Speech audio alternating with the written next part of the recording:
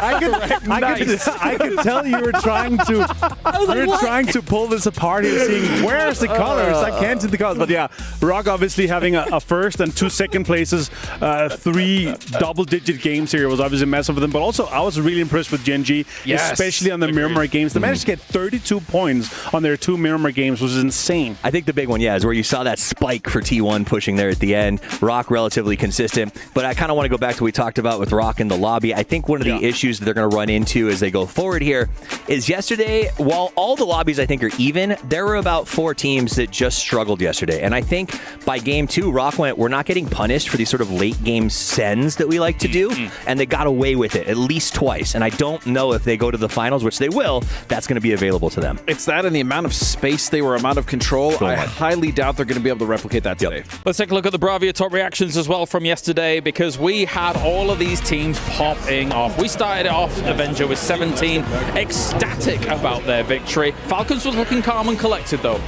Yeah, they were 17 gaming, 32 points in 2 games on their Wrangle games. Obviously huge for them. Silent off a little bit, but the facts are half of the games yesterday, half of them were extreme hardships, difficult to predict, difficult to play. And we had a lot of teams that are, in the early stages of Wrangle, they're dead center, especially our first game, dead center, 2 hardships down to multi, extremely difficult to kind of predict around that. That's also why we saw some of the teams, trying to go on these huge rotations on the other sides, trying to predict if there's going to be open space. Then they get another shift to that direction. Then they just have okay, guys, we have everything ahead of us. Rondo is difficult to play as well. It's going to be some insane games today. Miramar was the only thing that was stable, but it was stable in the 2 same locations, making it difficult for our Western teams to try to get in there. Well, gentlemen, that is day 1. Now let's focus on what we've got for day 2. Here's the Jamil Motorsports arrival of the day. Again, we have some big, heavy hitters making their way to the stadium to see how they are going to land on the battlegrounds.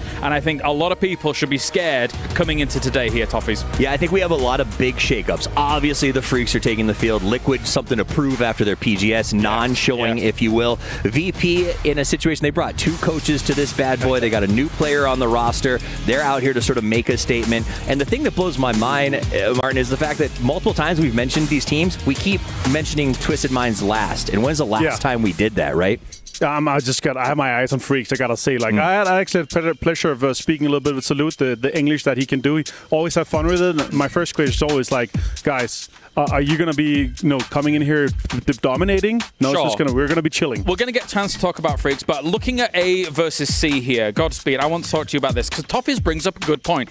Anytime we come into a tournament in the last 3 years, Twisted Minds will be the first team we talk about. This time, that's not the case. Talk to me about Twisted Minds here. Honestly, failing to qualify for just the last 2 PGSs, I think, is a big one, right? And then we saw even when they played at PGC, generally they have pretty good results, but they didn't have it this time either. And so when you come into a fresh year, again, not qualifying after a disappointing PGC, where does that leave them when we come into EWC, which is essentially one of the biggest tournaments of the year? Yeah. My biggest issue with Twisted Minds, and this might just be a hot take you guys get mad at, is that, yes, Batulin was once considered the best IQ in PUBG, and then the patches began, where we started to see new things thrown in constantly. Panzerfaust, BRDMs, E-pickups, gliders, and since that shift happened, they have been kind of on a decline in my mind. And again, it's easy to try and catch up to a team that's got a target on the back. It's hard to be number 1 and constantly innovate and be the one pushing the envelope, Avenger, I think.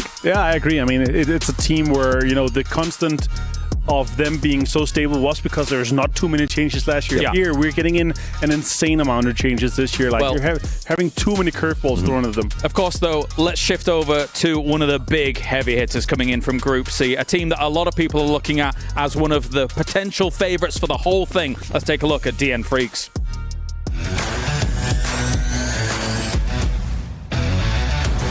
Hi guys, it's Bella. I'm here with DN Freaks, Heaven, and Gumin for a little chit-chat time here at EWC 2025. 안녕하세요. 안녕하세요.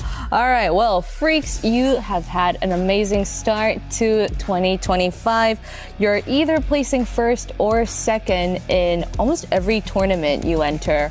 Well, how is that going to carry on to 2025 EWC? I want to know. 일단 저희가 지금 이제 계속 성적을 잘 내고 있기도 하고 어느 정도 이제 더 합이 맞아간다고 생각해서 저희가 지금 이제 느끼는 그 좀 삘도 좀 다 좋다고 느끼고 있어가지고 이번에도 일 낼 수 있지 않을까 싶습니다. 자신감도 있는 상태고 좀 이제 다른 팀들이 저희 팀을 무서워하지 않을까 싶습니다. 좋습니다. 좋습니다. 그리고 이제 제가 또 궁금했던 게 워낙 이렇게 합을 오래 맞춰왔던 뭐 혜빈 선수, 김민 선수, 살루트 선수가 있는데 DL 선수 합류하고도 폼이 꾸준하면서 이 케미스트리가 되게 좋은 것 같아요. 좀 DL 선수가 합류하게 되면서 좀 어떤 역할을 해주고 있는지 좀 듣고 싶은데. 제가 느끼기에는 이제 저희 규민이랑 살루토 선수가 오더를 같이 규민 선수가 메인 오더고 살루토 선수가 서브 오더다 보니까 좀 그 부분들을 최대한 채워주려고 하는 것 같고 그리고 이제 또 곧 경기가 시작이 되잖아요. EWC를 앞두고 개인적인 목표가 있는지 아니면 뭐 팀적인 목표는 당연히 우승일 텐데 개인적인 목표 나 이번 대회에선 이 정도는 하고 싶다라고 설정해 두신 게 있을까요? 그래도 팀에서는 제일 잘했다 보다는 그냥 제 역할을 했다? 당연히 우승 생각하고 하고 있습니다. 맞지 그쵸 당연하죠. 규민 선수는요? 저랑 살루트 선수가 저번 세계대회에서 조금 안 좋은 모습을 보여드려서 실망하시는 분들이 많았을 것 같은데 이번 대회를 계기로 다시 저희의 본 실력을 다시 보여드려서 팬분들을 다시 기쁘게 해드리는 게 일단 제 개인적인 목표인 것 같고요. 당연히 팀적인 목표는 우승할 수 있다고 라고도 생각해서 그 두 개가 복합적인 부분인 것 같습니다. They come in as one of the scariest prospects. They are unbelievably consistent, and with Salute at the helm, how much can this do, Avenger? Yeah, they can do massive things. I asked them again, are you guys going to come in dominating here? Are you nervous? It's like, no, I'm relaxed. There's no pressure for me. You know, I've done it all, so I'm just going to come in here, play my game, and focus on that. And that's what this team is really about. They're going to play their game. Guman, obviously, at the helm of things. It's going to be awesome to see these guys pop off. Yeah, especially with Guman and Salute. I think you were talking about it a lot, Steve, is the fact that Heaven coming into this roster has really kind of changed it for them, and they've really been able to find their consistency, because we've seen a lot of the Korean teams, like when we look at teams that even Seoul has played on, kind of not finding that consistency as far as just qualifying for a lot of events. That's not an issue for the Freaks. So bringing him onto the team, game changer. You look at the stat changes, huge. But on top of that, Seoul, when he transferred off of Danoa, basically sparked some retirements, and essentially what we saw was just the entire region burn for a minute, right? And Freaks came out of that battle in front. They managed to pillage the region. They got all of these incredible players. They put together a really strong lineup, and this starting to feel very much like their year, maybe even their half decade if they continue to grow in the momentum that they've got. Well, the Salute situation is no secret to people, right? A superstar player, but clearly there's some friction there sometimes on Salute rosters. Seoul rosters, I should say. Anyway, regardless of that, let's move on from Korea for a moment and actually take our focus and attention to Americas, as we now finally have Team Liquid back on land. Sheesh. Hi guys, I'm with Team Liquid. Good to see you guys. How's everyone doing? How are you, Alo? I'm good, thank you. How are you? I'm fantastic today. Well, all right. Well, let's ask Purdy first, Sparky, if you would. All right. So, Purdy, you guys are back with Team Liquid after your run with TSM. You had a little bit of a time where we didn't get to see you in a lot of tournaments, but how did you do? What did you do during that time to make sure you were fully prepared for EWC?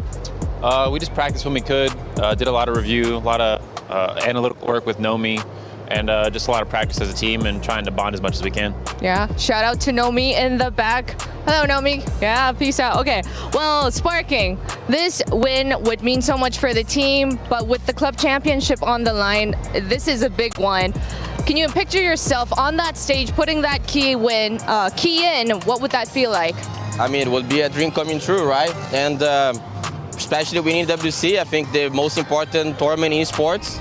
So we would be part of history, and that win would not only be important for us, but also for the whole Team Liquid, you know? So it would be nice to be part of that history. Yeah, part of the history. I love that. Well, have fun today. Crush it, everyone. All right. Say bye, Luke. Bye. Bye. Bye-bye. Off you go. A deadly roster with deadly potential. 2024 for them was massive. Under the banner of TSM, obviously, there were some issues with them trying to get onto lands and then obviously the power ranking situation, but they are here, back for EWC, looking good. Back for EWC with a chip on their shoulder and a club championship to try to help secure.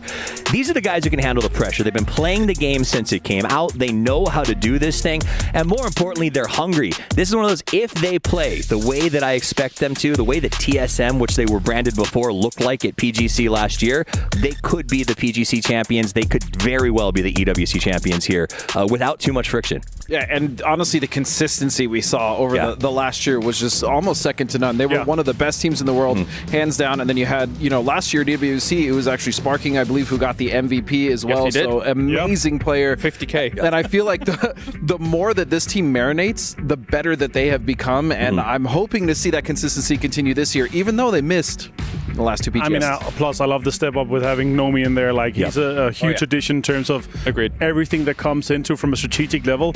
But I mean, we had a pleasure of eating with them here for the lunch. Like, I have two favorite quotes coming in from Sparking. One is be better than yesterday. He has that tattooed, and the number two is, if you don't see the doctor, there's nothing wrong with you. Fair. That's true. And for now, there's nothing wrong with Team Liquid at number one for the club championships, right? They are sat there sitting pretty, and I think they're very happy with some of the results that have been filtering in from Team Falcons from some of the other games, because I think a lot of people expected Falcons to have a very strong performance. However, another team that is on the hunt for a number one position at the club rankings is Virtus Pro. They're also here representing PUBG for EWC here, Toffees, and this roster has got Curexi on board now. This is a powerful one. So the Curexi add-on, I think, is going to be a big move. I know right now one of the little struggles they're having with the transition is they want Curexi to help in those early game calls with Nixie, and so far he's been a little bit quiet, but I think that's something that they've been focused on, sort of bringing him in as a 1-2 early game call. I think if he turns on, he has the game IQ to get them moving early and then turn over the late game to Luca. And I think that's going to be really important for them if they get Curexi bought in quickly. Martin, your thoughts on VP? I mean, I think this roster here is, it's kind of meant to be of how everything kind of works. I think it's going to be one of the powerhouses coming out from Europe. Obviously, having worked closely with BME here at Nations Cup, I think he's one of the most underrated players. Even though, second most kills at PGC last year, like, he's such a good player, but the clutch moments and this kind of level that he has, kill feed tracking, knowledge of where teams come, the timing, everything, he's just like one of the most perfect players. EMEA in general had a mixed performance yesterday, that's fair to say. Maybe Virtus Pro or even a Twisted Minds can right that ship a little bit. Another team from our region that did all right yesterday, Godspeed, was Na'Vi. They got themselves, 30-some points, I think? Yeah, I think they've ended up in 6th place overall. And the important thing about Na'Vi is that even in their bad games, they were able to salvage those points. And I think that really matters. We've seen before where teams will drop donuts. I don't really think that was the case for Na'Vi. You see Hakatori also having a good performance for himself. Fairist as well, coming in late in the blue multiple times, acted as that kind of back scout for them, which made sure they didn't get backfield, and that caused their edge to be much cleaner than some of the other teams. I agree with that. I think Extends, the jury's still out on how this is fitting in. Ferris said they trust him, they like him putting in calls, and they follow when it comes through. The problem I have a little bit with Na'Vi yesterday is they did make a few calls that felt a little bit slapped together at the last second. They found themselves in some really tough dives and fights that you kind of wonder maybe proactivity or a second of waiting might have been more effective. Well, we're 2 minutes out, but we've got a few more things to actually cover here. So the Aramco Power Ranking. We've made some changes here and there. We've actually changed the category completely. As got favorites, contenders, but surprises. Avenger, yesterday, we definitely had some of those. Yeah, we put T1 into contenders now after their performance yesterday, and put all gamers global, AGAL. We had to put them down to surprises. 30 points yesterday was not the level that we expect them to. Also, Rock already basically being qualified. Gen G, massive performance in terms of surprise. Right, because not every surprise is good. Sometimes a surprise is bad, right? Rock, pleasant surprise, came out of nowhere. Gen G, who we've been making fun of for resting on their GPTs, steps up and puts up a huge performance. But again, all gamers global, deeply disappointed. The main issue that I have looking at it is that Destroy had 4 kills, and I think Haisaki had a single kill. And that's because they also just could not last beyond Circle 2 or 3 in some of those games. And we looked at those Vietnamese teams in our head-to-head yesterday, but this time for our Saudi National Bank head-to-head, we are going to be taking a look at our South Korean overlords, because we've got T1, who did brilliantly yesterday, but now DN Freaks enters the fray, Martin, and considering the potential of this roster, I think a lot of people are banking on them to potentially win it all. I mean, you can't go second place at our 2 PGSs and not have huge expectations coming to you, right? And this team, they're just such a good team. Like, I feel like Deal obviously coming into how everything works with them, it's just a perfect roster right now. Like, I've always been saying, I hate that we don't have all the Korean superstars in the same lineup like we did with Danoa, but here it feels like they're really putting it in there. Agree. Toughies? I mean, I think the issue, what I love also about them is they've been getting these seconds and these seconds. They haven't peaked at the wrong time yet, right? They're coming in with this, we keep getting second places, and they're going to come here to EWC ready to make that play, make that run. It's not going to be, hopefully, a Twisted Minds, hey, we just won 3 in a row, and then we get to the big show and don't even make the grand finals. All right, well, thank you very much, gentlemen. Here we covered a lot here in this pre-show, and you guys should be excited for what's to come. We have got ourselves Groups A going up against Group C to figure out who is going to be able to walk away with those points. There's only a few more games left for Group A. They've got to do something now.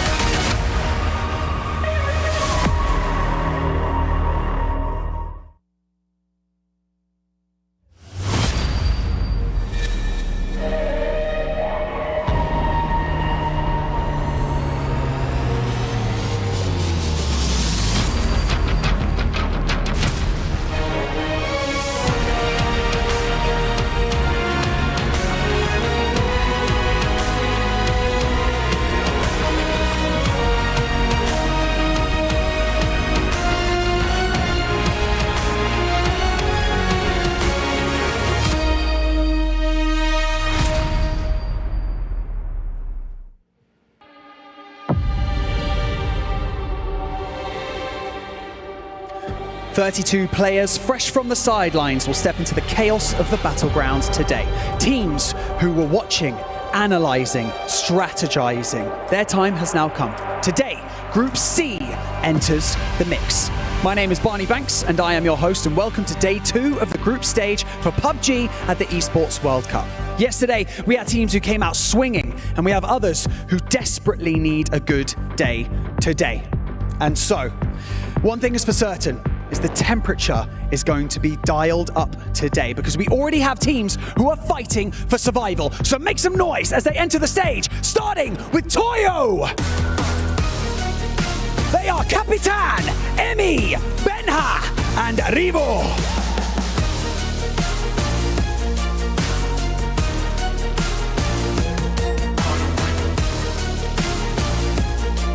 Game, start, win. They are CC, Ming, AZ, and Xiaotong.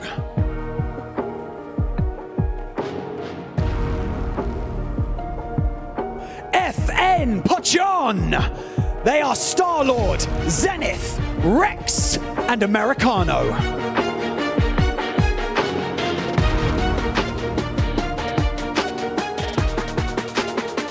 Petrichor Road. They are Aches Left, Ming Ming, Chewy, and Nan.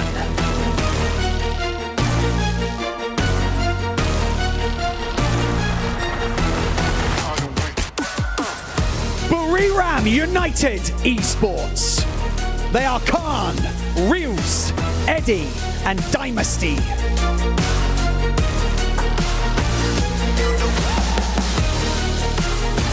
The Expendables. They are Clories, Delwyn, Tanvu, and Duck Juice.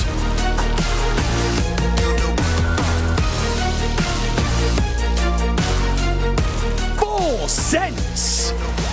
They are Tigger, Belmoth, Thanodol, and Flash.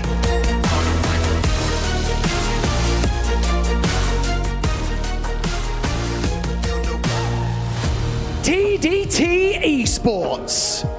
They are Huang F, Jun, Wang Yi, and Ziyu1.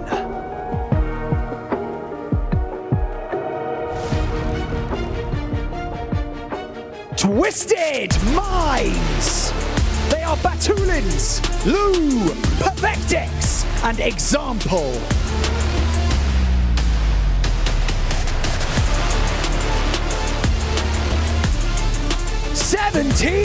Gaming! They are Lil Ghost, Xiao Bei, Xiao Wu, and 7-7.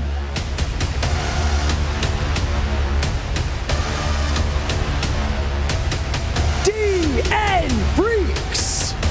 They are Gumin, Heaven, Salute, and Deal.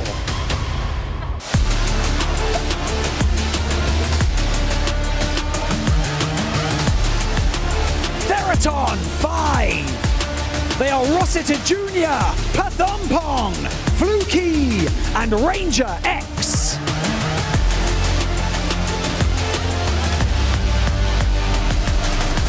Virtus Pro.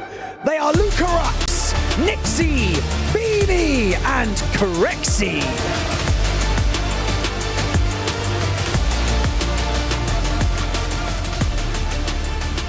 T1.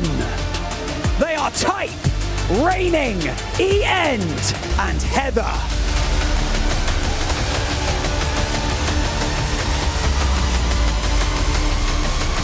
Team Liquid. They are Alo, Luke, Sparking, and Purdy Curty.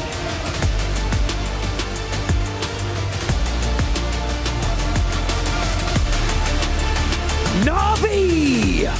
They are Fairist, Sosid, Hakatori, and Extends.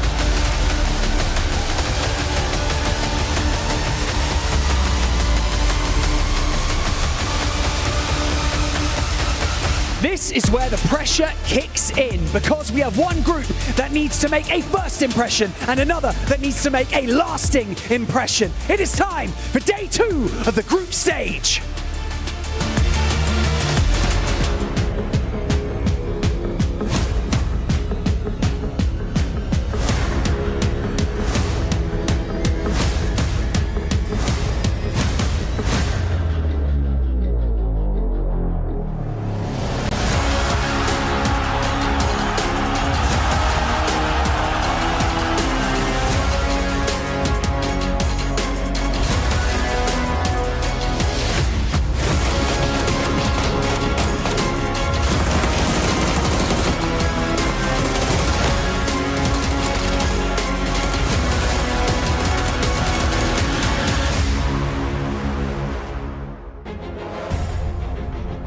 How will it all unfold? Day number 2 for the group stage here. We already set the tone. Barney says it perfectly. One team here only has 6 games remaining.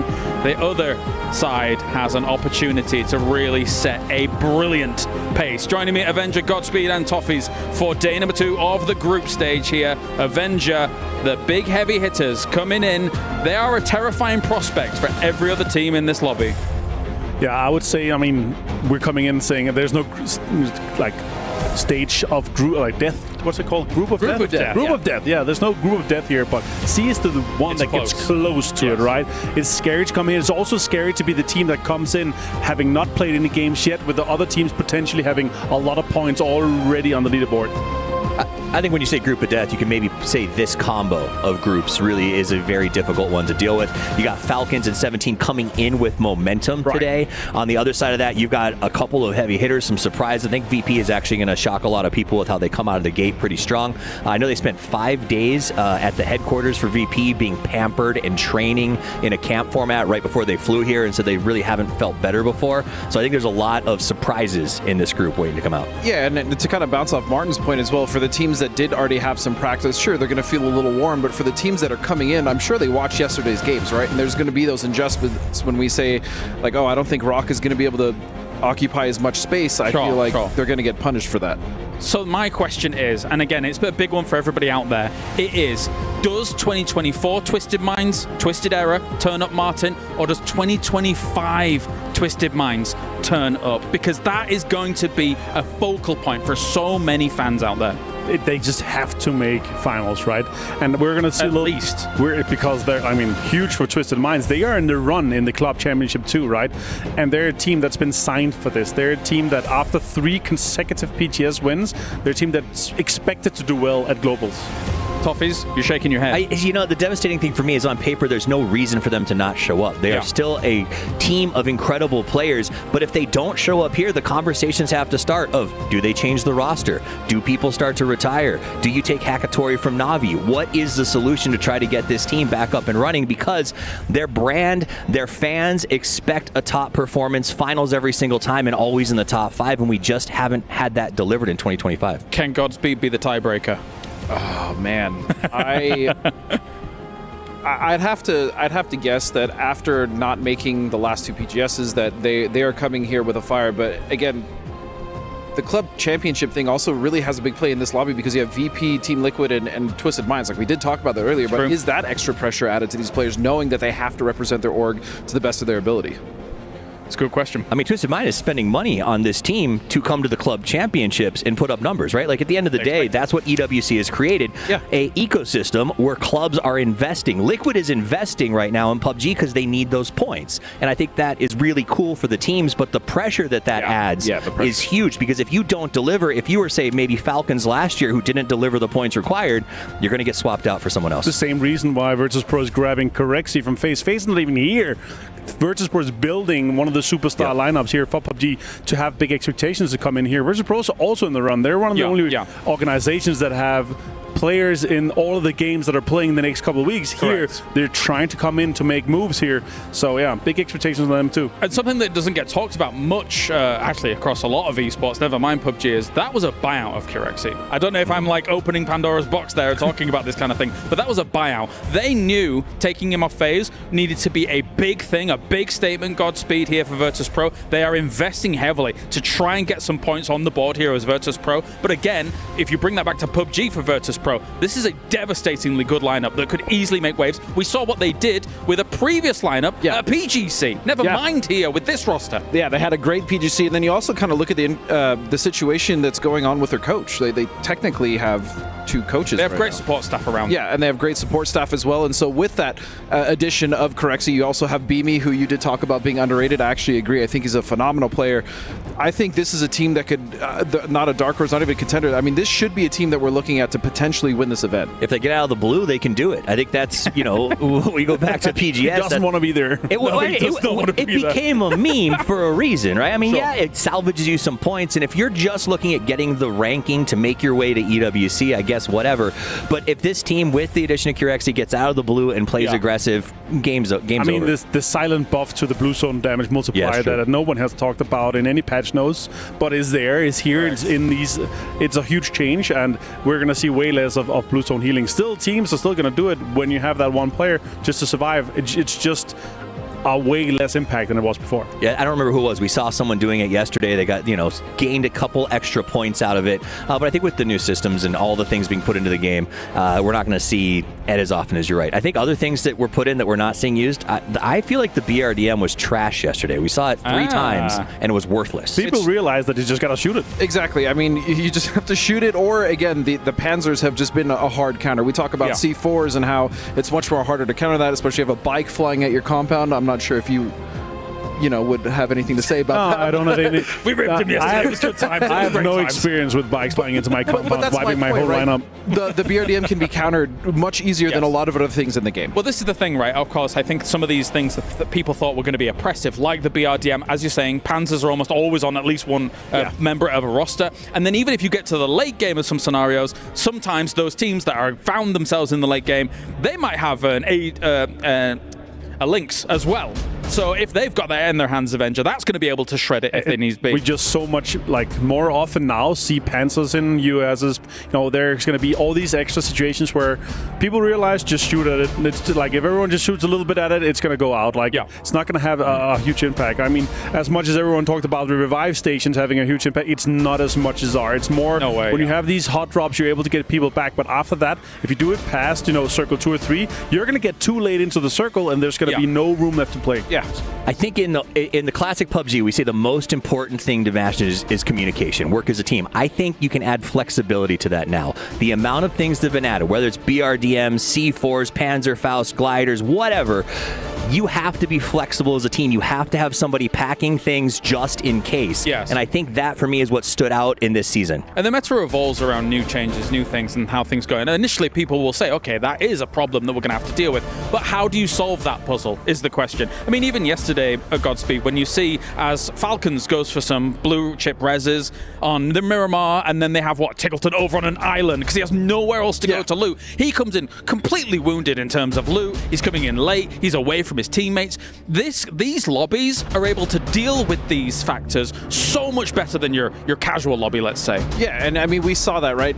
Falcons is a perfect example because you had Tig all the way off to the east on an island, and then you had Huynh trying to come down and meet up with his teammate Trimsy, and Martin is 100% correct. When it comes to those reses, especially when we saw it at PNC, sometimes people were just coming down as free points because if you're coming down on a res super late, you're not going to make an impact. If anything, you're actually feeding other teams that otherwise wouldn't be getting those points. It's a massive point. I think that idea of teams having to be responsible with those blue chips is something that we don't often talk about, but I think the teams are relatively aware of. There was that premise of, are we just going to use this for scouting? But you can't, because if they scout and land in a bad spot and get taken out, you're just handing points that could be the difference between playing for that 650,000 or nothing. The earlier the better. When it comes to blue chips, the earlier you res. I think they were made perfect for hot drops. I think that's an amazing application for them, especially if you're not third-party contested. Sure. Otherwise, when you're going in phase 4, phase 5, phase 6, and eventually looking for trouble. But it's still not worth hot dropping. Like the time that you lose, No, I agree. Have no priority coming into the circle. Like you're not going to be hot dropping the edge. You're going to be hot dropping the center. The reason why you loot center is just statistically over a set amount of games, you're going to have a higher chance of being closer to the first circle and have higher priority getting into one of the highest priority compounds that we have the most wins from, or the best kind of entry to kind of fight forward towards the next circle. And speaking of hot drops, we know, or it's very likely, that there are going to be solutions to problems that were on internationals before, right? Say, for example, the Petrichor Twisted Minds hot drop that we had throughout PGS 7, throughout PGS 8 toffees. That caused both teams problems in the long run. But we feel like some of that might have been settled now. We've seen Twisted Minds kind of navigate away from maybe apartments, which is a crazy thing to be talking about on international. So I think there's two things. A, we've learned again this year that hot drops just are not worth it. It's not worth that battle. There's no pride, especially at an event this big, that is worth risking it. So much money. I also think the fact that blue chips are in there, and so now when you do take that fight, you're like, as long as one person survives, they get back and running. So you're not hurting a team as much as you used to. If you lose the hot drop but make them limp off with 1 or 2, it could have been worth it. Yes. Now they're bringing their buys back, and they're right back up to full strength. So I think that discourages them. The only time I see hot drops as valuable is if you are way behind on the last day and you need to find points to qualify, maybe you start hot dropping, because if you can go lose 3 and get your guys back up, that's still 4 points in the hopper. Or you're so far in the lead that you're going to be able to deny another team to go into the finals, or deny another team that you want their loot spot. Go to the loot spot when they don't have enough points and say, hey, guys, you're not going to the finals because we want that loot spot in the finals. I mean, that's why Twisted Minds fell last Esports World Cup, right? We had Tycon and the guys heading over to Power Grid over in Miramar. It forces Twisted Minds to go elsewhere, and that stopped Twisted Minds from being able to move on. So it's huge ramifications. Yeah, and that's actually, talking about Twisted Minds and Petrichor specifically, that's a really good point, because Petrichor, when you look at their results from the last 2 events, of 16th and 20th in PGS 7 and 8, and that is not at all what we expect from a team like Petrichor. So this is really going to be their event to prove. Yes, a lot of it is predicated on hot drops and how they ruin their event, but I mean, they can't be doing that here at EWC, especially with so little games to qualify. I will say this, though, like, the magnitude of this event for them as well is a whole different mindset, it feels like. IXF comes in here and is like, Esports World Cup is the biggest thing. That's what I want to win as well, you know? Yes. Like, they were insane last year here as well. Like, they play differently at big events than they do at their PGS. That's fair. That's fair. Just for a moment here, we are just waiting for all of our players to get good to go. So we're not just talking for no reason. We are waiting for them to be ready as well. So, but it gives us a great chance, Toffees, to really kind of break down and see what's going on for this today. I think like what Martin just brought up, you're right. I mean, we heard Sparking say it when they walked in as Liquid. He said, this is our chance to be part of history. And I think a lot of players see it that way, right? There's 2 ways to make your name in history when it comes to PUBG. You can win, PGC, the most powerful honor in the history of our esport, right? To be on that trophy, to be in the Hall of Fame every year. The other option is if you come here to EWC and you walk through the hallways, the winners are immortalized everywhere. The trophies are on the wall. They even have a special section in this facility where only previous winners are allowed to go. Like, it's huge. And winning here, they buy into that, the players. I have, through my other esports endeavors as well, witnessed an individual win a team like Team Liquid millions of extra dollars because of the club championship. Imagine being that individual to bring that kind of honor. Never mind 4 players here, which could easily do it as well. You know, obviously, Sonic's now becoming Falcons here, Godspeed. That's a huge... Actually, I will phrase it like that. It's a huge weight on their shoulders to carry. They're trying to carry the Falcons back into a back-to-back club championship. Exactly, because like you said, they've been club champions before, and this organization has a lot of expectations. You look at just their other teams across esports. I mean, they have some of the best players across esports on their teams. Yes. So Falcons is no different in PUBG, right? This is a very storied roster, and again, that pressure we talk about for Team Liquid, for Team VP, for Falcons, you know, teams that are in the running for this club championships, what I think is an awesome idea. It's been amazing to see. And of course, there with the keys, only one will remain at the very end of this tournament. 23 others will fall down into the crusher and will be gone, will be added to potentially to the totem or the 3 keys that get added to the trophy at the very end of Enger. So if you're a team and you suddenly win PUBG at the Esports World Cup, you get to pick 3 other keys to have in your trophy at the end. That's awesome. Yeah, it's awesome. I love that. And especially coming back as a now Team Falcons guys, having won everything, they say, yeah, there's not too much pressure. We're the best of 12 champions here. Like, we know how to do it. We're going to do it again. But the facts are, these guys are here just to defend their title, to make sure they get 1,000 points for the club championship. But that is the scary thing about a best of 12 final. It's that with the quality of our teams across the board, Toffees, I feel like, as we continue our lovely podcast here, brought to you by the Esports World Cup, I believe any of our teams could win that best of 12 at the end. It could be utter chaos. Any team. Well, I mean, honestly, it's also because one of the things that we know PUBG has is RNG, right? And the idea is controlling those moments. And yesterday we saw 2 circles that were unpredictable or not often played, and teams had to adjust. I think it was Miramar, where it was just a brutal no-cover circle. And with only 12 games to play and this much quality in the lobby, I think it was Fuzzface that said it best a couple of years back. He said a great team wins the games they're not supposed to, not just the ones they should. You love that quote. It's a great quote. DreamHack Austin 2018. Is that how long ago it was? Exactly. That is we're too old. All right, wait. Quote, though. One of those teams, of course, here that is looking for redemption from last year, coming into this year, is Twisted Minds. Let's take a look.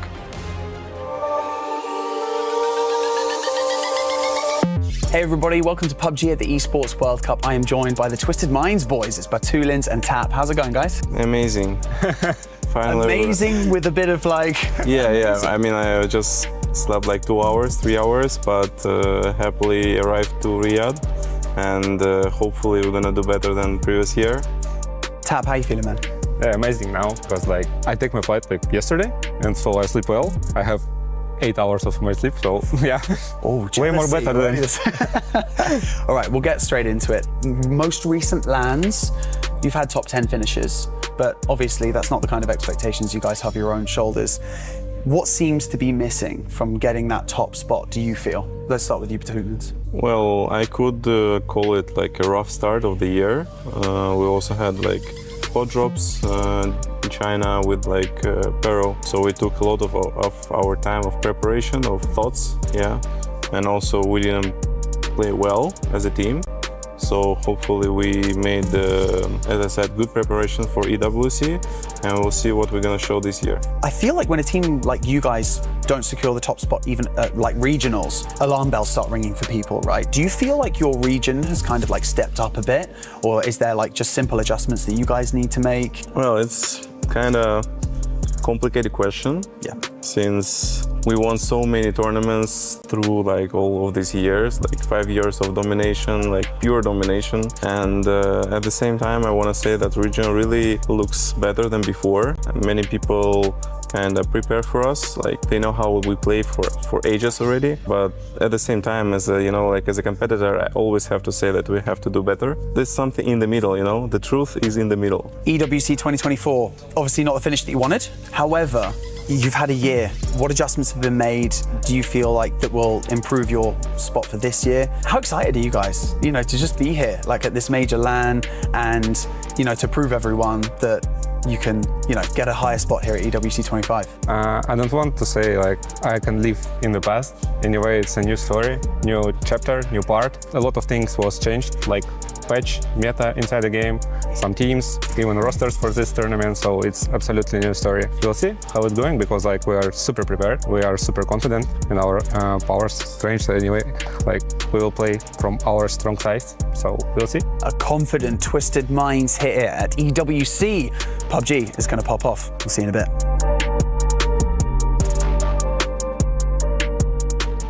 And that is Twisted Minds, of course. A lot of people consider them the most consistent team of all time. 2025 has been a lapse, though, for this roster. And Avenger, when we look at them regionally, I think it is fair to say that CIS in particular has really ramped up the aggression and power at the top spots to try and challenge Twisted Minds. Yeah, the depth of skill we have in EMEA has been insane. And but I think the focus for them is just different now. Now we heard them say here, we've done it all. We have been dominating for 5 years in the regions they had, through the PCSs, through our PECs. Yeah. It's been for a long time. They've won and won and won, right? And I asked Batulins before PGC last year, it's like, you're going to come in here and then what's the next? You're going to retire? What's up? And like, no, I want to win 2 PGCs. I want to be the ultimate champion. I don't want to be disputed in the GOAT talk, and that's what it's here for. And this year has crumbled. Last year, PGC, not as they didn't make it to Esports World Cup finals. They made 18th. PGC, 8th. The big events has kind of crumbled in between their hands, and that's what I'm really hoping to see this year is they're going to come back and they're going to define that, okay, sure, it's been a rough year, but the era is still ours. Yeah, and something to say as well, we always talk about how easy it is to try to get a lead in a game, but it's hard to hold that lead. I mean, they've been holding the lead in their region, as you stated, for years, and that's really difficult. So not only, I'm sure, as Batulins was saying, the truth lies somewhere in the middle, where the teams have been getting better, but they've also been getting figured out. Teams are watching them, studying how they play, figuring out exactly what they're doing to be so consistent, and that's difficult to shake when you have that many teams and players on your back. The truth may lie in the middle, but the truth lies on the battlefield, and we're going to see today exactly if this magic or this feeling that they've got going on is good. I mean, that interview, I maybe changed my position a little bit on what I think they're going to do today. They seemed confident. They seemed relaxed in a way I haven't seen them in a while. That's the thing. They seemed super confident. So let's find out. Thank you very much, gentlemen. It is time to get to game number 1 here for Groups A versus Group C. Time to head over to the commentator team for all of the action as we get our games underway. God, they just give anybody a podcast nowadays. As it is time to get into game number 1. We've got Groups A and C, tons of action, but thank you so much on the analyst desk for giving us such an amazing breakdown of everything that we are looking at going into the day. They really nailed it and really loved the way that they're breaking down the impact and kind of decision-making process that the blue chip system brings into PUBG Esports this year with its new edition. So really, really good stuff, really informative stuff from our desk. As always, they're the best. As we look to Erangel for our first couple maps of the day, and we got Group C in here now. As we've been talking about all day, heavy hitters in PUBG Esport in Group C. I mean, my goodness, so many good squads. A lot of up-and-coming faces. Well, I wouldn't say up-and-coming faces. Teams that have high expectations for them, I guess is the better way to say it. Of course, we've got Petrichor Road, fan favorite, and Exlep that's going to be coming through. You bet. Not getting a ton of attention just due to their performance and how they've been coming out.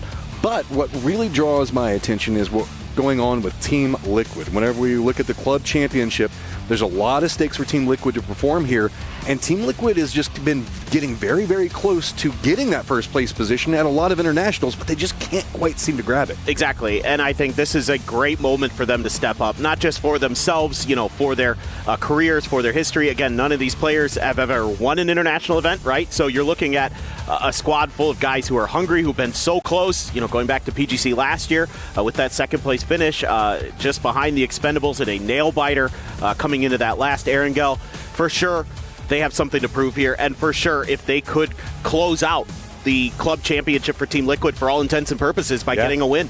Yeah, that could be big for them. Another squad I know you're chomping at the bit to talk about is we're getting a kind of awkward circle. It's going to have a lot of that channel kind of running through the middle of it, but I wouldn't be surprised if it's leaning a bit more south, but you never know. Circle's been a bit crazy. Team I know you want to talk about, though. Sure. The Freaks. Yeah, I love the Freaks, obviously. But I think the Freaks are really close to breaking through, and they talked about it in their interview with Bella, where they were saying, we feel like we're better in sync now than we were even at PGS when we got second at both 7 and 8. So for sure, you're looking towards them to be a team that can be even better than they were. To win an event would be huge. I was talking to Gumin a little bit before the event started here, and just kind of, saying, hey man, like, how are you feeling? How are things going? And he's like, I'm kind of disappointed because of our results at PNC, actually. That still was weighing on his mind. The fact that, Korea underperformed, and he felt like he kind of dropped the ball a little bit with his IGLing and all that stuff. So, he's had really good moments with the fragging this year. So that's something that he needs to keep up to. I know we talked about Team Liquid, but can we talk about Sparking's hair for a second? Sure. Because, I'd love to. Because I'm jealous. I know.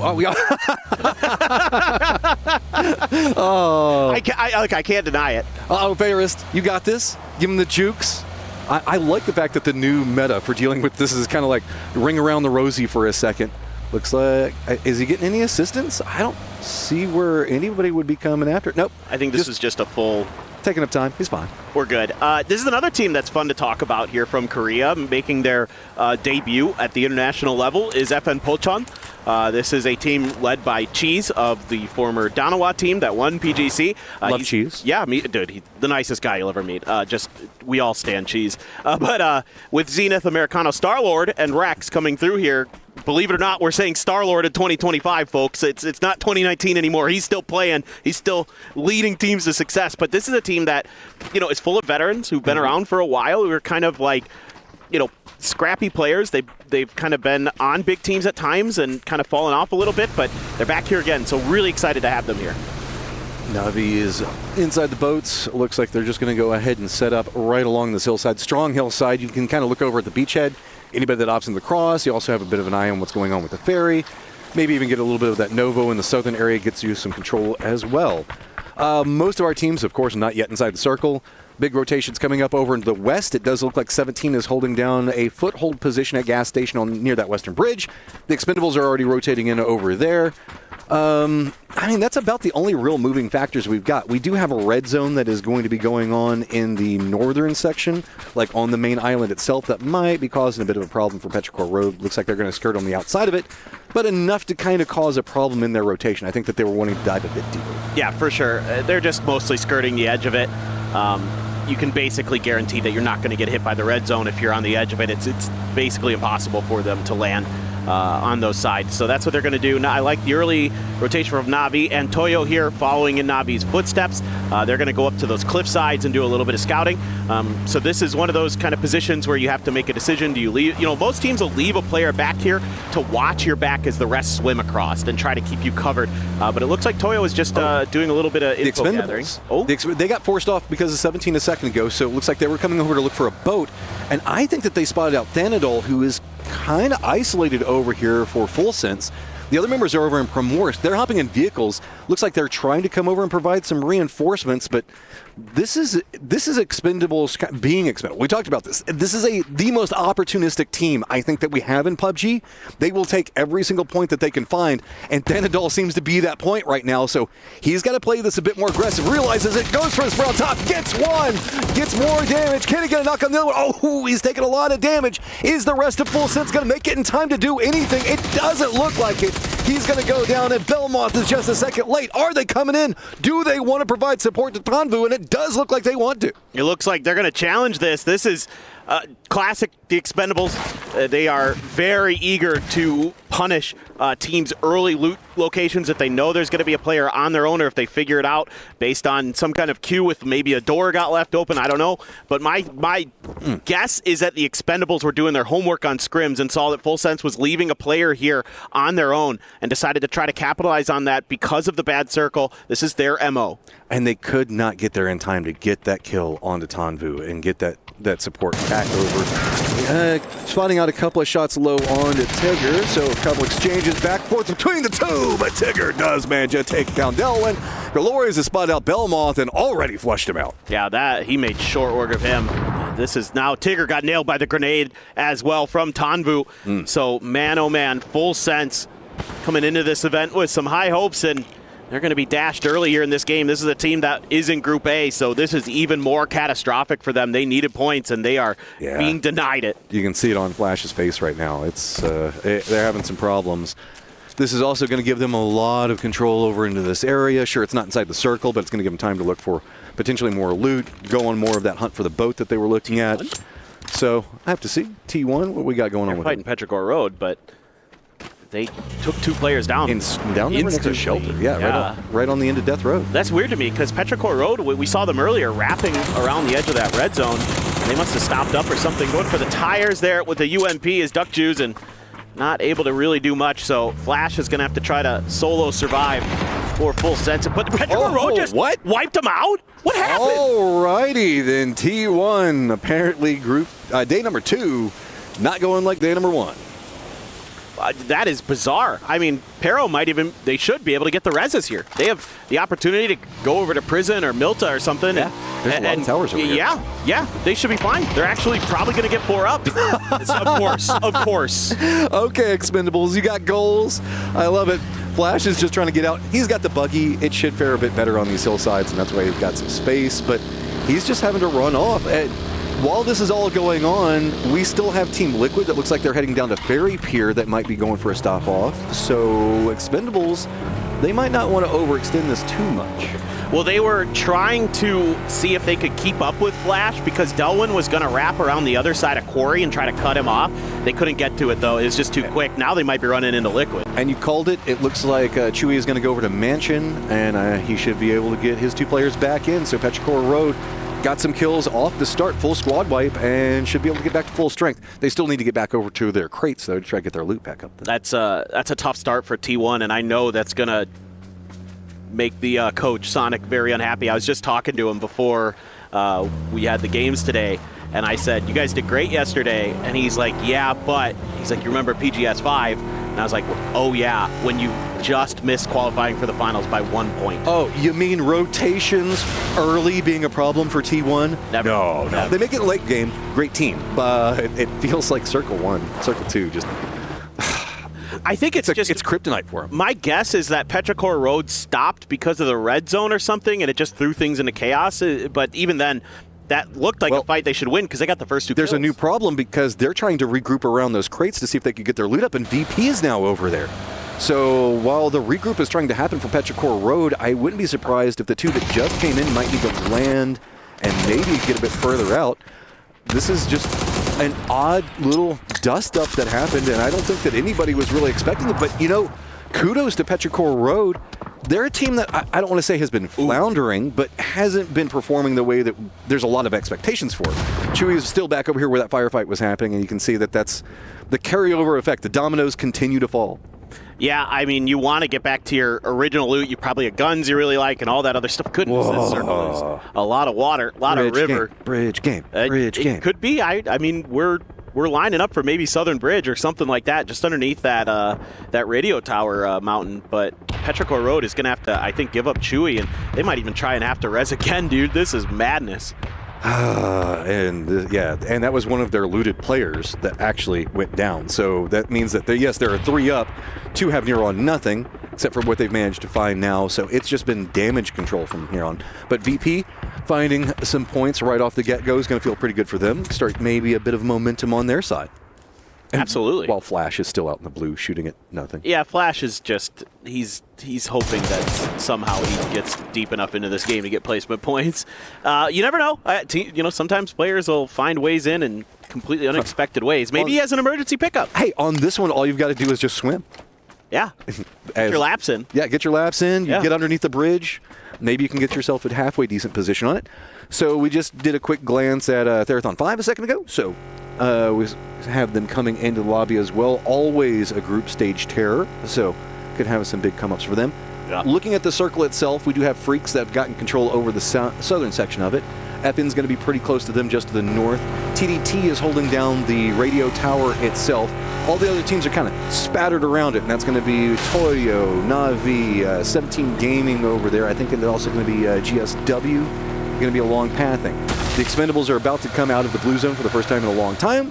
VP is going to be wrapping over into the west, long wrap around. Maybe they're going for the western bridge, and TE and VP might bump into. Yeah, I think VP wants to avoid any more early fighting. They feel like they got stopped up enough. The funny thing is I think they're just going to miss the Expendables in rotation here. So this actually could work out okay for them. You know, they've got some blue zone bags. Everybody else has got the poppers running, so this is totally fine. It's only phase 2 blue. You've got plenty of time to get into a circle for phase 3 and on. So VP, I think, making a wise decision. Meanwhile, the Expendables, I believe, is going for the ferry. VP is the least comfortable team in the blue zone, right? Yeah, for sure. Yeah. It's not like any of their players are known for it or anything. You can see Greg C is going to look back on this and be like, no! yeah. Leave it alone. Let the meme die. Skoom and Ibiza are losing their minds in the backside. Oh, sparking down. That's a problem. And now Jalbei going to be trying to just secure it, though. You can see that kind of the spattering of the hillsides down to the south. Freaks are on the other side of this one, so Team Liquid in a pretty precarious position. Curious about Twisted here. I don't know if I think FN Pulchon has an angle onto their boat rotation towards Novo. It looks like it's actually, emergency pickup for the Expendables. They're not going to take the ferry, or at least not currently. Maybe they changed their minds or something, but... Okay, wait, okay. Twisted is in the water right now. They're stuck. There's this little island over there, I think. Isn't that what they're on? I believe you're correct. And if FN Pulchon decides to just hold this, then they have a really hard time getting in. They have to wrap like way further south. I love you for the spot too, though. I don't know why I love going to that. I get this. I've done this. Like, it's sometimes you have no other choice because it's too hard to get into Novo. It's terrible, but it's so fun at the same time. They're not having fun probably with it. Lou's not even with them at the time. New Circle's popped in. Finally, he does lean south. Yeah, so the problem here for Twisted is if you try to go further south, there's like a sheer cliff. And if there's a team up there, you're in trouble because the team up there can see you, the teams up on the hills by the radio tower can see you, and the teams in Novo can see you. So you have to be really careful with your timing. So they're going to make their move, and it looks like they're going to get here, but FN seemingly in a position to try to punish. Yeah, Rex's spot is really good for this. I don't know if Twisted is spotted out. Rex gets down one, gets some damage. Follow-up, Americano's going to find it. That's 3 down, and now Lou, the only guy that didn't brave the beachhead, the only one alive for Twisted. It's a great read and a great setup for FN Pulchon. I mean, they've got angles for days. Rex has a great position from that guard tower. Americano there covering with an off angle from the little shacks there. Really nicely handled. Here come the Expendables from the air. Yeah, lots of tracers going after them. Okay, because remember, we have 50 people alive, and they're all just clustered. There's still a lot of water in this, probably I'd say about 40% of it. Everything's stacked up. TDT's right in the thick of everything that's going to be going on over here with GSW. Team Liquid also did kind of breach up here. Up on top of it, GSW now just raining down nades, anything that they can get. That's a dream of a nade, but I don't think it's going to connect with anything. Doesn't look like it. TDT there. Gonna have to hunker down and pray that some more util doesn't just find its way through these windows and doors. Oh, hey, you can lock this down. Red zone. Yeah, that is not the best red zone. Petrichor Road up in a chopper right above that red zone as well, so they're gonna have to find some place. Probably gonna try to drop into Novo, but Novo pretty well occupied. That chopper probably has more loot than they do. It probably does. All right, CC. He wants to finish this out, and no surprise, this is a very strong position. It really gives the rest of the squad capabilities to move down from radio tower if they secure it, but taking a bit long. That nade lands right up in front of him. Up on top of that little bit of a box set is about all he can really do with. So, I mean, CC did calm down. They wanted this, but this has just kind of turned into a mess. Yeah, they tried to punish some of these knocks that they had gotten onto TDT, but TDT, they're able to stand tall. You know, there's just enough room with the octagons that you can kind of hide enough from that high angle position. And you know, I don't fault at all GSW for making that move. I think it's the right play to try to clear that angle out. AZ had big plays yesterday from high ground. I mean, give it to him again. I like the mindset on it, but there's way too many friends over here now as we've got Team Liquid.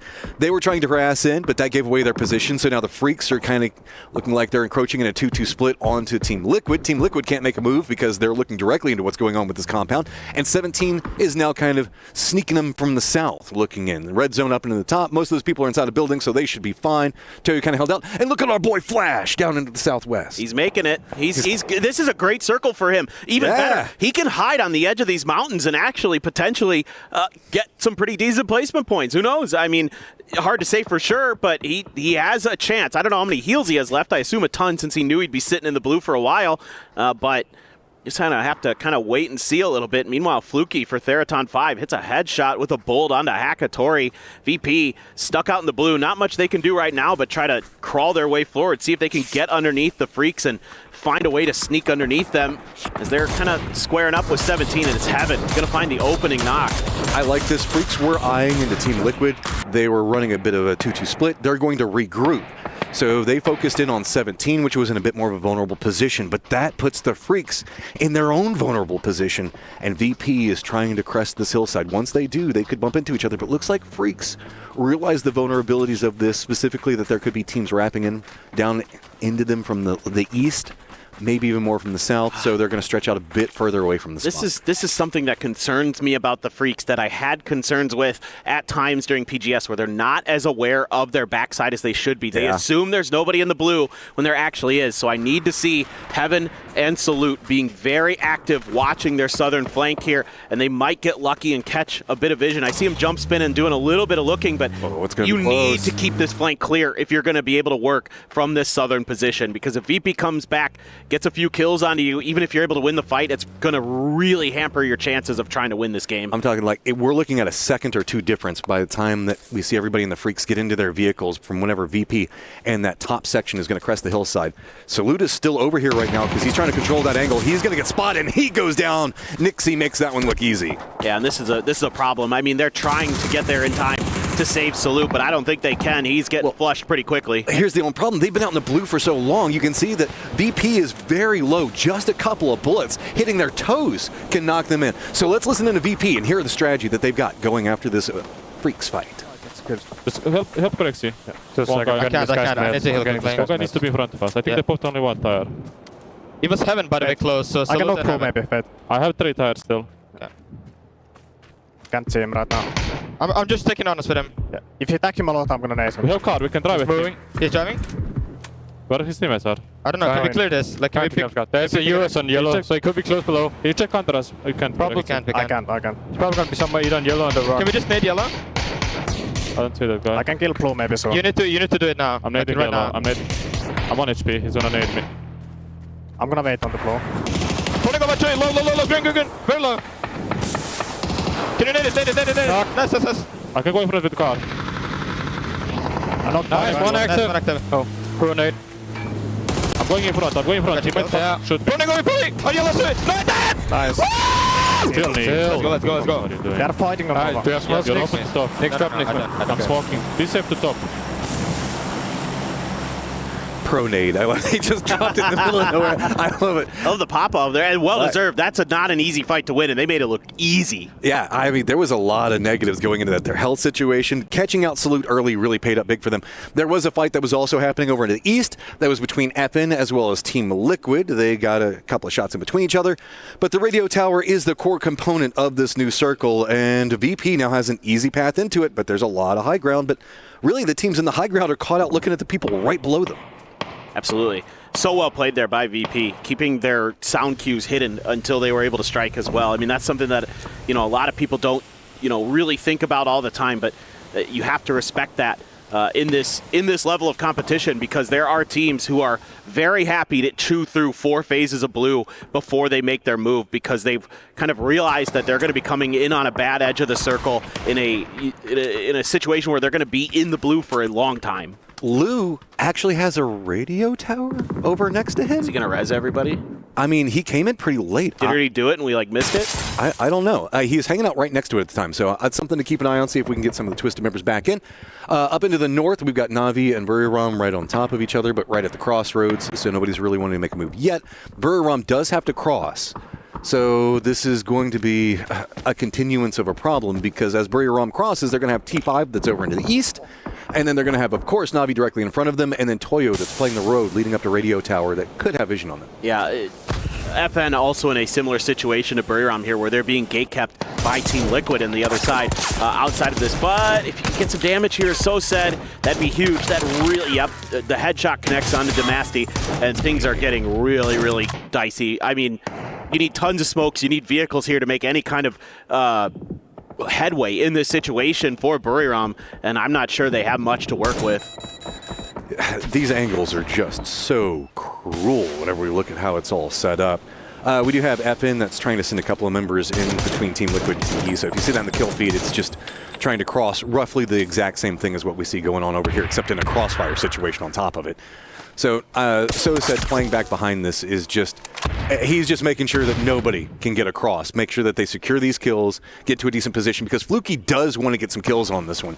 He's holding an angle for it, but Benya also now starting to stretch in, realizing that there's some potential for points that could happen over here, but Buriram just can't move. Oh, so said just absolutely stops that one. Yeah, they're doing a great job on this. I mean, Soset is in the blue now, so he wants to try to make a move. He might go down to this because of Toyo's angle. Yeah, he's going to go to get knocked by the blue. No hope for him. But the good news for Na'Vi here is you've cleared most of this northern flank. The bad news is Toyo has control over that mountainside, so we are losing teams left and right. Circle is going to continue to shift in towards this radio tower hill, and a lot of teams already situated up there. You've got Toyo, you've got GSW with their 2 surviving players. You've got 17 Gaming. TDT has their last player that's right next to 17, so a lot could happen here. Well, my eyes are on TE. They're sitting at 6 kills right now. They're going to have to be fragging, pushing right next to Team Liquid, as well as T5. Looks like T5 is going to be the new focus point for them. They're going to be pushing uphill, so the radio tower is going to get vision on them. 17 potentially as well. Dude, those Doritos are dangerous. They are, dude. Those are spiciest Doritos. They're like those 80s extreme Doritos. Extreme. He's their coach, though. Oh, that's why. All right. June is going crazy. What? He's took down 17. Anyway, he's in trouble here. They're fighting VP as well as T5. So this is tricky. I mean, the good news here for TE is maybe Team Liquid might know. Oh, Luca Rux. Yeah, that angle is just, that's too mean. VP on this flank is just hunting down team upon team. They're going to find more off of it. Team Liquid really can't do too much, but Luke does manage to take down Beamy. So he's on 1 HP pretty much. The expendables now go down as well. So that's a little bit for Team Liquid to work around, but nades are going to roll. This is very hard to hit a nade from, specifically blind. They don't know exactly where they're going to have to hit it, and you have to cook it perfectly, otherwise it's just going to roll right down that gutter. So yeah. VP just going to lean into holding the angle, try to lock him down. Alo does bleed out, so now it's just Luke. And because it's so sheer on this uphill, you can't get the util to go as far. The nades just aren't going to travel as well. Now on this angle, Luke has some potential here to do some damage. Nope. Nixie, well aware, able to lock that angle down, take Luke 12 out. The T5 losing players there as well, so they're going to go down into 7th place. So still 6 teams alive, 15 players, a lot of teams bruised and battered, but VP, Toyo still have all 4 up. Na'Vi with 3 if they can find a way to get up this hill, but this road very dangerous to cross. AZ! He's still just working magic from the high ground. I mean, GameStart win wants this. Yes, they did opt into Radio Tower. They've been chilling here for a while, but you can also see economy is getting really low. They've been shooting at each other, at all the teams down here for pretty much the whole game, and there's near on nothing left. With Toyo right below them, they can't really navigate down and get any more loot to work around. VP, though, they're just feasting. They're getting team kills, managing to get their economy back up, and continuing their run in. And June's little tower that he's got locked down, he's putting in more work. Nixie's going to go down, and he wants it. Dude, this guy is absolutely frying right now. 4 kills in this game, and he is just gatekeeping VP by himself. If VP can get across this road, get to some level of safety, Crexy has done so, they can make this a little bit easier on themselves, but it's going to be tricky. Capitan going to be the one to kind of put some hurt down onto Na'Vi early, as they now also have to try to get across the road, and things are getting really difficult for the teams that are outside of the mountain. They say pressure makes diamonds. Well, June and TDT have been under pressure in this spot for a very long time, and he is starting to become one. VP has to shift away from June's angle and instead going to follow along the road. That's going to put them into the same position that Na'Vi was starting to eye. Toyo is going to be on the other side of it. There is that ridge line that's kind of blocking it out, but you can see this dip in the cleft in the hillside. Right off to the right side of what we're looking at on the screen is going to be probably where Na'Vi is going to be eyeing. And Flash is inside the circle. He's here. I told you. He's here. As soon as I saw this circle, I'm like, he's got an angle on this, and he's going to get points for sure. I mean, what a salvage game for Flash, and he could still get he could win this. There are worlds where he wins this because he's got all this space to wrap around the northern side, and he's going to have complete cover from a bunch of these teams. And if GSW doesn't respect that angle, he can get right underneath their noses and do some real damage. So it's going to be tough for her. But he does have to walk into June sightlines. Oh, well, So then he's dead. Then that's its own problem, right? Yeah. So, okay, Na'Vi, you're going to be the odd team out right now as there's a lot of high ground in front of you. This is a hard walk, but I mean, you've got yourself some tools. You can see that this is the problem, having to walk up this hill. They've just got armor in tatters. That's one down already. There you go, Na'Vi. Valiant attempt, but it was just nowhere you could really go into this circle. There's just too many strong teams already knowing exactly where you are. Great work here by VP. They get across this road with only losing one player. That's huge for them. 11 kills in this game. They are really on one right now, and if you can get Toyo to lose a player or two here to GSW, you're going to have a real shot at winning this game for yourselves. Or if you could do some damage yourself, hard to say, but Toyo knows that they can just hide against this cliff face and just kind of keep themselves obscured from GSW. GSW, if they peek over, they're going to see VP first, most likely. So this is really smart by Toyo, playing this very patient. VP, don't go near June. Just leave that angle alone. I mean, it's been a literal uphill battle for VP into team upon team, and they have just been taking them down. This is a great start for Virtus Pro. June. Blue Zone nades starting to come out, and that's how you just deal with them, right? Just don't even let them out. Now you get the tower. You have access. Life is good as the new circle does pop, and it's just going to move a bit more centered. GSW still gets to hold their high ground, but doesn't have the cleanest vision. There's going to be a couple of trees in the way. Oh, just have to see what Flash is going to do, what role he has to play in this. Toyo is wrapping around the north side right now. Kind of curious if they're just clearing their flanks or what. You know, VP just trying to find places of safety, trying to get in towards that wizard tower to make sure that GSW isn't able to find as clean of angles on them. Still a few frags here for game start win. You know, they could potentially find some value out of those. The problem is you got to find your moment, and you want to wait until the end game. Try to play for the win. You've got the high ground. You've got basically the center circle position on you where Ming is. So you got to be really diligent, really patient, really conservative, frankly. But I mean, at this point, they just need to like cut up some limbs and try to make some daggers or something. They have near a nothing to work with, and VP is coming into this much stronger. Toyo has been quiet, as Toyo does, but it has managed to get them some placement points. Question is, whenever they actually have to move into this, are they ready to fight VP? And is VP even expecting that there could be a Flash that might encroach on the exact same angle? The Flash might be the spoiler here for VP. It really could be. Yeah, he is the problem. I mean, you see teams win from this southern side of this hill sometimes, and because there's so much terrain to work with, you can find these cheeky spots to hide in, these angles that are unexpected for your opponents, but that is what the problem is for them right now, and they might not even realize it. But look at the difference between what was going on with the Freaks and VP. VP keeps having somebody eye this angle. They know that there's vulnerabilities, that they know that a snake could probably be hiding over here. They do not want to get backstabbed, so they are just waiting. And Flash, you have put up a great game, getting some points for your squad that desperately needed it after the start. Can you get anything else? I don't think it's going to happen. Beamy's going to pick that up. Now up to 13 kills. These guys, this is the way you start the day. What a tremendous awareness there, too, to be really concerned about that angle the whole time. They don't know exactly where the GSW players, you know, sometimes you might drop a player down that backside while you keep a player up top to create some crossfires. But I'm not sure if they read that Flash is over there, probably because they have Beamy on this team, who is the GOAT at kill feed tracking, so they might have just realized that Flash is probably over there. Frankly, I now believe that's what happened. It would not surprise me. So, Toyo, you're now putting yourself in the pinch position. Capitan leading the way, right below what's going to be going on with Ming in the high ground. Game start win, very focused in on VP, and that could be very beneficial for Toyo, who just manages to get to pounce onto both. Ming starting to get vision on what's happening with Toyo over here. This is all starting to condense down to that center point. We don't have too many more options to work around.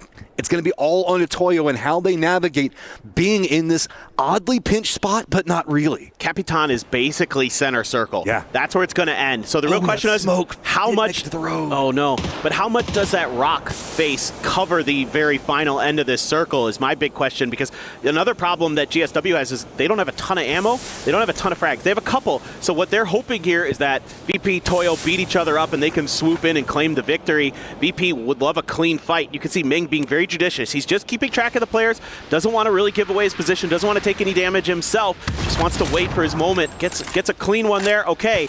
Needs to be really cautious. Every bullet has to count, and that's really beneficial for Toyo because they can just kind of hunker down. They know that the shots are going to be coming after them. Finally do get vision, and Ming's managing to take down one for VP, one for Toyo. Is he going to have enough bullets to do more than that, though, is the question. Lukaruk's going to go down. He's going to get fleshed out. Oh, Toyo, you're right in the middle of it. VP wants to push up. They put in such a valiant fight, but they've got another one down. It is just on the Beamy Game Start win on top, and Toyo right in the middle of it, still with 2 members up. This could come down to something very strange here. Maybe somebody has to jump down a great molly right on top of him. GSW wiping VP out. Ming up on top. He's got himself 36 bullets looking down at 2 different players.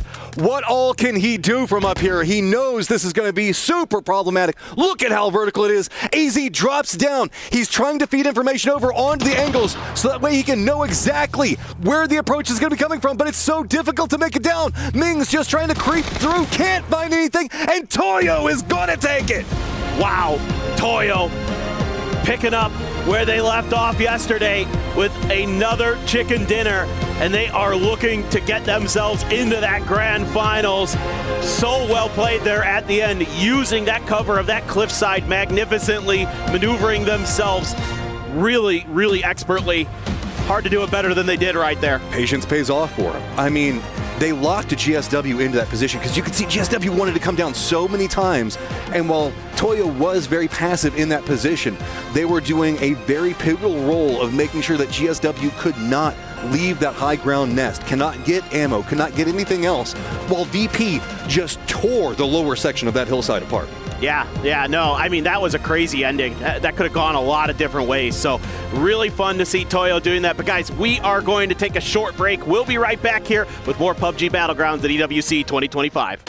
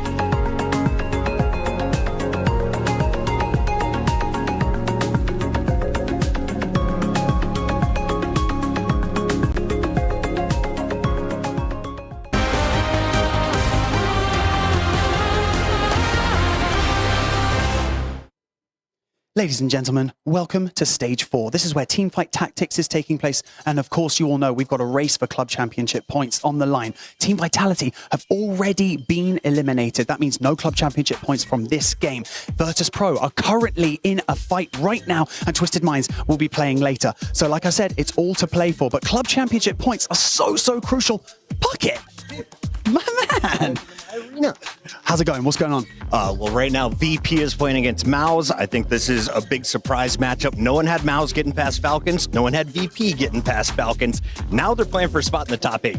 And of course, whoever wins this match is definitely going to secure 200 club championship points. And obviously, we have teams that need them to get into that upper echelon of teams, right? That's right. So T1 just got their 200 points. That's a 12-way tie now. It looks like at 12th. And VP, they're hoping if they can keep this upset rolling, because if they beat Mouse, that's 2 juggernauts down. You think they can make it 3 and maybe finish top 4 here. Oh, I like it. Twisted Minds playing later on. Obviously, they desperately need club championship points to break into that top 4. Definitely the most exciting match of all. Day 1 was Twisted Minds win, but on day 2, they got skunked. So TM, not a lot of hype around the squad right now. They're looking to bounce back, but if you're looking at the series, all of the juggernaut clubs are already taken out. Falcon's gone, Liquid gone, TM might be next. Wow, a spicy day ahead of us. Thank you so much, Puckett, for all the information. We'll check back in with you later. Really appreciate it. But for now, back to you guys. Well, a key crush over on another stage here as Team Vitality, looking for all-important club championship points, is now eliminated from that tournament. But that now means, for us on this side of things, Virtus Pro already starts off strong. They're going to be one of the contenders to try and push forward into those club championship points. But let's not focus on VP just yet, because they were technically not the winners of this game. Let's focus on one of the hopes of the Americas, Toyo. We've got them with another win here, Godspeed. Yes! Yes. He's happy about that. Look at him. Look at him. He's happy. The back-to-back. The first team to win 2 wins here. Look, technically, yes, it is back-to-back. But again, the lack of action from that team, especially given their position. Look, it's great that they won 2 games. This is not going to work in the finals lobby. I mean, you look at VP, the fact that they still outscored them just based on kills alone. If they're not going to be fighting for those kills, they're not going to win this tournament. It's just plain and simple the fact. Well, what's not going to work? Is it the speed at which they're playing these final circles? What are they doing? Just not stretching out. I mean, they have a position to go out and get kills, and they're just not doing it. They're playing so passive. It's crazy. I mean, he brings up speed, so I'll just say it. Ask any real racer. It doesn't matter if you win by a mile a second, 1 point. Winning is winning. They didn't win. That's what they just. That my point is they got 2 wins. Their placement points are valuable. Do I think their style of play is exciting or interesting? No, not at all. Is it working right now to get to the grand final? I guess. So yeah, I am disappointed as well in the context of the choices they're making. But the fact that they're sitting on the top half of the leaderboard, I can't physically argue with, I guess.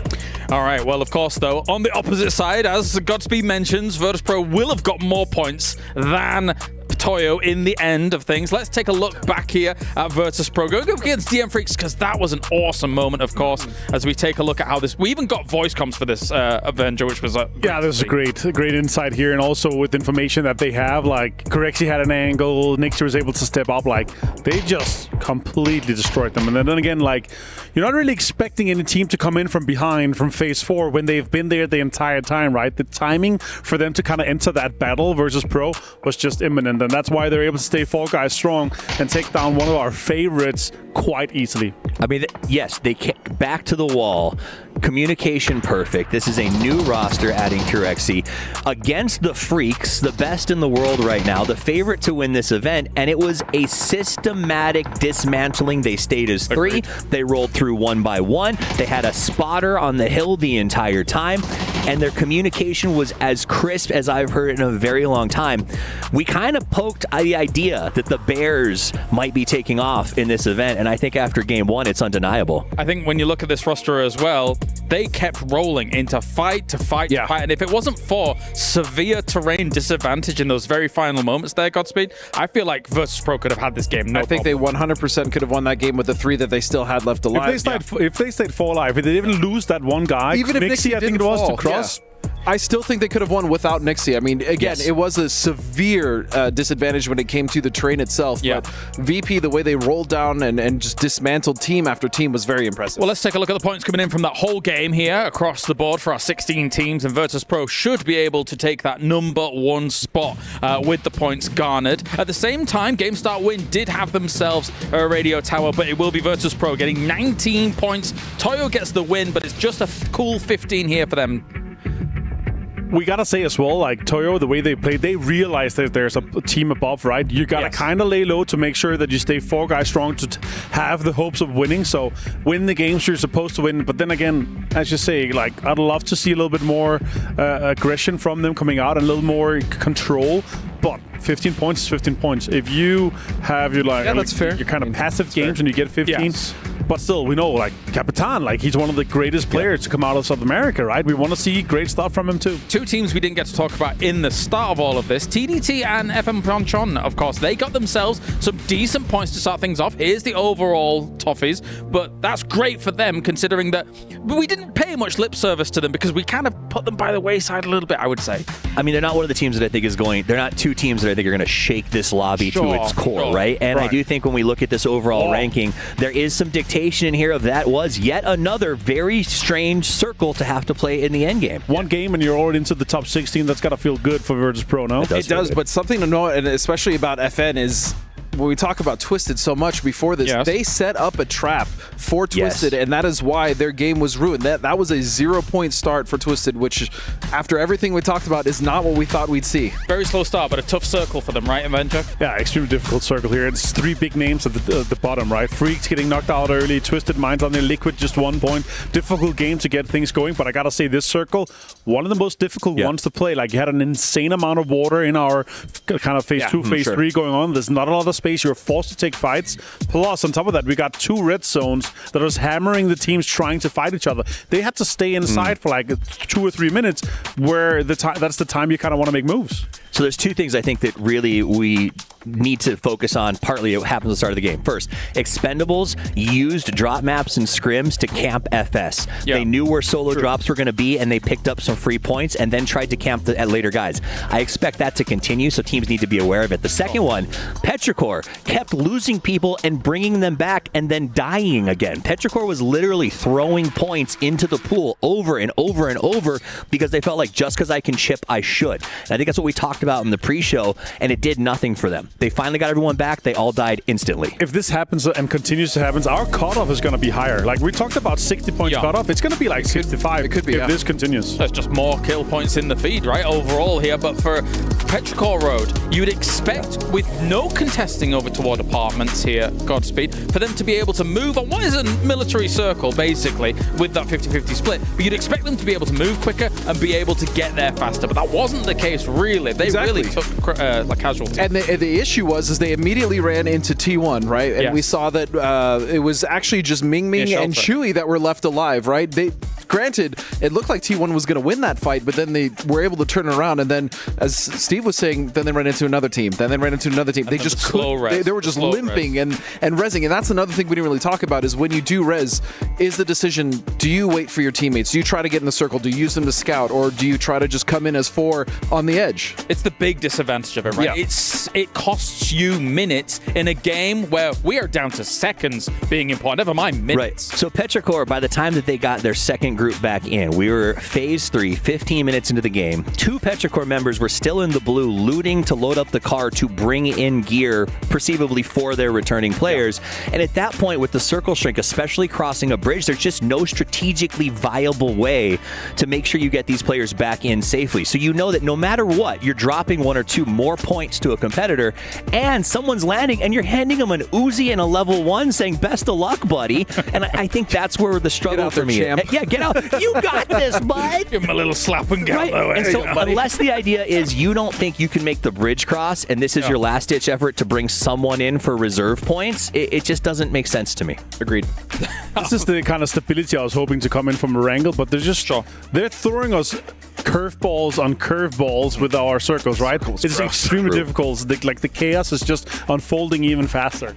do find there's moments where you get a blue chip res and you're thinking to yourself, as that player, it's like, put me back up in the air, please. I don't want to be down Don't feed me to these people. This is ridiculous. It does feel like 3 points in some moments. It is. A lot of times we've seen reses come in. Again, I've mentioned PNC, but we saw it. Korea smartly did play around a blue chip center so they could also camp it. But they also came down as a 3-man and literally just fed points, I believe, to it was Argentina, like just free points. And so that's a risk that you have to think. What teams are you dropping in? Right. Is it a team that's close to you on the leaderboard who could be on the cusp of qualifying? And so those are decisions they have to make. It's also what doors do you open for other teams. Petrichor dropped in on top of that Novo close, and VP was able to sort of slide past after that Freaks fight, because everyone went, oh, parachutes, free kills, and was 100% focused on Petrichor. So I do also value teams who go, okay, this is happening. How do I use that to sort of, when you used to use, oh, there's a sound cue from the red or something like that. Where do I make my move? And I thought VP used that really well. They weren't shooting, they were sliding at that moment. As you were saying, though, Martin, as well, with the red zones where they were on that military island, kind of just south of the bridge, that also costs so many teams minutes, which is something that we haven't really had to deal with in a lot of what has been going on in esports for a while. So there's definitely different dynamics at play that sometimes there's not really good solutions for here. No, as much as you as a player hate having red zones, like it gives multiple levels of strategy. There's like the timing in terms of, okay, there's a red zone now we could breach one of the compounds, that is, because there's not going to be anyone outside trying to defend the compound from the outside. There's sound cover. There's so many things that kind of levels to that, but also the teams that are inside already holding the covers, they're not going to be able to go out and kind of push up some of the hills. They're not going to be able to take space, and it just creates this level of kind of delay for the teams that are inside that is making it rough for everyone in there. And again, I think it's where flexibility is the new name of this game, right? These teams that have sort of, and maybe that's why APAC and specifically Southeast Asia have emerged so aggressively. We're seeing it coming out of South America as well. These young guns who are very flexible, who are taking every change and saying, okay, I can use this to change my game. They've really been excelling. Well, of course, we have now Toyo getting themselves effectively a back-to-back, winning the last game yesterday, winning the first game here today. Let's hear from those boys here for the EWC.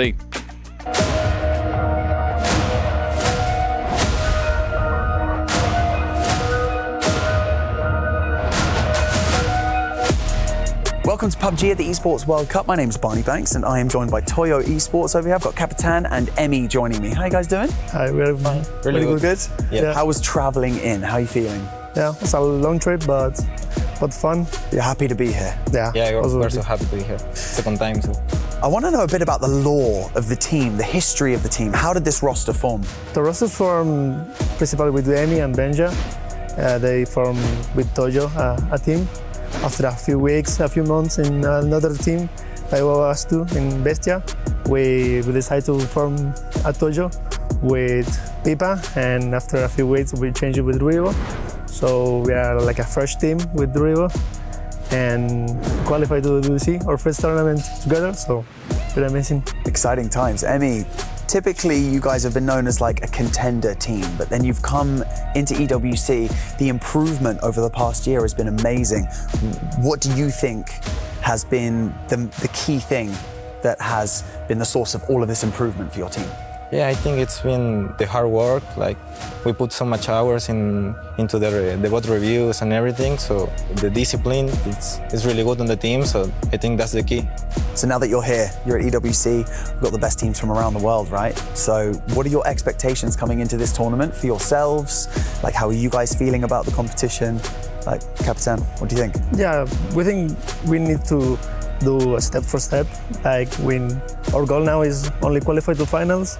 After that, the next goal, who's winning it, obviously. We are a strong team in the game, so we are very confident to this tournament. And coming into this tournament, Emmy, you know, there's obviously a lot of teams from around the world that I'm sure you've come across a lot of them before as well, but are there any teams in particular that you guys are like, okay, like they're dropping near us, we're kind of like, do we push, do we get aggressive, do we avoid? Like, you know, all of you guys have the ability, but is there always a thing like in the back of your mind, like let's be careful with our approach? Yeah, I think in the game, we're going to be careful with the Vietnamese team.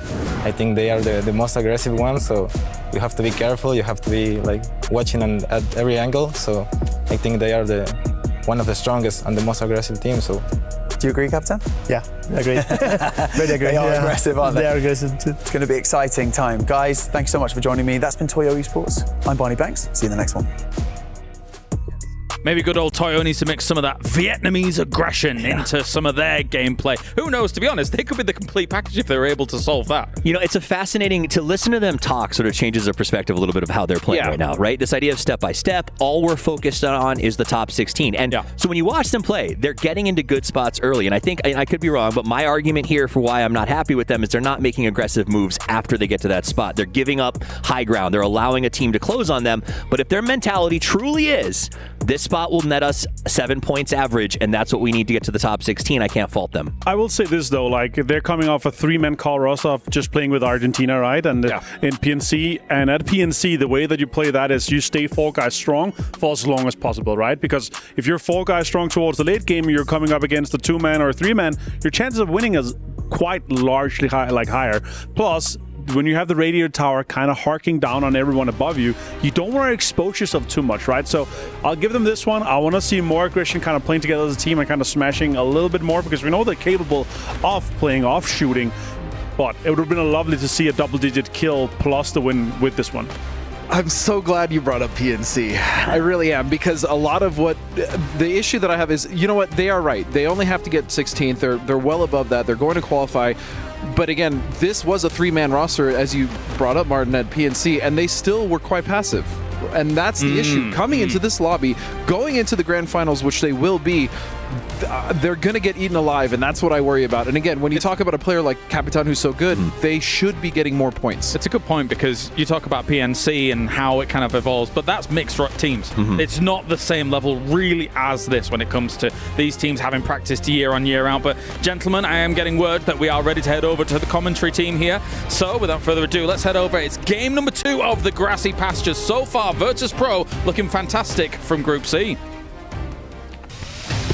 Thank you so much, guys, as they were hitting on some amazing points. One of the things that really stuck out to me was they were talking about Petrichor Road, you know, dying and rezzing and then just dying again and feeding points over, which is an interesting point we haven't had a chance to really deep dive into, and they were alluding to and talking about a bit themselves, which is that this could actually push up some of the point totals and thresholds, since we do have blue chips, and depending on how many teams come back in, there's more points now on the table for the first time in years in PUBG. Yeah, exactly. So this is something we saw on a much larger scale at PNC, but you're seeing it here again, that you're going to have a few extra points on the board, 4, 5, 6, 7, 8 points, maybe even more, that are going to be available to scoop up in these games. So that's something to really be keeping your eyes on, because that means that our point cutoff that used to be usually between like 50 and 60 is going to be higher for sure. And so you really need to make sure that you're popping off in a lot of these games. So teams like T1, who even though they got 2 points in that game, found themselves in a position now where they have to have a solid day the rest of the day to make sure that they're going to get through, even though they had a great day yesterday. Bad starts for 2 of our best teams, the DN Freaks and Twisted Minds, both 0 points in that game. Absolutely brutal. VP, respect coming in, big game right out the gates, but a lot of favorites going down early. Yesterday's hero team just couldn't find it. We saw so many faces with so many expectations, but VP comes out in such a dominant performance. Let's see how this Erangel is gonna go. Yeah, I mean, VP's got to be feeling great. I mean, you wipe out the Freaks to start that. I mean, you killed Petrichor Road as well, but that was like kind of a very different situation. You had a situation, a spot where the Freaks were completely caught off guard, and even with 3 players up, even with your backs against the blue, you were able to fight against them so effectively.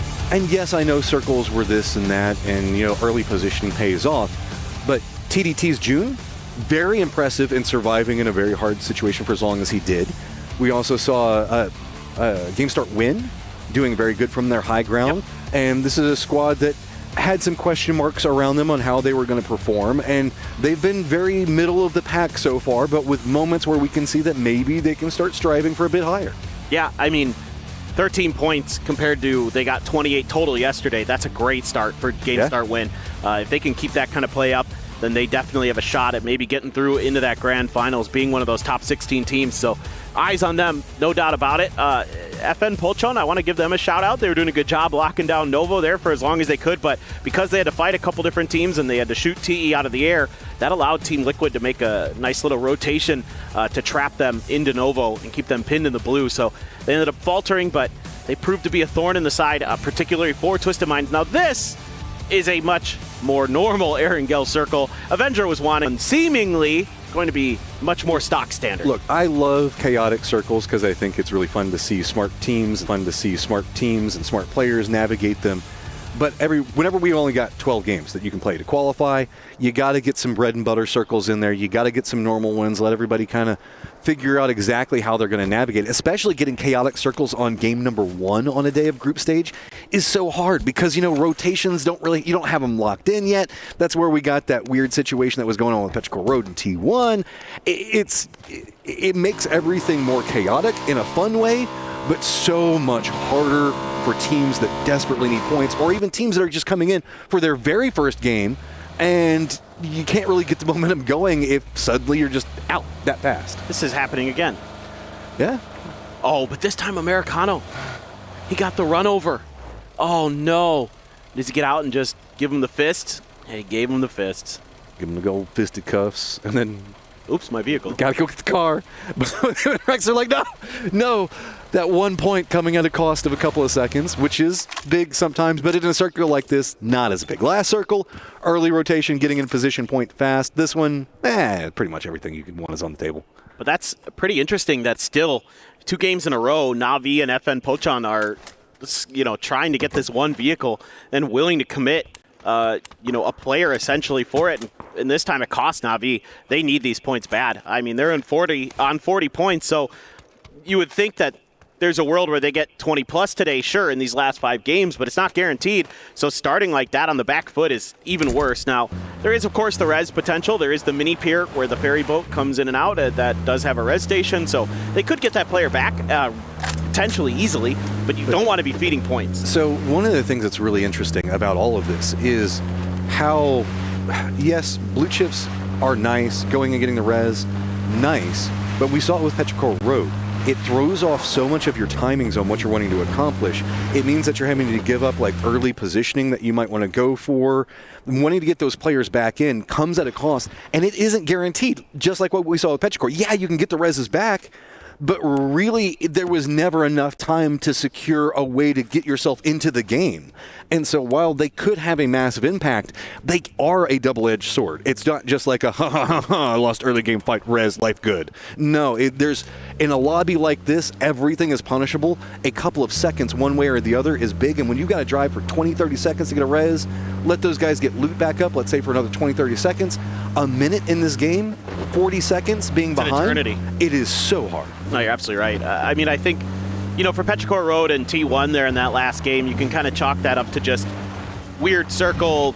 You're not, like you were talking about earlier, the timings are going to be off on when you're expecting teams to make their moves, and so you run into each other, but you have to go for the res. Like in a situation like that, you're afforded the opportunity, so you think, all right, well, I think we're going to be okay. Hopefully there's no other teams behind us, but for Petrichor Road, there was VP who was making a very late rotation, as they're wont to do, so that ends up costing you and cost the Freaks later on as VP wrapped so far around that they weren't expecting a team to be able to make that maneuver. So that's something you got to learn here the hard way for a couple different teams. But the blue chips, yeah, they make the calculus a little bit more difficult than we're used to seeing, right? And than what we've been used to, I should say. And there are going to be some growing pains, too, as players are trying to navigate it. Like, which specific spot do we go to? Again, I'm making the reference back to the last game with Petrichor Road. They opted in going to Mansion instead of going down closer to the circle itself, just because they wanted to go for safety. There's a lot of different factors that you have to look at, and it's interesting to see how different teams are going to even try to use those. Well, this is kind of interesting. Looking to try to punish the crate. Are you going to be able to, Glories? Yeah. Rybo, pretty aware of his angles. Played the right side of it. He's going to have to use a couple smokes, though, to make sure he's guaranteed that level 3 gear. Okay, it is a Groza. He's going to scoop that up. Should be able to get back, maybe. Glories isn't going to stick around. So, yeah, for sure, he's good to go. Did, again, have to use quite a few smokes. Going to have to snag up some 7.6, but I'm sure there's plenty of that floating around. The real question is, are there going to be enough smokes that you're a little bit comfortable going to the late game? Oh, what is going on here? T5 rolling up right next to VP. Well, we're in the red zone area, and everybody's wanting to play along the edge of it. VP is over here as well. T1 has some vision on it. So Rexy does hear the cars roaming around in front of him. Should be able to feed that information back up to the guys up on top. So a couple of shots going across it. This is all just kind of turned a bit awkward. Nobody really wants too much more out of that. Nixie, he'll take what he can get. Luka Rux, though, going to follow up. That was a nice 1-2 punch, and now T5 has to go to that gas station. They don't have a choice. No. Yeah, this is great work, though, by Virtus Pro. They've got a nice angle into this fight from above, and the best side to take a fight into that gas station, and Beamy going to capitalize from that eastern edge. This is really well thought out by VP. They were in a great spot for Teraton 5 to run into him. I mean, they set it up perfectly. They took the shots. They assumed the fact that since the high ground was going to be the problem, they would rotate around behind it. And they already had multiple members sitting there waiting. T5 just has nothing they can do with this. They're just getting caught out. Every single position that T5 is trying to play is already read by Virtus Pro. And they are keeping the steamroll running after that first game. Yeah, so now the question becomes, for Virtus Pro, what do you do with these blue chips? You got Fluky. He's already pieced out. So you have an option here to maybe try to mess with T5 a little bit in some respect, although I see Team Liquid potentially driving into this situation as well. T1 as well wasn't too far off. Raining was kind of eyeing this to see if he maybe could find a freebie, but it's all on to Fluky now. Okarexy! He's going to get spotted. Trying to regroup back up in that angle, and like you were talking about, Team Liquid just waiting. T1 actually now crossing the bridge as well. They did hear this firefight, so they're going to get pretty close to this on the other side of VP. Well, Raining is just keeping track of this. If this fight really kicks off between Team Liquid and Virtus Pro, then maybe T1 is going to try to get involved a little bit more. You've got Type on the other side of the Yasnaya Bridge, where he could potentially come in to help back up Raining pretty quickly if something is given over to them. But Raining has to be pretty careful. Maybe just going to take this UAS and leave once he sees anything. Does have a bolt in hand. Could be pretty nice in this situation to just find that first knock and then quickly finish it, but isn't really going to have the opportunity, at least for now, because I don't think VP is going to be moving much. They might even be trying to grab a blue chip themselves. So close to the river and can't put the blue chips in it. Feels bad for VP. At least throw them out in the fields. That's always the jerk move that I find that works best. Just like if you kill a squad, just drop them in different sections of the field so that way somebody has to go stand out in the open. So if you want to get your players back, you're just going to have to sit in the most nerve-wracking of positions. Exactly. I mean, there is a way to completely eliminate them, and that's to blow up a vehicle that the chips are in, but the other options are you throw it somewhere weird. No, mind game it. You make them go into the field where you can shoot them. That's what I do. I usually just throw it in a bush somewhere out, like in the middle of nowhere. And just say, if you guys really want to commit, you can. In the middle of the open, and then you watch it. It's the Wile E. Coyote approach. So that way, while I'm watching that, some squad can come up and kill me from behind. Yeah, exactly. But I mean, the problem is like you could see where the blue chips are going, right? So that like kind of makes it a little bit tricky, but I agree with you. Throw it somewhere where it's going to be difficult to get them if you're given the chance. It's kind of hard to do at the pro level, though, because teams are, like you saw with Team Liquid, so aggressive to try to punish fights. Look for those third parties. You have to be super careful if you're going to do stuff like that. Well, that's also heady from them. They didn't have a good round one, so opportunistic, take what you can get right off the get-go. We did have an emergency pickup that was called by GSW. That's going to be down in the south. Most of our teams are playing the math, leaning it into the more southern direction that the circle is going to pop, but we could still lean into the north. So instead, we're going to keep some of Yasnaya Lake, Yasnaya itself, and then keep pretty much everything else close to the center. Yeah, so this is looking like it's going to end somewhere, in those crossroads to the east of school or something like that. Maybe even further east towards the Yaz fields. It's still very much in play. Who knows? Maybe we just go southwest. Still a lot of options for this circle. Definitely very unlikely to go north at this point in the grand scheme of things. So Twisted can have a great angle to just set up on the eastern edge and lock that down. So this could be a nice game for them. I like that Twisted is going ahead and trying to get some control over the field position just in case. Scouting, getting tons of information. Probably the worst circle that we could get out of this would be fields. So trying to get yourself in a preparatory position for that, not the worst of ideas. You have to make the assumption that this is probably going to go to the southeast at some point just due to the water and the way that the river is going to come into play. Not yet. Of course, we're only on circle 2, but you know what I'm saying? Mathematically, it's going to lean that way. So getting control over that territory early is big. Yeah, and if it does go more towards school, like there's that flat open field. It's not a field, but it's like just grass, it's a pasture that's east of the school that is difficult for teams to play through. So if you're kind of coming from the backside, you can often just scoop up a lot of kills as teams have to fight their way forward. If you're working on the edge in. Yes, W, this is a bit ballsy, trying to go right into T1 space. Multiple members managed to make landfall. Couple of shots, Ming can't quite get there. Chewy is going to spot him out Petrichor Road, so Type's going to have to feed that information back. The rest of the team going to come and rally. It looks like, no, they're just going to set up crossfire and be uncomfortable neighbors for a little while. Ian. Whoa, whoa, whoa. Drew drove a little close to the sun there. Almost paid the price. Type going to be spotted as well by CC. Oh, he's got to be super careful. Didn't get headshotted, fortunately. Oh, he did there! Oh! CC shutting this down. Ian now has to roll up. Is T1 still going to keep separated? They're staying committed. Nope, actually looks like finally somebody's going to hop in a vehicle. It's going to be raining, but he's already been spotted out. That vehicle's getting harassed. I don't know if they can like boldly make this push because they still have Team Liquid next to him as well. Oh! He hit the grenade!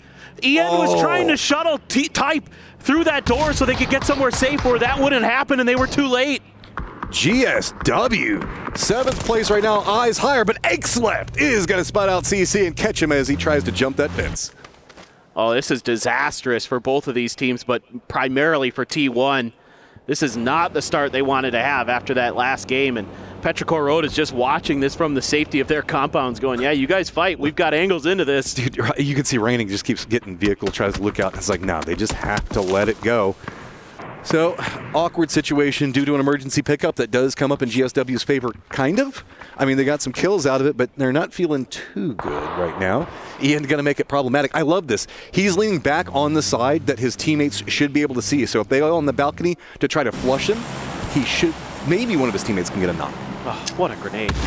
Oh. That's just perfect. That is just absolutely perfect. That is so hard to find the right timing and the angle and all that. Oh, so good. Love to see that from CC as full sense. Wrapping pretty close to Americano there out by the memorial here, the Esports Memorial, and emergency pickup for BP, trying to time it with the next circle. Fluky still out in the blue for T5, waiting for his moment. Might have called in the res. I see the station blinking. So we'll have to see. At VP, what do they want to do here? You're going to have to assume that pretty much everything on the other side of the river is taken already anyway. So do you just drop on Potato, try to go downhill? I don't know. There's not great options, actually. Love it, Navi. VT, don't cross the streams. We've got emergency pickup coming up from Navi as well. Evan's going to be wrapping it back behind them. T1's going to be wrapping it on the opposing side of Navi. So Navi is going to have a plethora of targets to take shots at, but remember they do have their emergency pickup that they might be contemplating taking as well. I don't know if they're going to take it since they're right along the edge of the zone. This is just kind of turned awkward for everybody. T1's just going to kind of hang out, continue to watch, while TE going to roll right through the thick of it. They're going to get pretty close into what's going to be, I believe, T5's position, no, 17's positioning up on that hillside. Already taking a lot of damage. Delwyn's got to stop off. They are, I was going to say, they look like they were kind of committed. Duck Juice wanted to go for that, and he's got to turn it back around. It's good he did. There's a Panzer there in the hands of 17 Xiaobei, and he could have made quick work of at least one player. You are going to lose a couple for Toyo there to the Freaks, but it looks like the Freaks had a knock in that situation as well. There you go. Emmy has Heaven down outside, and oh, Benjo with the Groza gets taken down by the grenade from Salute. Tough fight here for both teams.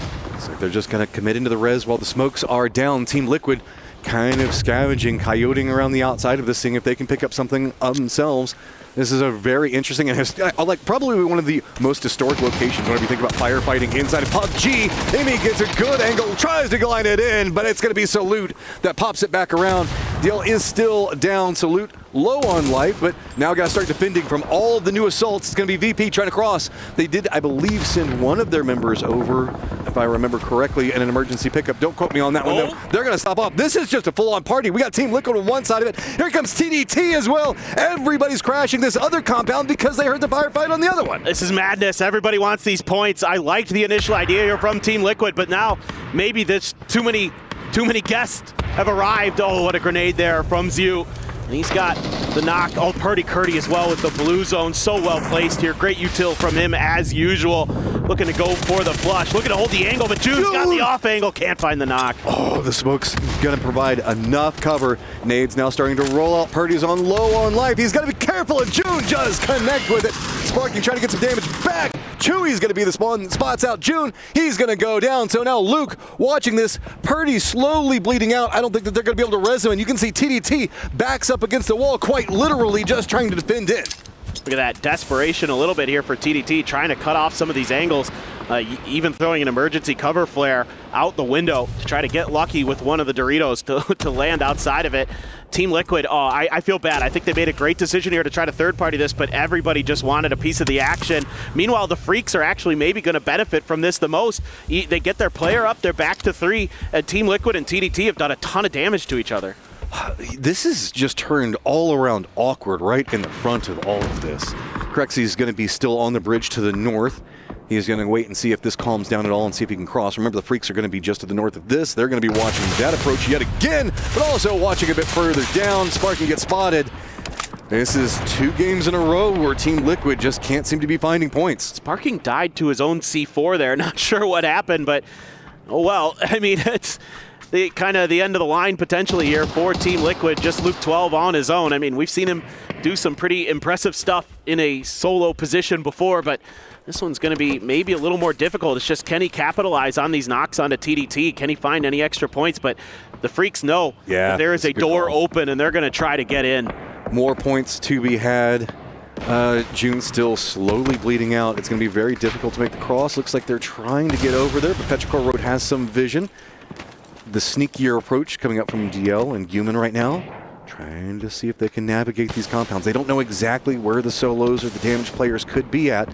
Looks like they are going to be leaning more into the TDT side. June still not getting rezzed yet, just due to the harassment at range, denying any form of angle. And that could open up a door for the Freaks, as we see a door opening for the Freaks. Guman looks like he knows exactly where he wants this one to go. Yeah, that grenade, if it's in the window, should be good. Yeah, there you go. That at least gets the flush. Almost gets the re-knock there. So close onto Hwang F.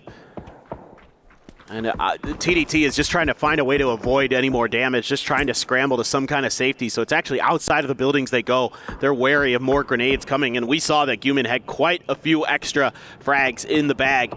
So that garage building, not going to be safe. Hwang F just going to say, well, there's a little carport out here. Maybe I can find some safety in there, but maybe the Freaks have read that. Those grenades didn't look like they were going to land in the garage, but I think they came up just short of getting over the fence. I think that they were expecting him to maybe be hiding in the corner right along the wall.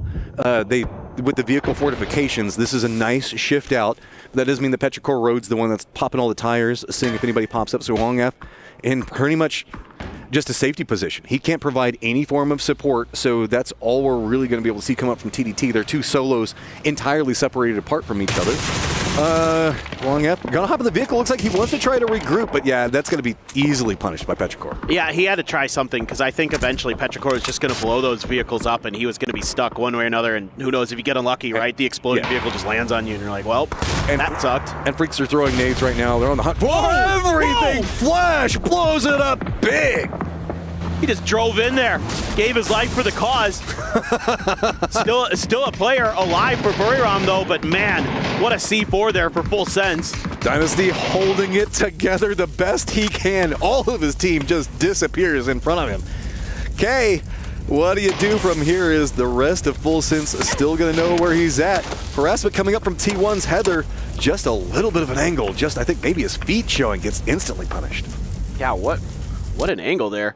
Poor Heather. Heather, they've got problems, though, T1. They've got Twisted Minds just to that forest over to their northeast. Tigger letting loose with a grenade, and not going to get in towards Damasty, but he's got some cover in that window. That car's nice and giving him a little bit of extra. I've never asked for a replay before, but if there's one that I want, it's whatever happened right there. Yeah. Okay, so as this is going on, everything's kind of stalled out for a minute. I want to give you guys an update on what's going on in the circle itself. TE's making a quick push around. Well, actually, no. Tigger looks like he is going to play this one a bit more aggressive now, and he feels like he's got the advantage. He's just going to come in with the shotty. Starting to peek around angles. Looks like he already knows the back room, the hardest angle to push. He's just going to go ahead and try to push through the flash. Going to step away from it. More utility going to go down. Dynasty just playing it patient. Has to be good with the timing on the pre-fire here, because if you give that shotgun a chance to get a shot onto the body, you're dead to rights.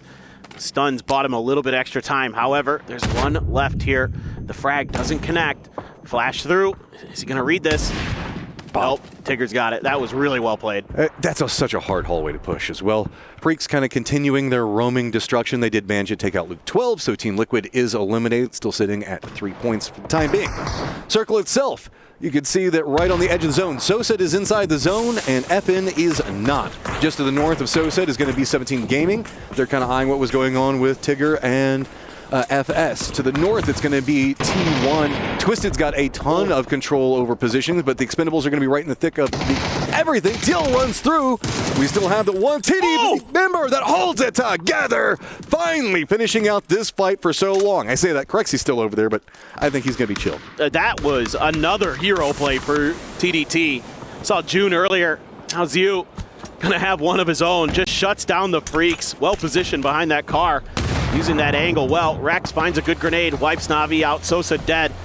And FN Pochon trying to sled into this circle. They have just enough room on the edge. I think they can get this res. The tail end of yesterday was really quiet for 17, but they are presently at 5 kills. They're in a good roaming position as looks like Corexy is not going to be chill over here. He wants something. He wants any points he can find, and I mean, with the way BP have been playing, they can pick him up. Oh, get that nice bounce on the nade.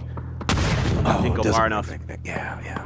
He's in a weird spot now because it's going to be very difficult to hold around this wall. So he's going to go for the flash, step around, use that as an opportunity to step in. He just doesn't have any cover. He's standing out in the open, and that is going to be picked up. TDT continues to ring in more kills. Dude, I mean, it's not the way you want to get points, but you're getting them where you can, and it's off these big plays from their individuals. I guarantee you Twisted, T5, and Liquid would all love to have that amount of kills. Yes. Oh, 100%. I mean, this guy, he steps out, salutes so far ahead of the rest of the team. They can't back him up, play for trades, and then they push the corner. He gets that first one so quick. Out in the open, Rex gets the flush onto Lil Ghost. I was thinking the same. This might be okay for 17, but let's hear what they're saying against this fight against FN Pochon.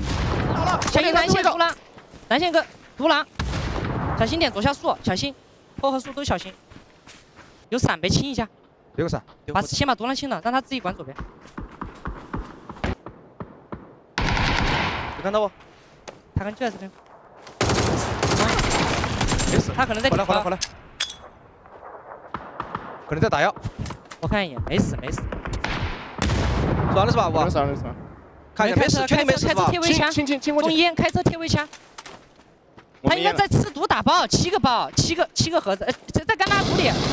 牛逼！来看一眼，看一眼直接顶了，蓝线爆了。我来开车。我火箭龙一逼到了，兄弟。他大个雷声炮。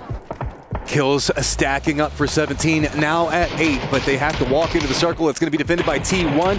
GSW is also inside of as well. GSW, though, is caught up looking at Petrichor Road, who just managed to get their feet inside the circle, but with near no cover to work with. Up to the north, Twisted still has the high ground, and this is spelling like it could be a good game, but 17 just foot pushed right into the face of T1. Yeah, this is now a fight that T1, they've been fighting pretty much this whole game. I've been watching this compound, just watching bullet tracers come in and out of it. They have been doing their best to hang on, but 17 Xiaobei loves those Panzers, loves to use them to get that opening knock to break this, break the fight open for him. The grenade there, not going to connect into Heather's room. Heather just trying to be elusive, be evasive, doing a decent job of it. Going to reposition to the other side. It's just a matter of, if Xiaobei, oh no, raining. Did he see him go up the stairs? I think he did. At least, okay, we spotted out how the nade's going to go out. Twisted does get some vision, a very far angle coming out from Example. Heather up on top, also going to make sure to get the flush out. So, Xiaobei being more bold, realizing, okay, looks like it's all going to be second story. Remember, this is the compound that we saw the nade come out from GSW. So Heather laying on top of Type's crate right now, just trying to defend the top is, Xiaobei, how bold do you want to be? Yeah, this is a really important fight for both of these teams. You would love to get those extra points to just feel like you can play with a little bit more looseness coming in to those last 4 games. Heather still has a molly available, still has some smokes and a stun, so can play a bit of stall, but now you're going to have to make a move here sooner or later. How do you want to play this? I mean, Xiaobei just being so patient with this Panzer. Isn't trying to rush upstairs just yet. Are they just going to wait for a timing here with the blue? Oh, the cheeky angle. Maybe the only safety from the Panzerfaust. He has now revealed himself, taking the shots. Looks like he's going to jump down back behind it. Sneaky play comes up, does get the knock on a one. Reinforcements trying to come down with the car. Provides too much cover. Zhao Wu has to hit the shots, but he cannot do it. T1 takes the fight. Should be able to get the res, but now they have to run into either GSW or Twisted Minds. What a brilliant heads-up play from Heather. That was so nice from T1.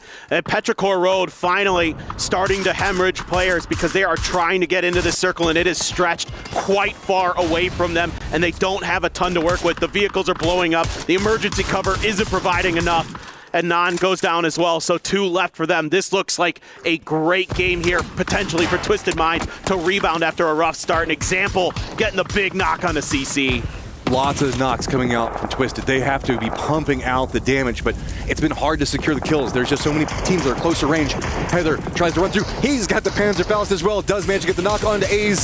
Twisted Minds trying to control with Petrichor Road, while T1 trying to shift forward. Do at least manage to get a foothold inside the building, but just with one member in Heather. Yeah, it was going to be tough for T1, so Heather has to go huge. He's a guy who individually has shown in the PWS. A lot of people are going to remember that Game PT moment, and he's doing well here. Can he find that next one? Had a moment, had an opportunity, is at least going to claim another point. Deny out any information being fed. He has to play the southern section of this building. He can't reveal to the north, otherwise Twisted is going to come after him. Gotta play it slow, steady. Twisted, though, has its own problems. TE has finally come alive. It was gonna be Twisted that moved closer, realizing that this could be their opportunity. Having done so much work on Petrichor Road, the angles were finally open, but TE doing a good job of holding through as long as they can. But Ming Ming, back behind all of this, he's starting to find something. He wants some more kills of his own, and that's gonna be Petrichor Road trying to secure what kills they can. Oh, if these grenades are good, it's the end of the Expendables. It looks good to me. I think Ming Ming's got him dialed in with the distance. Needed the guns anyway. Good enough here for Ming Ming, the last player alive, and Heather still kicking, still has Xiaotong underneath him though. Oh my goodness, how did he get upstairs? I know, he managed to push upstairs, and now it's going to be GSW that's in the low ground. Shotguns prepped, Flash is going to slow that out, and he's still trapped out for Petrichor Road's update as well. This is going on. How are you going to play it? You've been pretty cheeky with some of these movements so far. Oh, but no. Gonna run right into it. The door closed. He is going to get revealed. Shotgun chase coming out. He just has to tap it down the hallway. Is he going to spot in time? Doesn't quite get it. Instead, the cover going to be a bit too much. Doesn't want to be that aggressive at this time. Instead, wait it down. Molotov's going to go ahead and slow down the pacing yet again.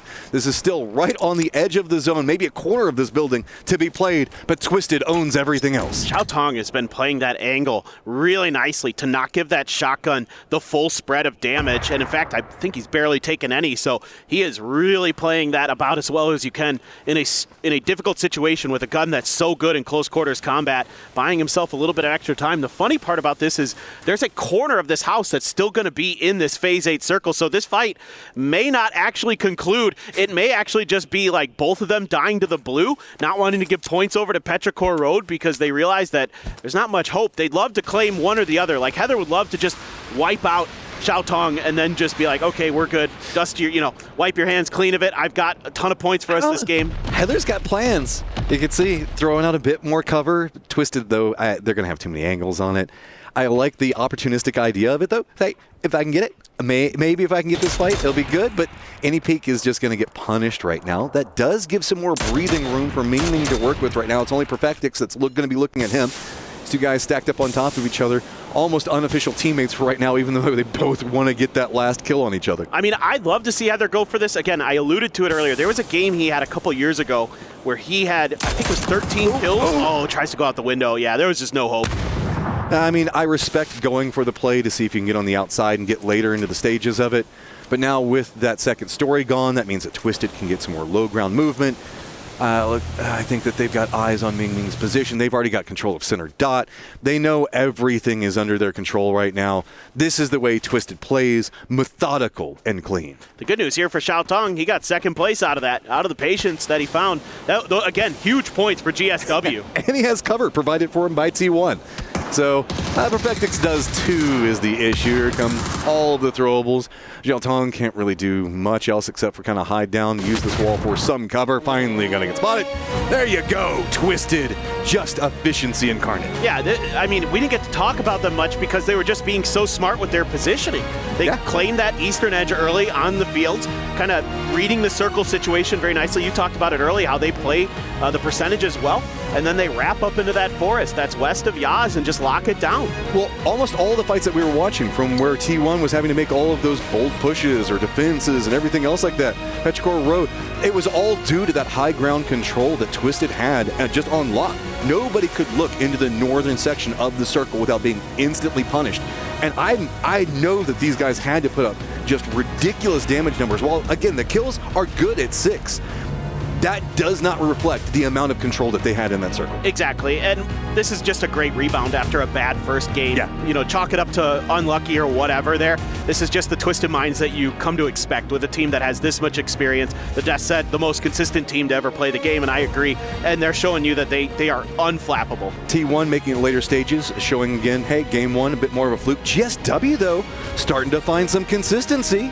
Dude, they've got a real shot now to get into that grand finals. And that's kind of a dark horse for me. I wasn't making this expectation for them. I thought it would be. I didn't think that they were going to be like fodder by any means, but this is a lot headier and a lot more, I guess, frag heavy than I was expecting. A lot more very bold decision makings in their firefighting. That early maneuver they made to get those grenades onto T1 to knock those 2 players out, that was brilliant and well thought out. But again, just kudos to Twisted. This is a squad that we know can perform. I mean, last year was just a rampage of them just decimating team upon team, making it into the stages, later stages over and over, and taking first time and time again. So could they finally get that ball rolling yet again? Because this year hasn't felt the same for them yet. No, not yet, but this is like a sleeping giant. You just expect that at some point they're going to wake up and start taking over lobbies. Well, we've got ourselves a sit down with Nixie from VP. Barney, take it away. An absolutely fantastic game number 2, but we're going to cast our minds back to game number 1. I've got Nixie here from Virtus Pro. We're here to talk about it because what a way to pop off on day number 2. But your first day of the group stage, Nixie, you rotated from that north side, huge rotate through the blue to then come in through the south, but you were immediately met with DN Freaks. What a great way to plow your way through them. When you had got that full elimination of essentially the top seeded team in this competition, that's got to have felt good. Yeah, it felt very good. Honestly, we were kind of ready for it because we were talking about this strat before, because it's in EU, we are like often behind the blue. Like a lot of teams are like going behind the blue. So, and we knew like DNF is probably not going to be ready because they're from different regions. So we're like, okay, we get 2 knocks on them, we kill them, insta-hyped, everyone is hyped, and we just get the ball rolling. Speaking of the hype, I've got to say, a lot of the analysts backstage as well were also saying that's probably the most hype listening that we've ever had, because we were listening into your comms when it all happened, and it was amazing. Do you see, like, part of your role in the team, do you see yourself as like one of the motivators because you're a bit more vocal?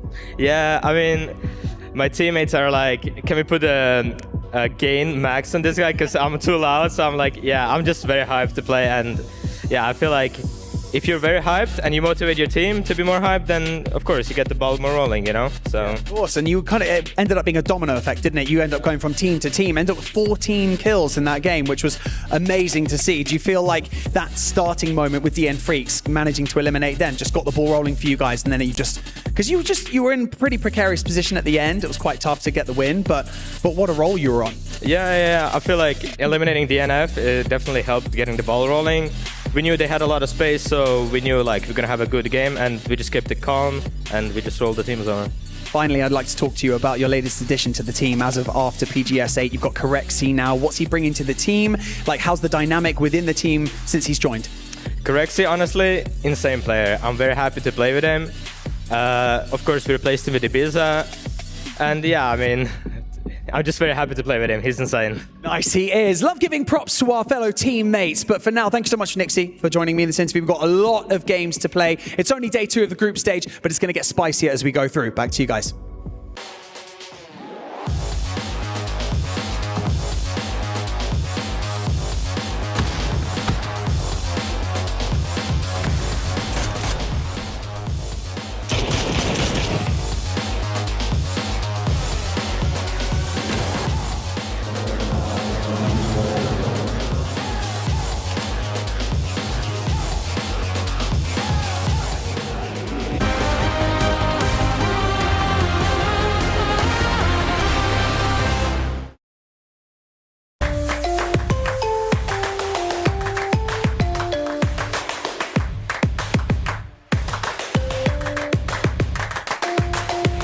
Level up your gaming experience with over 8 billion playlists, only on Spotify, the official audio streaming partner for the 2025 Esports World Cup.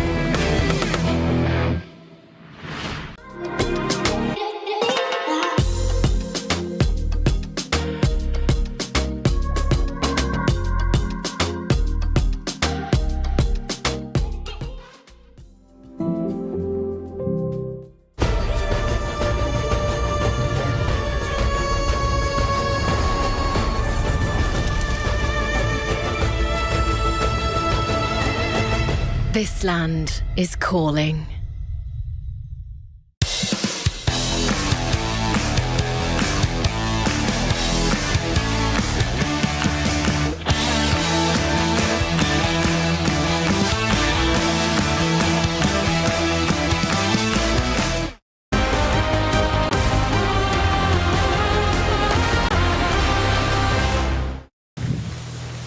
За контр.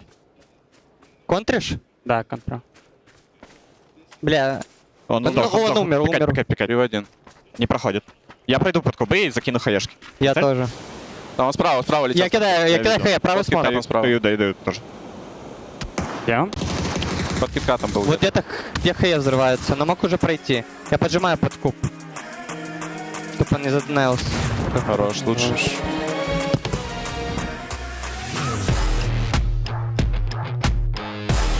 Well, that's why they're the best team in the world. No, I mean, they should have probably... They're back. They're back, guys. They're back.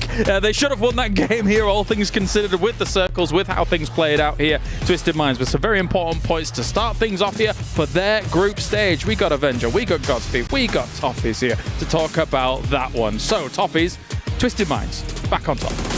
Hooray. Right? After what we did to Toyo, we have to be a little reticent about throwing too much love right out of the gate. What do you mean? Well, so they did play a very stage-by-stage game, right? I love the idea they have Batulin in a glider sort of scouting the area, making sure they owned their wedge of the pie.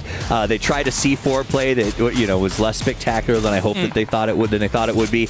But ultimately, it was a slow burn game. The thing about Twisted Minds is that tends to spark revival with them, right? I'll say this, though, even though I didn't understand much of what they said, I understand a little bit. I can say exactly what happened when they saw 3 Northern shifts back-to-back. It's like, guys, we're fed. This is our game. Yes. Yeah. And to Steve's point as well, it was kind of what we're used to seeing with Twisted Minds, right? They took their time. They took control of the north. They took that forest. And even if they didn't have that shift, they would have had a play. Martin and I were talking, it was going to be that pile building. So they had exactly what they needed to kind of make it look like a Twisted Minds game. One of the biggest kryptonites for me, in my opinion, in terms of these big events, is that they often play kind of slowly in the group stages. They're all about those like little steps at a time. Yeah. And when we've seen them knocked out, it's not by extravagant numbers, it's by small numbers, right? Because they're not putting up big points because they don't catch the shifts once or twice. This is their style of play. And so that is the danger, but when you get those 3 shifts in a row and you know how to play cool, calm, and collected, it works out. And you could tell. We see other wins. We've seen comms on wins with players jumping out of their chairs. That sums up Twisted Minds, right? They get the win. They take their headsets off. They go, well, another day at the office. Let's get the next one. Well, actually, that was the least reaction I think I've seen from a team getting a win almost ever. That was just because they knew that they was going to be going their way, right? And they weren't even really coming out of this game, Godspeed, with that many kills available to them. It's kind of the nature of that area, right? You've got those kind of 3 main compounds or 3 main compound locations from Garden down to the south, down over on the east as well. All of those compounds are normally going to farm the kills there, and you're just coming kind of late to the party. Well, not only that, but since they controlled the north, there was no one even to rotate for them to kill, right? There really weren't a lot of options. And so, especially like around Volcano, teams are either fighting up there, they didn't really have LOS, so it makes sense. All right, well, let's take a look at the match rankings then and see how all of the points have worked out here for this game, because I don't think it's going to be too extreme for good old Twisted Minds. 17 points go their way. Petrichor Road with a cool 11, and T1 also with another 11. To the point where now, if T1 continues to just get a few more points here, Martin, they're doing all right. Doing all right. They're already in the finals, I would say, at this point here. But it's good for Freaks to get 8 kills, like on a kind of dirty fight where the zone kind of shifts away from them, right? Yeah. They managed to say, okay, guys, we're not winning this game. Let's just kill as many as we can in this compound here. So that's good for them after being backstabbed by Virtus Pro in the last game. Other great news in this game, 17 put up some good numbers. We learned yesterday they're an Erangel team, and so they need to get those points early on. They're able to do that. I think we also saw Freaks kind of bounce back. Sure, they got knocked out by TDT, but 8 points on the board after that knockout last time around is going to be good for them. So some of our favorite teams stepping up and getting their points in this one. Even like game start win, I noticed in the last game, even though it was with only 2, they managed to get center circle towards the end game, and the same thing with this game, they managed to get center circle, so they're at least finding their position. Now they haven't been able to get many conversions into kills, but they're finding the position, which again, when you're talking about a top 16, is enough. They've been more game start wait for the circle to come to me, is what I feel like when you watch it. I mean, 50 points. They're 6th right now in the overalls, right? We're talking 15 more points, and they're going to be in the finals quite certainly. With 4 more games to play for them, I mean, that's completely acceptable for me. For a team I had not much expectations for, that's above what I expected. A game, set, and match. All I need is all of these teams from China to work on team names, all right? Yes, I once cast a team from China called Good Game Gaming, all right? I don't need any more. Anyway, never mind. Let's talk about the overalls. We've got Rock still at number 1. T1, as Martin mentioned, with 62 points, is pretty much shoring themselves up, considering they still have 4 games in hand as well. 17 Gaming with 56 overall. What is your big surprise so far from what we've seen here, Godspeed? That's a really good question. One he can't answer right now. Yeah. Big surprise. Honestly, Liquid has to be the biggest surprise. The big surprise. Not a good start. 8 teams are not playing today. That's the big surprise. Yeah, but I mean, here, 17 points were Twisted after 2 games. Sure, they had 0 last one, but you got to win the games that you got to win, right? And you could see that with Petulinger. I heard him say in the inning, like, okay, guys, that's it. But I think you brought up Liquid. You're absolutely right. Freaks in the same boat with only 8 points total for them. 3 points for Liquid. Yeah. You can see the guys on the screen right now. This is not where they should be. They're actually going to be pretty angry about this, I think. That said, they are elder statesmen. They've been playing this game a long time competitively. They have the mental status to go, you know what, let's just let Erangel go and let's reset for the next one. But they, as much as us and everyone who's watching in the Americas and around the world right now, is frustrated by this start from Liquid. And I don't think it's fault-driven. We saw Alo get sort of picked off. They've been to okay placements. They're just not landing in the right, maybe, timing. I don't know what's not clicking yet. I'm not necessarily frustrated as I'm not even disappointed. We've seen Liquid in the past, like especially as TSM in some of their more consistent tournaments, kind of not get the best start, right? So I'm not necessarily worried, but again, with only so many games to play in these qualifiers, they can't have too many games where they're only accumulating 3 points across 2-3 games. No, for sure. I mean, that first game happens. DM Freaks, Twisted Minds, and Liquid get almost nothing off that first game. And you're like, well, okay, it's only 1 game down. But then Twisted Minds straight away fires back with this. Admittedly, they're coming in from the north side of the circle adventure. But at least now they're right. Okay, we're on the horse. We're going to get things going. I can't take too much away from these 2 games here live. We have a difficult middle game. Then we have another game here where they decide to go garden, where it's going to be like a scrappy fight with 2 or 3 other teams, where the circle also go away. Like, it's not where it ends even, right? So you're not going to have anything big from it. So let's see what they do for the rest of the game. I mean, they have 10 more games to be played, right? So I'm completely confident in their capabilities. And let's not forget, the top of the leaderboard's not a runaway yet, right? 40 points is a attainable sequence for any of these teams that are just entering the fray as they sort of get themselves warmed up. And again, with Liquid, they've got the experience. I asked Kurt at lunch, how many jerseys do you have at this point? He said, I've played for 7 different organizations. So, like, that'll look really cool one day to be on the wall, but that tells me he knows systems, he knows how to survive, he knows how to play, and he's going to help this team keep their mind in the right place. How many times was shoot to kill in that 7? I think like 4 or 5 different times. 3 or 4 times, yeah. I mean, every time they got dropped from a sponsor or they got left. I don't want to say it that way. They went back to SDK, but yeah, the experience that Kurt has, specifically that team now has together, is invaluable, especially when you do have bad games, because you're able to reset and actually get back on the horse faster. I feel like it's actually just one of the teams that is the best at resetting in between every single game. And like, even though I asked him like, how are you guys feeling? I was like, we're always in shambles. We are molded by the shambles, so we're fine with it. So we're just gonna get on with other things. Like, yeah, you mean what you got from last year? You have that foundation to build on and go in further. It's like, yeah, we don't want to get second place again. We are here to win. We can relate, kind of like this desk, always in shambles. We're just like mulling our way through, doing what we can. Toughest. We're all right at it, I think. We're good at it. You know, another team that I think had some shambles they recovered well from. Freaks in that last game picked up 8 points. Tough first game. But this is a team that I think after watching them in that last one is going to start looking for quick fights early on. I think that they've gone to the headspace of placement's not for us. We're just going to go ahead and look to use our fight superiority to get ourselves to that top 16. And I think maybe we've under-expected how many teams came into the group stages with a 12-game group and said, you know what, our only goal is to make that top 16. We're not over-pushing for points. We're not going to overcommit. But to Martin's point as well, I think that cutoff is going to be even more contested, right? And I think the point total might be higher, like towards 65 points. You said maybe I think 70 would be crazy high. But again, with the way these teams are playing, I think it's possible. I mean, it was 60 points last year, right? You also had some teams that ran away with it, and also you have teams now with the revives. I think 65 is reasonable. If you want to feel safe, 70s is like where you want to be at, right? So you're looking at an average per kind of day. You want to go 35 or 40 points to feel comfortable, and that's what these teams are kind of feeling in. Although you can, you know, I've tried having 12 points on a day, and then you come back and have 74 points. That's not what you want to kind of aim for. You want to aim for that consistency because we're only playing best of 12 in the finals. You gotta have decent games every single game. You've got to. You've got to. All right, well, of course, Team Liquid here has not necessarily been able to hit the shots on the Battlegrounds just yet for the first 2 games. Still 10 games in hand. Let's see if they can hit some shots off the Battlegrounds. Hello everyone, it's Bella. I'm here with Team Liquid's Alo and Luke 12. Ba-ba-da-bam. Hello, hello. Hi guys, I have invited you guys over here on this very couch to play a little PUBG quiz. So I'm gonna give you a total of 5 questions, and whoever wants to answer has to press the buzzer, and you have to answer in 5 seconds. And if you fail to make it in time or fail to answer, your point automatically goes over to the person next to you. Let's get started. Name 3 weapons that could drop in an airdrop. 3.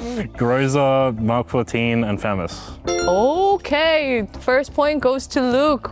You gotta get speedy, Alo. It's closer to him. It's closer to him. This is rigged. Can I keep it like hovering? Well, second question's coming up. Okay. Okay. How long does it take to use a first aid kit? Oh, 6 seconds. Okay, 1-1. It's a 1-all game. Good job. Question 3. Name 3 of the top 4 teams from EWC 2024. Pero, FaZe, TSM, and Sonics. Yeah, you only had to say 3, but you gave us all 4. Good job, Luke. Okay, it's 2-1. We're taking turns here. It's not a race anymore. Yeah. And the last question is what decides. Oh, yeah. Okay, all right. Name 3 melee weapons. The crowbar, the sickle, and the pan. Machete as well. Yes, wow. Luke just gave you an eye, like, hey, take this one. We gotta leave it. We gotta keep this a spin. Taking turns. Wow, okay. The best of one now. The team chemistry that Team Liquid is famous for. Last question. Name 3 weapons that use 9mm ammo. Who pressed it? 3, 2, 1. Oh, JS9, Vector, and V5. It's a friendly battle, the last one. Well, you pressed it, right? Yeah, he pressed it. And the point goes to Luke. Wow, Luke comes out on top. This is the most friendliest quiz. I just wanted him to win. Wow. I wanted him to win. Yeah, I love this. All right, well, thank you guys for joining me for this little PUBG quiz time, and best of luck to you at EWC 2025. Let's say bye. Bye. Well, that was interesting. That was awesome. We got to get more of that. They got more Alo in a quizzes. content Dude, piece. the fact that Alo was put on a content piece, I've been trying to get an interview with him for years, but it also goes to show like he is a monster in game, but he's such a sweetheart out of it, which is such a stark difference. Yeah. I always start my lands here with when I see Alo, get a hug. Dude, he the gets Alo good hugs are the hugs. best Yeah, hugs. 100%. Awesome. I didn't know that. Yeah, but you don't like hugs. Because you That's don't. true. I don't like people. That's true. I'm here. Hard-hitting analysis here from the desk. Thank you, guys. Whilst we do a podcast episode 2 here for the moment, we're just waiting for all of these players to get ready and good to go. So yes, obviously Liquid, we expect a big bounce back from these boys. As we mentioned at the very top of the show, Toffees, we know that they are going to be voracious. They're going to be hungry, considering that they did miss out on 7 and 8 PGS. Yeah, I mean, they took that personally because this, again, as with everything, whether it's the PGC Grand Champion position or the qualifications for PGS, they missed it by so small of a margin that what I really expect from this team and what I hope to see from them, they've added Nomi to the roster. They're adding that little extra touch of analysis, right? It's this idea that we just need to stop being in a position at the end of a tournament where we go, man, we should have made that one move in game 3, and they're doing those moves now. Well, if you think about it, the last time as TSM when they missed an event, they came back and they had that insane streak where they got, seconds and thirds at pretty much every event. So this could be, again, another impetus, the start of that. If they miss 7 and 8, is EWC going to be their start? Will they get top 5? Will they win the event and then continue that streak going throughout 2025? And to further that point, like they're competing for Liquid, who's in the Club Trophy Championship and could potentially win right now. We made the joke about, Kurt's got all of these jerseys. The idea of being able to lock up potentially a stable brand, a stable support system for them going forward over the next couple of years for the first time in a while, I think is also just a really big carrot for these players. Liquid's always been one of the best organizations for that, right? They've always really taken care of their players, regardless of what game it has been in. And the two, we've talked a lot about Liquid here. I do want to move on from them a little bit, Martin, because another team that kind of has question marks around them, especially when it comes to internationals, is Petrichor Road. They did have a decent kind of performance here to get things rolling for themselves in the group stage. Sure. And they were second place last year here. Sure. The only thing is, internationally, it's a bit wishy-washy, even though this team should be a super team when Ming Ming was able to join. When we kind of started the conversations, it's like they're just so hungry for the big events, right? Yeah. Second last year, they were so close. They got 4th in the last game, while Sonics, now Falcons, got 2nd and as many kills, so they won the whole thing. They were so close. And as you said, with Ming Ming coming in, it should be that big power roster at international level, but it just isn't yet for me. That's why I'm hoping here that this is going to be the motivator for them. They want to show up at the very biggest events and they want to win. The first place is $650,000. Yeah. Who would not want to win that?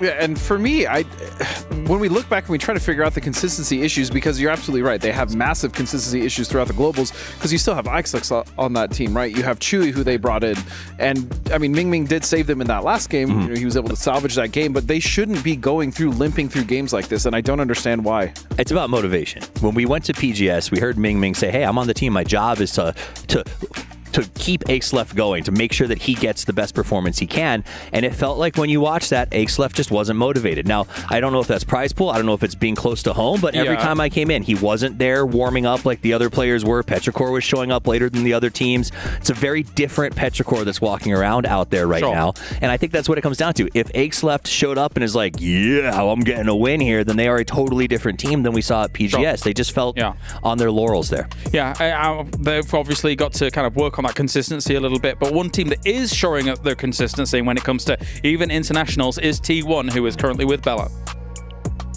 Hi guys, I'm standing here with T1 reigning. 안녕하세요. Well, you guys came on today ranking tied 3rd with the Falcons, and we were expecting a little bit of a momentum, but as soon as the first Erangel started, we had to say goodbye to you pretty soon. Can you tell us what happened, reigning? 어제 경기력이 너무 좋아서 오늘 공동 3위 팔콘스랑 같이 경기를 이렇게 시작을 하게 됐었는데 첫 번째 맵이 시작했을 때 좀 인사를 빨리 해야 됐거든요. 좀 무슨 일이 있었을까요? 첫 라운드는 좀 저희가 좀 브리핑적으로 좀 실수가 있었어가지고, 그리고 제 실수도 있어가지고 좀 터져서 다음 라운드 좀 더 열심히 하려고 준비했던 것 같습니다. We had a little bit of a calling mistake. I think I had some errors personally as well. So we, tried to make up for all the mistakes and brought that energy onto our next match. All right, well, you're in Group A. This is the last time you get to play. How are you planning to finish out the matches the rest of the day? 그룹 A라서 오늘 마지막 경기거든요. 남은 경기는 또 어떻게 풀어나가실 예정인가요? 저희는 그냥 하던 대로 할 거고 기회가 온다면 그걸 놓치지 않고 꼭 잡아서 치킨 먹겠습니다. We're going to do what we've been doing, but we're going to seize that opportunity and get that chicken dinner when we can, if we can. All right, love that. Well, Raining, looking ahead, how high on the leaderboard do you want T1 to finish at the end of the day? 이제 오늘 또 마지막에 리더보드 몇 위로 마무리하고 싶을까요? 당연히 1등으로 마무리하고 싶은데 그게 안 된다면 상위권으로 마무리하고 싶습니다. Of course, I want to finish first, but if not, on the stable, higher ups on the leaderboard. All right, thank you, Raining, and best of luck to T1. 안녕, T1 화이팅! All right, don't mess with the boss lady Bella in her lovely suit. Jeez Louise, all right. But you've got Group A versus Group C currently going on today. If you're just tuning in right now, we've only had 2 Erangels down. We've still got 4 matches to go. Group C as a whole, those come in relatively decently to start things off, Toffees. What do you make of Group A and C? I mean, I think that the Group C has been fun to watch. In fact, everything we've talked about in the first 2 games has been high impact from mostly our Group C teams. And I think that's a little stressful for Group A because, Martin, there's only 4 games left to play for these guys, and I don't know. Some of these just haven't shown up today. For A, you have 4 games left to play. Full Sense, 27 points. Yes. Buriam, 28 points. Oof. Navi, 41 points. Expendables, 44 points. We're talking about a 65 to 70 points cutoff here, right, if you want to be safe. You got to step on the speeder right now if you want to get into that finals. Otherwise, you're going to be left in the dust. Yeah, and it's crazy to think that we may not see Expendables in the finals, right? If they're not able to kind of clean this up and get more points. Here we see them. Or even potentially Navi, even though coming into today, we thought Navi had a pretty decent day 1. It's going to... I mean, okay. Miramar's going to change that. Of course. I mean, the thing is that... Let's talk about that for a moment, the Expendables, right? Because, of course, after they set the precedent of we are the world champions, we are PGC champions, right? We go to PGS 7 and PGS 8. I think a lot of us were like, okay, can they continue this on? Because I think even we had question marks around if that was going to continue. Sure. Here, still kind of middle of the pack Avenger. Yeah. I don't know whether or not we'll see Expendables reach that high again. What are your thoughts regarding that? For me, still, sure, 2 of them coming off a Nations Cup win, but it's just not really coming into fruition just yet. 44 points is not a PGC defending champion kind of level right now, and they should be thriving in the chaos that is right now. They are the team that is thriving in this type of chaos here, so I would like to see them way higher up. Okay, so here's where I'm sitting on Expendables at this point. Okay. I think that they thrive because they're chaotic in the order. I think that's why we see them come out in when they get to grand finals, whether it's PNC with their players, whether it's PGC, and they get to a place where all of our top teams are sitting and they can kind of predict what teams are going to do. Yeah. Their unpredictability becomes incredibly strong and viable. I think right now where things are a little bit wonky, they seem to struggle because they're running into things they don't expect. And yes, they're good fighters, but I think chaos, hurts chaos. Chaos only does well when everything else makes sense around it. True, but I feel like I agree with James in the fact that I don't know if maybe PGC was their peak, right? Because when you even look at PGS and you look at the last 2, sure, it's not as important as you would say like an EWC or PGC. They still got 9th, and then after that they got 19th. So their placements have gotten worse and worse since PGC. So I don't know if this is what we're seeing as a symptom of that, but yeah, it's not trending in the right direction. I think we have to watch the rest of 2025 out, see how that's going to really unfold here. Gentlemen, we are going to go to a short break whilst we solve everything that's going on for our players to get them good and sorted to go into those wildcard maps. So we'll see you in a few here for more PUBG at the Esports World Cup.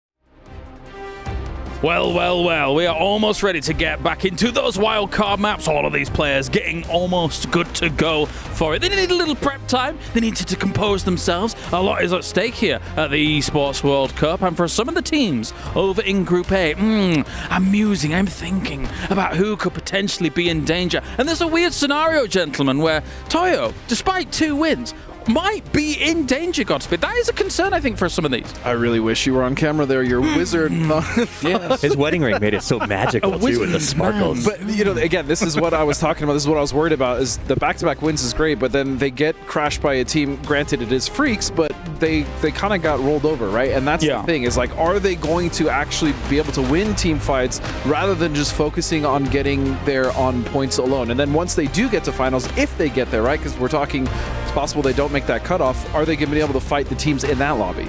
I completely agree with your assessment of how they're approaching their late games and then their wins, because if it would have been any other terrain, any other scenario, their passive play towards those late games, Avenger, does leave them vulnerable in other circles that weren't those specific 2 circles at the very end for them, right? So they've got to change things. 51 points currently with 4 games to get. They need another decent one, or they need to stop having 1-2 point games. So that's big for them. I mean, imagine having 2 wins and not going. That would be crazy. Also, game start win 50 points, 1 point less than other guys. They have 3 second places and a third. Yes. That's good consistency, but they're not getting the kills. They're only getting the placement points. They need to step that up to also make sure they get above that 65-point mark. And I want to actually ask you, Toffees, about game start win. And game 1 specifically, right, where on their own radio tower, was there any other way they could have potentially approached that scenario versus Toyo, or was there no opportunity against it? So, I mean, I think when you watched the way that end sort of played out with them on the high ground,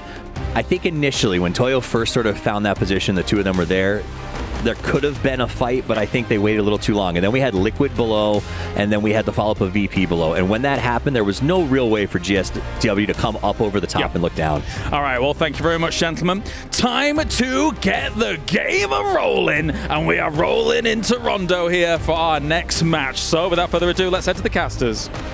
Rolling into Rondo. Yes, let's go. Okay, guys, it is time to get into game. Rondo is the next one up.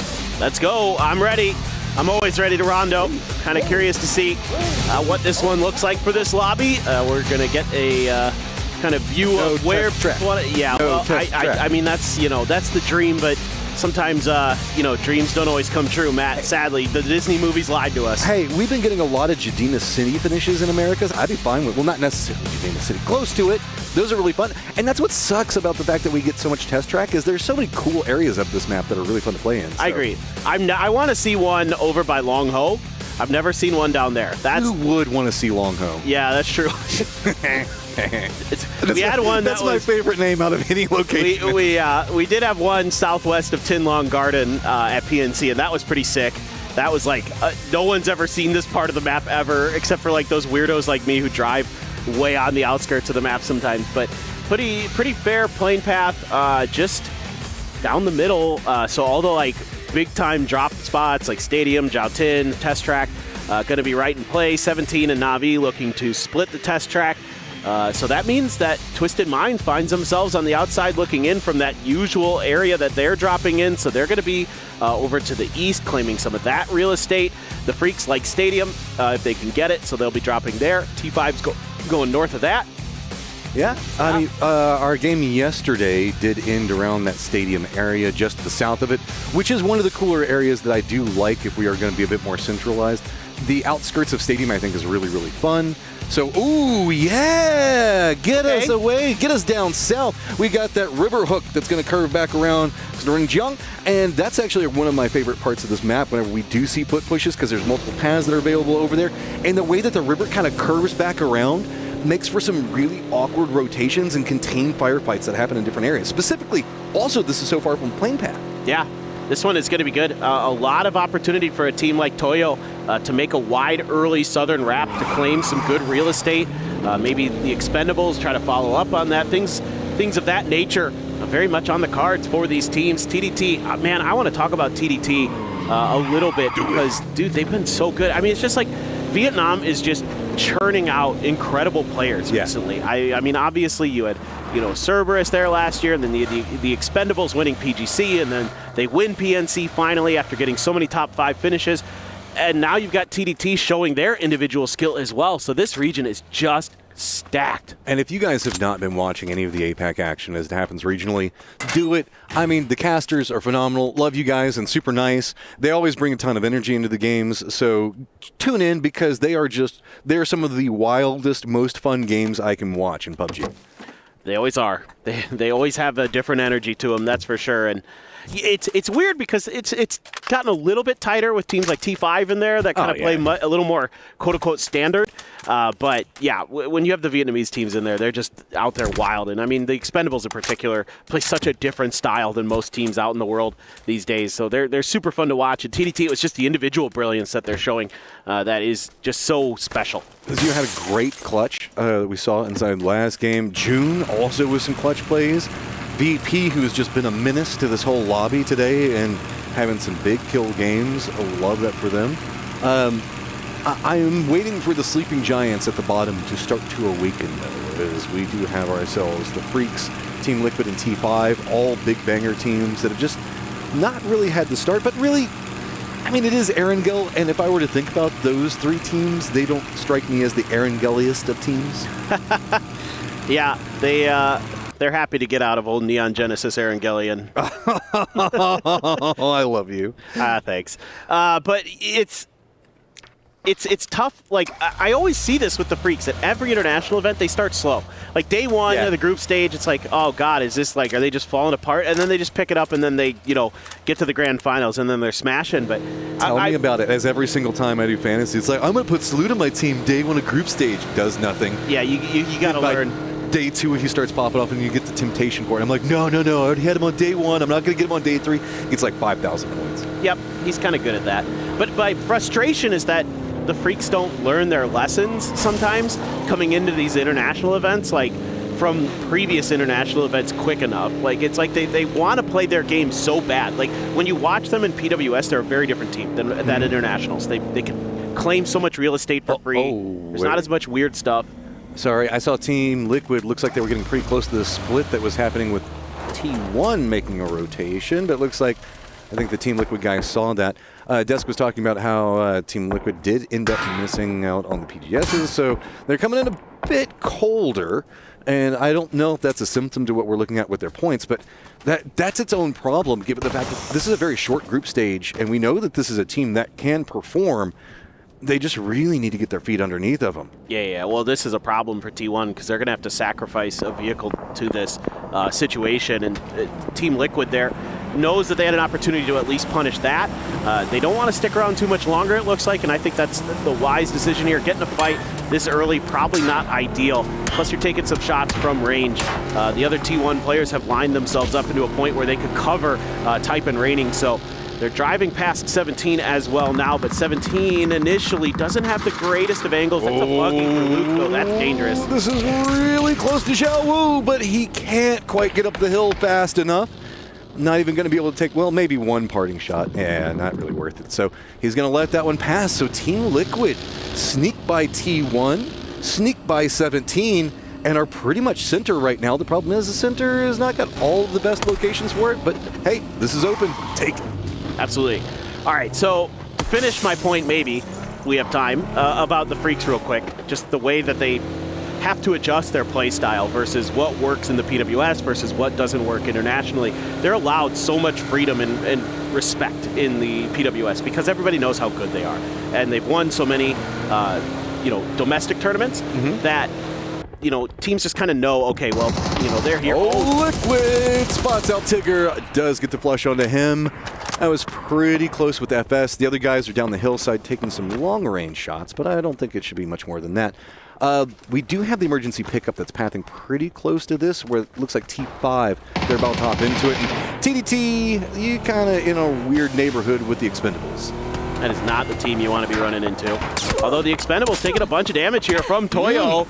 Toyo, that team, they took a long time to make their rotation. The Expendables actually got ahead of them in terms of who could maybe move into this circle from some of those teams that were near Jadena City and north of it and things like that.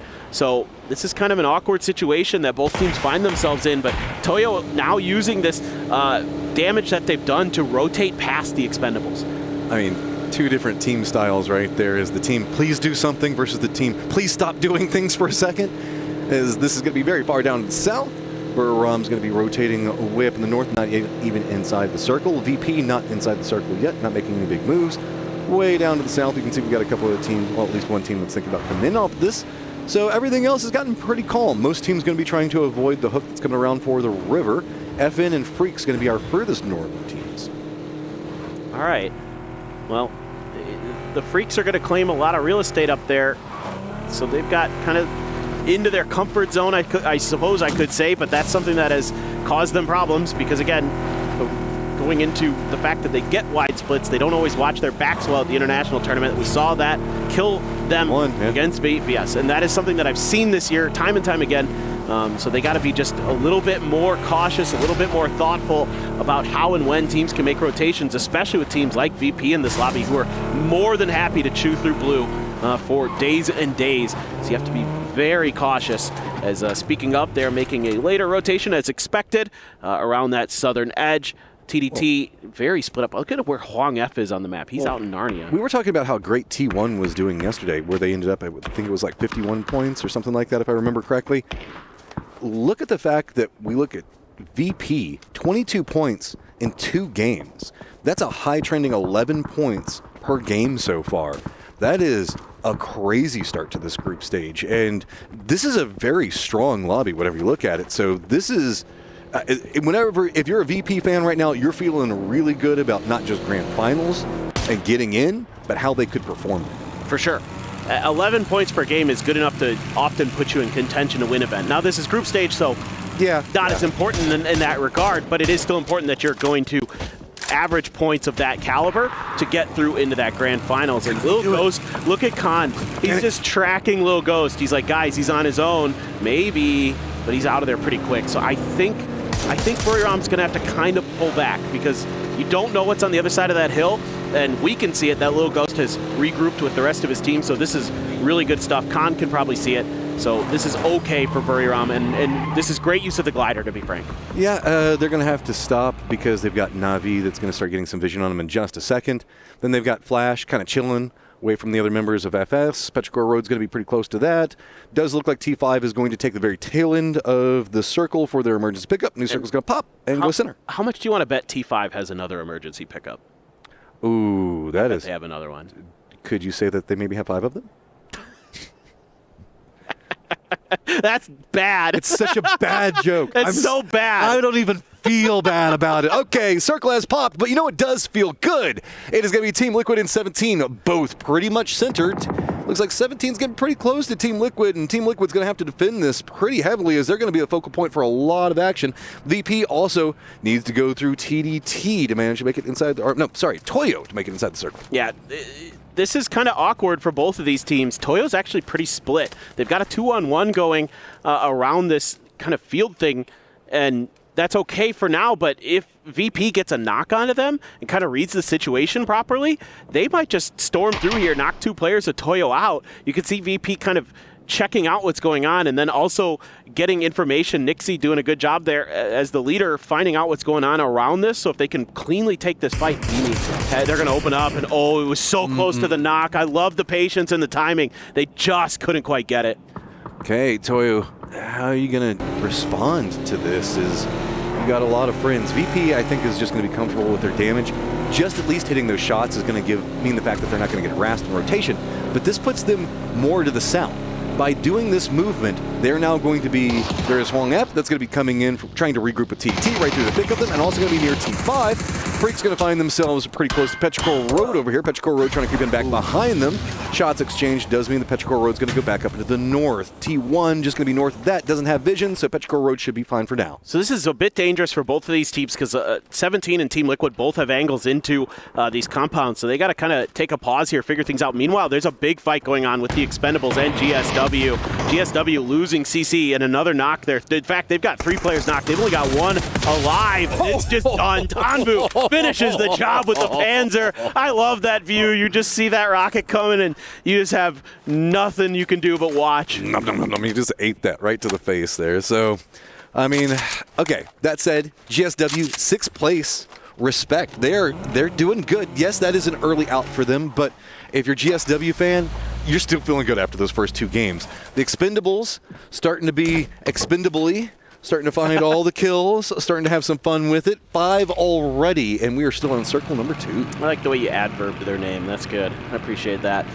This is like, again, you think back to that first Miramar game yesterday where it's like the Expendables start well, they get that kill, or a couple of kills here, and they just start to snowball games. I mean, that's the Expendables, right? Their early game plays either start well or they're the first team out. Yeah, they just got problems. Like, they hamstring themselves so much they can't do anything. But I love the fact that everybody else is like, okay, we're playing for numbers, we're playing for Circle 2, and the Expendables are like, no, we will just make this work. We will figure out ways, we'll just get cleaner with it and cleaner with it, and it's fun. Yeah, I love it. That's how they win events. I mean, because they're so opportunistic and they're willing to take those high percentage risks where a lot of teams wouldn't. And if you've ever met these guys, specifically Duck Juice, you can understand their team dynamic. It's like, yeah, we know everybody else is doing this, but this is what we want to do, and this is the way we think that we can win. They're just always having fun. They're having fun, and they would rather take a 0 game and play it the way that they want because they have the upshot of having a 25-point game whenever it works. And that, I love it. I love that mindset because the confidence that it brings. Absolutely. VP is making a bold move here in the center of the circle. This is very uncharacteristic, I would say, for them. They're usually a team that is happy to try and, play the edge, try to find their way through, even tank some blue, but they're going to see a position because of that glider and take a risk. Petrichor Road as well, making a mad dash to try to regroup. 2 players in this car. Can't find any damage, though, and they're getting shot in the back. Here's the problem. They ran right at Petrichor, just runs right into Burram. Burram's now getting harassed by FS. Petrichor Road has to just run right through the gauntlet of it. Burram now curves back around up into the north. That's where Team Liquid and 17 are going to have some vision. VP are in the middle of this, just trying to get people to stop shooting at them. It's going to be the Expendables that now get some vision. Burram has to stop off in a ditch because there's no other options. They've got VP that's going to be right next to them. We still have Toyo that needs to get in the circle, as well as Twisted. Twisted's going to come in a bit slower, but this is going to be a replay of what we were watching. Give it to us.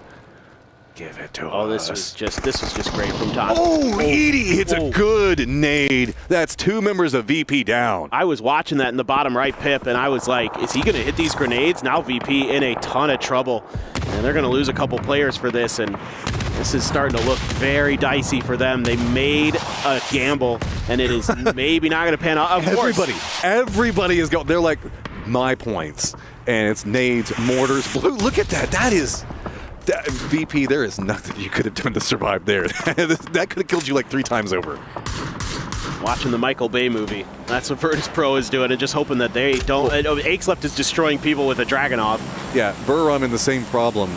These dips just not working for anybody. They thought maybe there would be some space, but there's a hill to the northeast, there's a hill to the south, and everybody's got some vision in it. Expendables in the middle of the circle. They're not going to let anybody near them. Then 17 as well. Petrichor, they're driving in at this. Akesleft in a car. He's got a machine gun, wanted to see what he could finish off. Just threw a grenade in there, got a knock, and they drive out, and they're going to try another direction. This is madness. Do it again. You're not done yet. Glories wants a piece of it too.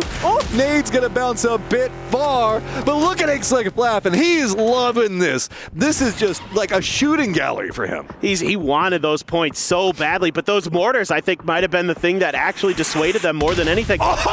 Yes! He says, "No, Akesleft, those are mine," and it was the right decision to pull off there for Petrichor Road. I mean, that was going to be dicey if they stuck around. Who knows if that mortar misses and hits their car instead. Dip definitely ain't free. Nope. Neither one of them, because, man, the whole lobby turned on those 2 dips. VP still has members alive, so respect. Circle Pops, it does go down to the south. So that means that the Expendables are going to be in the middle to everybody's chagrin. Yeah, that is not the team you want to have there. I mean, are in theory very, very good at defending compounds. FN Polchon making an aggressive maneuver here, trying to find something. There's a little bit of cover in the middle of that circle, but they might take some damage on the way in, not sure. Team Liquid as well, going to be on the move. 17 waiting for the other teams to bypass. Team Twisted Minds on the backside of this, kind of maybe looking to do some third partying. Okay, vehicle does flip, running through the wreckage. They're going to be running right next to the remnants of VP. VP is going to just try to shoot them away. Kurt does get taken down. Vimy gets knocked. Whoa! Luke just pops him in the face with his car.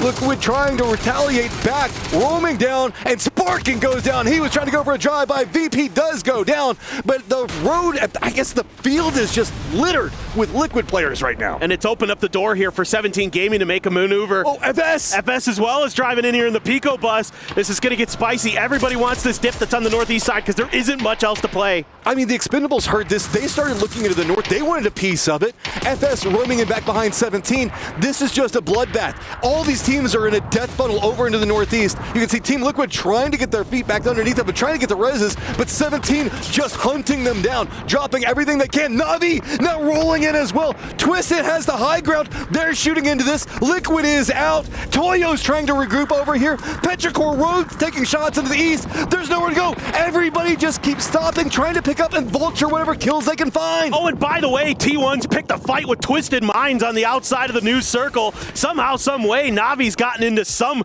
relative amount of safety. And here's Twisted Minds. They're actually pulling back a little bit off of this fight, trying to find some new angles to contain T1 as best as they can. But T1 actually finds the opening knock here onto Perfectix. But I think that's a BRDM if my eyes don't deceive me there for Twisted. They're trying to use that to just tank their way literally into this new circle, but they're getting cut down by Petrichor Road. They're not even in the circle yet. They're right on the edge of it.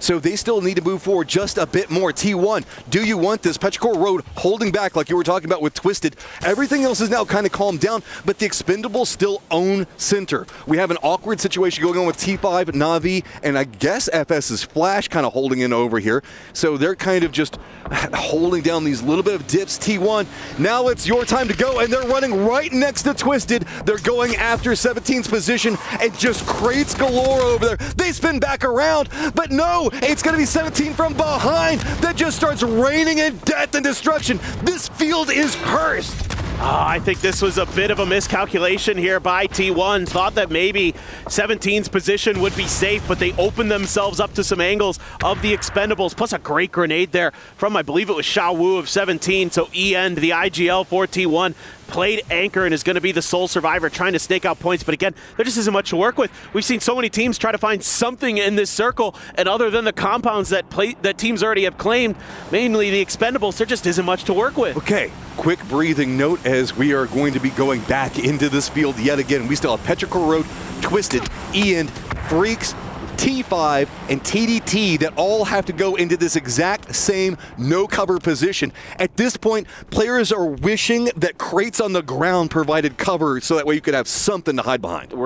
You're going to throw every emergency cover flare you have here because you have to find something somehow, some way. Twisted might just have to, they just have to go at something somewhere. This is great use of the BDRM. Oh, but Batulin just took a grenade right underneath his car, down to 19 HP, and just you could see him shake his head a little bit there. Gonna have to stop off to heal, and Twisted has to figure this out. They have to regroup, and 17 trying to put some hurt down, and it's Hanbu and it's the Expendables. 7-7, how much more do you want? He wants to get at least another point or two, something out of it. Lou gonna bring the BDRM right up on top of him and be like, where are you trying to hide, buddy? There's nowhere to go, Xiao Wu. We're just gonna continue hunt. I mean, it doesn't turn the best, so instead you just gotta look at look at Lou. He's like, what do I even do here? I can't turn, I can't do anything. Xiao Wu can't really do anything back to him. 7-7 finally goes down. Petrichor Road just kind of watching all of this. This is a nutty match. It is really wild. Xiao Wu here actually doesn't, well, he throws the molly at the bottom of it. I love this. Oh, he's got a C4 though. That forces him out. Lou wins the battle. Well played there by Lou. That got real scary real fast, and he was able to find the timing. But Tanvu, Delwyn have now left that compound. They're seeing if maybe they can scavenge up some more. Lou still has himself a very defendable mobile unit to work around with. Petrichor Road still is coming. To the south, though, we have TDT as well as T5, both hopping in vehicles roughly the same time, rotating up next to each other. So it's going to be a bit of a skirmish due to happen as there is still a compound that was open. T5 managed to steal it away. This is going to sound bonkers, but I almost favored TDT. Oh, that's a nice shot there. Oh, Rex has a Mark 14, actually. I thought it was a grenade that was going to get the knock on to June. It's actually Rex from afar. TDT needs to get some util into place. They need to do some damage. Here come the Freaks, though. They're swinging in from the bottom. Are they coming after this one? Navi is trying to hold out Petrichor Road, and that's the only reason this fight is staying contained for the time being. But Freaks do get vision on what's happening. DL does line in. Zoo is going to go down. TDT in some trouble. Too many people coming after him, and they are going to go down. Freaks here having a little bit of trouble getting fully into this circle, though. Salute got pinned down momentarily by the Expendables, but it looks like he's found just enough safety. You have FN Pochon still locking down a compound of their own. They're going to be in the next circle, so are the Expendables, so those are going to be very nice. Good grenade here from Axleft, who's got that machine gun again, looking to put it to good use. Going to throw a molly out right into all that cover, trying to see if he can catch Navi hiding. Okay, Axleft. You're going to have to be just bold. You just have to run through it. Support's coming. Chewy does get the knock onto one. Follow-ups are coming out. Navi wants to try to hold the line, but Axleft just denies it all. Navi goes down. Petrichor Road continuing to push in. Circle stays elusive and moves more west, so they're not in it yet. Love the way Axleft plays this. He doesn't go for the flushes initially. You would think with a machine gun, you're just going to hold the left trigger down, claim some free points, but he says, okay, you've got 2 knocks. I'm going to find the last 2. You guys keep distracting. I'm just going to push through, get these kills, make sure we wipe them out very cleanly and efficiently. That is really good on-the-fly thinking from the leader of Petrichor Road. Freaks, Guman looks like he's starting to eye the T5 position. Does manage to kind of squeeze in there, so the rest of the Freaks could be coming up back behind him, but looks like they realize that the threat that could exist over here, so this could be a very hard position for T5 to hold down. Is on the other side of it, Petrichor Road does hear this bit of a firefight that's happening. Petrichor Road, though, has to be careful. They still have Flash. It's going to be next to him. FN is going to be across from the Freaks, so that's going to stall out their positioning for now. The entirety of the North pretty much belongs to the Expendables, which should terrify everybody. This is an extremely strong lobby still alive. Oh, God, yes. This is such a stacked lobby. Ming Ming actually found the knock on the DL there. So the old player named Bob Songhead previously is going to go out here. DNF, the good news for them is I think T5 expended all their utility, so at least they aren't going to suffer from a nade barrage, but they're kind of trapped in this little dip that they have for now. Meanwhile, FN Pochon just kind of stretching out, just seeing if they can find themselves some kills. Right now, they don't have any in this game. So the way this plays is TE's position is great, but it's kind of sloped down the hillside, so that's why they keep kind of exploring further up, trying to see if they can get involved in this, because this has been a brutal game with a lot of kills stacking in. They know that there's still a Twisted member up there, and they're trying to hunt that down right now, and that's kind of containing in what's going on with Petrichor Road. They can't move too much. They've got Flash that's right down below them. Lou finally does go down, so that's going to open up some more space for the Expendables to work with. So it's pretty much 2 contained arenas of battle. Up in the north, we're going to have the Expendables, Petrichor Road, as well as Flash still being alive. Down to the south, it's going to be the Freaks as well as FN, with maybe T5 being involved, but the Freaks are starting to get a bit more mobile. Flash finally goes down, so that's going to open up Petrichor Road a bit more. Freaks do look like they want to go after FN, though. This is a really nice situation. The Freaks found some good grenades, some good shots. FN was constantly having to go for reses, and they had to place Rex out front to try to slow down the Freaks, but he could not get the job done. They found a good grenade, and now they're looking to finish the job here. Heaven pushing around the smokes, looking for the last alive player. Blue Zone's out as well, right on top of Americano. He's just hunkering down. He's trying to heal through it. He does get the first aid off just in time, but there's more Blue Zones, and he's gone. All right, and it's going to be Duck Juice that picks that one up, pushing them up to 15 kills for the Expendables. We talked about this squad could be explosive, and they are destroying this lobby right now. It's exactly what I thought. As soon as they got that first big win, they just heat up. Fluky there. Oh, go for the arc shot, my guy. Do it. Go for that big one. The Freaks took some damage here, and now T5 knows they have an opportunity to scoop up some points, maybe relatively easily. Everything's converging onto the Freaks. TE also on foot pushing the other side. They don't have the time to go for these reses. Glorious already gets a knock onto one. Fluky can't can't find out anybody on the Freaks yet, and the Expendables want it. They know that there's more points to be had, and they want to continue the climb. Duck Juice leading the way on one side of it, using the cover, bouncing between, got some friends with him, and Calores, who's just walking through, does not even care, does go down. Finally, those Guman does knock down him and Duck Juice both. That's huge, though. Oh, it's Fluky. It's Fluky. Oh, the Panzer hit him. Oh, yes, he got the follow-up with the got the knock here. Now Petrichor Road swinging in to try to finish what other teams started. Axleft comes in hot and heavy and gets taken down. T5 now in momentum position. Petrichor Road playing up into the north. Delwyn still alive for the Expendables, but he's way up into the northeast. You can see him on the minimap down there. He can't get involved. TE is pretty much done. Now it's going to be T5, Petrichor Road lined up against each other. Man, that hero play from Guman just ruined the Expendables round. It looked like they were going to rack up like a 20-kill win. Instead, Guman got 2 kills, and that opened the door there for T5 to make a push. Axleft sent it, just seeing if he could find some freebies with all those knocks. He got stopped. Delwyn was trying to contain Petrichor Road, but they found an escape valve right through the center of the circle to try to get over to that fight, and now they're down arguably their best player. Team presently in first. Delwyn in the Expendables goes for the nade. Is it going to bounce right? No. It's going to hit mostly the car. He's now revealed his position. Petrichor Road has to deal with him. Now Chewy looking over here. It looks like Nan is also going to be going for a flank position. Delwyn reads that, though. He's instead going to be playing more down to the south. Has to be careful because Rosted Jr. might get some vision on him in just 1 second. He's going to be walking right out in the middle of this. Rosted, ooh, he spots Rosted first. Drops down to his belly, but Rosted knows exactly where he is. Near on, no cover to be had for Delwyn. He's just creeping out, and he is pretty much done unless he manages to hit a shot back.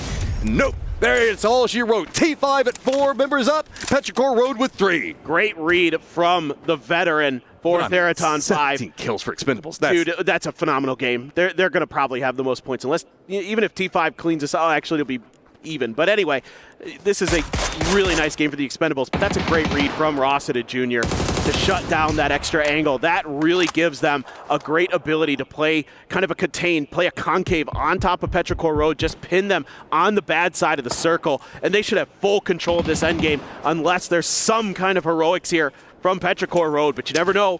Guys like Nan and Ming Ming in the lobby, Chewy as well, they could definitely turn this fight on its head. 3 squads just feasted on everybody in this field, and it was the Expendables presently at 17, Petrichor Road at 8, and T5 sitting at 10. T5 picking up most of their kills at the end of this one.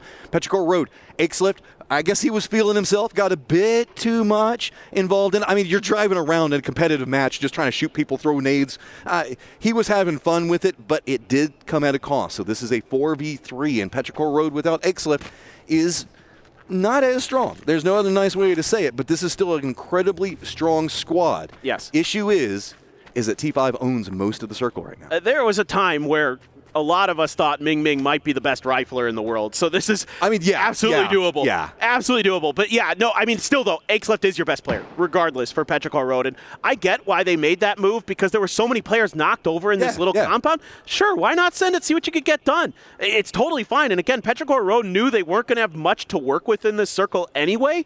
So it's kind of, in my opinion, the okay decision. Now, Nan here, if he can win this battle out on an edge, somehow get a random knock on the Padampong, then all of a sudden, it's a very different fight. They could maybe push up towards the edge of this hill a little bit closer. The issue is that it's so flat on the way to Fluky. I mean, T5 just has to play this safe, force Petrichor Road to come up and over that hill, but Padampong is in kind of an awkward position.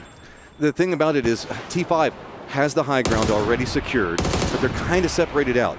If we see Petrichor Road manage to get a couple of picks here or there, T5 can't really respond back into it too much. It's a lot of isolated control positions that each one of the members for T5 is playing right now. Path and Pong, you're seeing it right now, isolated, trying to use those smokes to see if he can regroup.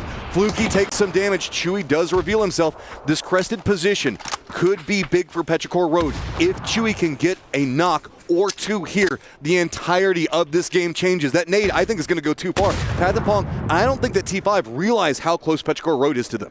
Yeah, it's been really quiet here from Chewy. He got a lot of damage onto Fluky, and now he's trying to just creep his way forward. Their stun doesn't even really connect. Chewy able to turn that well enough. They're throwing out some stuns of their own now.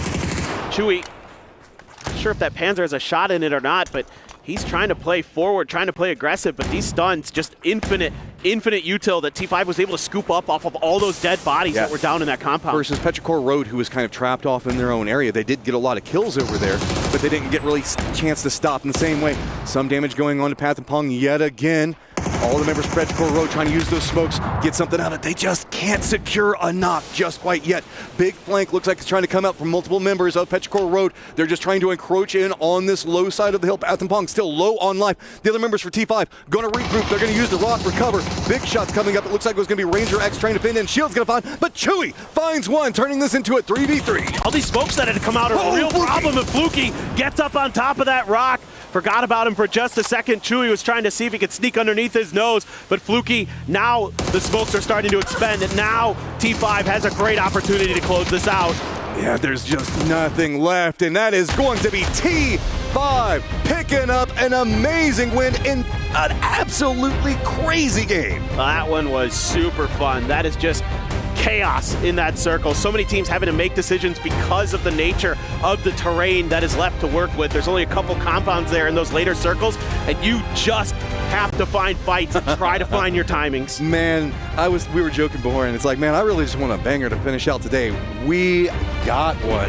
That was an absolutely nuts game where it was like a decision one way or the other. It was just like on a knife's edge all the way through for so many of these squads, and at the end of the day, T5 comes out on top, but Expendables, big kills. Petrichor Road finally finding a big game for themselves as well. Yeah, that was such a fun game. The Freaks there making a move at the end had a moment where maybe things could have gone a little bit differently.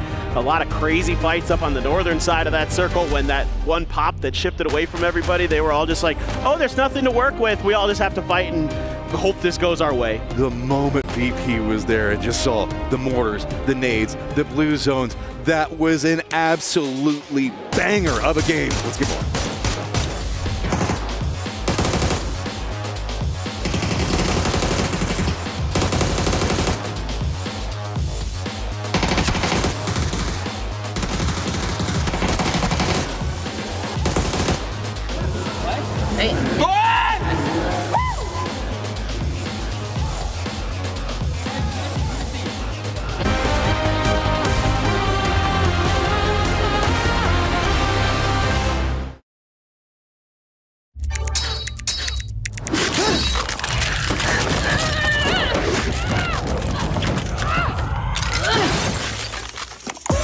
Reach your impossible.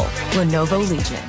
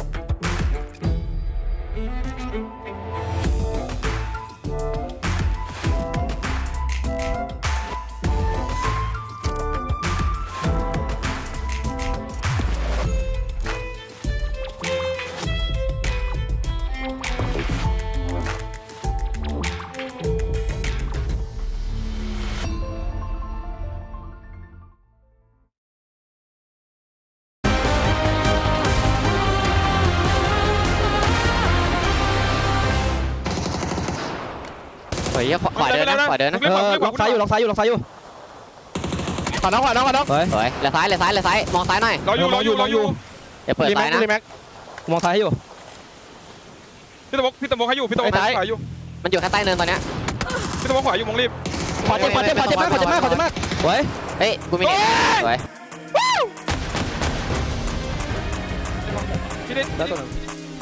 Therathon 5, the Rondo specialists. It's reminiscent of a big game from them in past times, and now they get themselves another big one here to get things rolling for the Esports World Cup. Joining me to talk about this game, we have Avenger, we have Godspeed, we have Toffees. I appreciate that. Hello, Martin. And now we have Therathon 5 getting themselves some good points as he tries to copy his notes. What are you looking for? No, it's just he's continuing to drop stuff and they get larger and larger throughout the day. So he started now with a pen, then he's going to be dropping a book. Maybe the microphone will get dropped later. I'm when he makes a really good point. Mic drop. Yeah, I love getting yelled at by production for throwing mics around. All right, well, let's talk about this win, of course, here, Toffees, because this is them looking brilliant coming in against two compound positions that I thought were going to have the linchpin spot, but did not.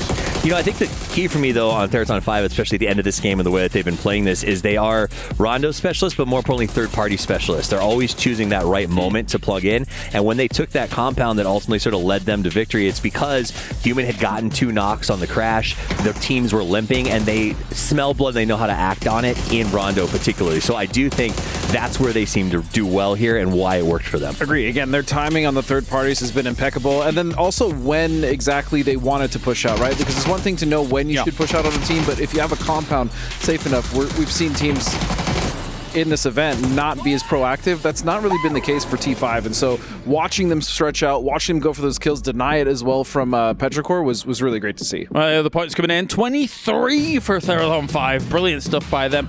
The Expendables, 17 kills. We'll talk about them in a second because we can take a little bit of a deeper dive on them. But Petrichor Road, Martin, continues with 14 points. They're coming into play for today. Yeah, it's huge, massive start for them to kind of get a little bit of things going for them. But I gotta say this, even Expendables makes mistakes, right? You're 2 guys trying to clear what Freaks was. You gotta play together to make sure you're going for the win here. They're spreading out. They're taking, 1 each around. They should be going hand in hand, clear the compound together. They would have been 3 or 4 guys alive taking on Petrichor Road at that point and could potentially taking on Therathon 5 later on.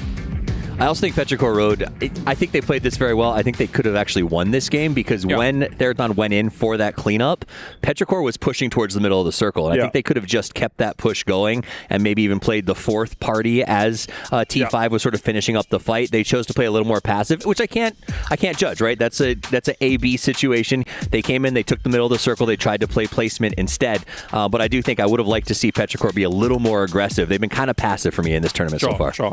Let's take a look at those kills across 9 matches then, now that we've got Group A looking pretty spectacular overall, and Tanvu and Chloris will take the top spot. Tossie and Flame are still up here despite not being in the lobby. That's impressive. Saw yesterday 14 kills on both of the guys. After just 6 games is crazy, right? But yeah, massive game for both Chloris and Tanvu here. It's going to put them up there. They still got some to play, and with the amount of kills that they're getting, 17, that's just insane. The thing that also strikes me is how much more dangerous is the Expendables going to be now, because they had their big game. They've caught up. They're now leading the leaderboard. What teams are they going to target? Because essentially now, being pre-qualified, they can just make a mess for anyone. Well, this is how we started out just before this game here, Toffees. We were saying, okay, where are the Expendables right now? They're our PGC champions, bit wishy-washy for our PGSs. After that game, that's a statement. As Godspeed says, it's almost qualifying them in. That's the biggest problem with the Expendables is when they get to a point where they no longer have something to lose and they can kind of play whatever system they want. That's when they become crazy, right? Because they'll go into these fights and the mentality changes. They're not saving utility to get a little deeper or survive Circle 7. They're blowing everything they have. Some of those fights you saw, they were panzering, they were grenading. They're dumping their utility to get those 4, and they're willing to do that now. I would say this, though. What I liked about them is they stay 4 guys strong right there, but they go out and they poke at teams. Go out and get a few kills here and there, and they're like, okay, we got a kill here, we got 2 kills here, go back to the compound, stay safe. We still have the circle. Make sure they stay alive for as long as possible, 4 guys strong, but still getting that amount of kills is just crazy. It's similar to our previous Rondo that we actually watched out yesterday here, Godspeed. That's kind of what you were drawing on the Toyo frustration, right? Right. If they were in that compound, you'd have probably expected them to sit there, wait, maybe not flex out as much. Is that kind of way? It's not even what we expect. It's just what we've seen from them so far in this event, That's right? fair. Which That's again, I say this event. Generally, they do flex out. They do like to be more proactive. But whether it's because they know they only have to get 16th, maybe that's why they're playing more passive. I mean, we saw it in the interview.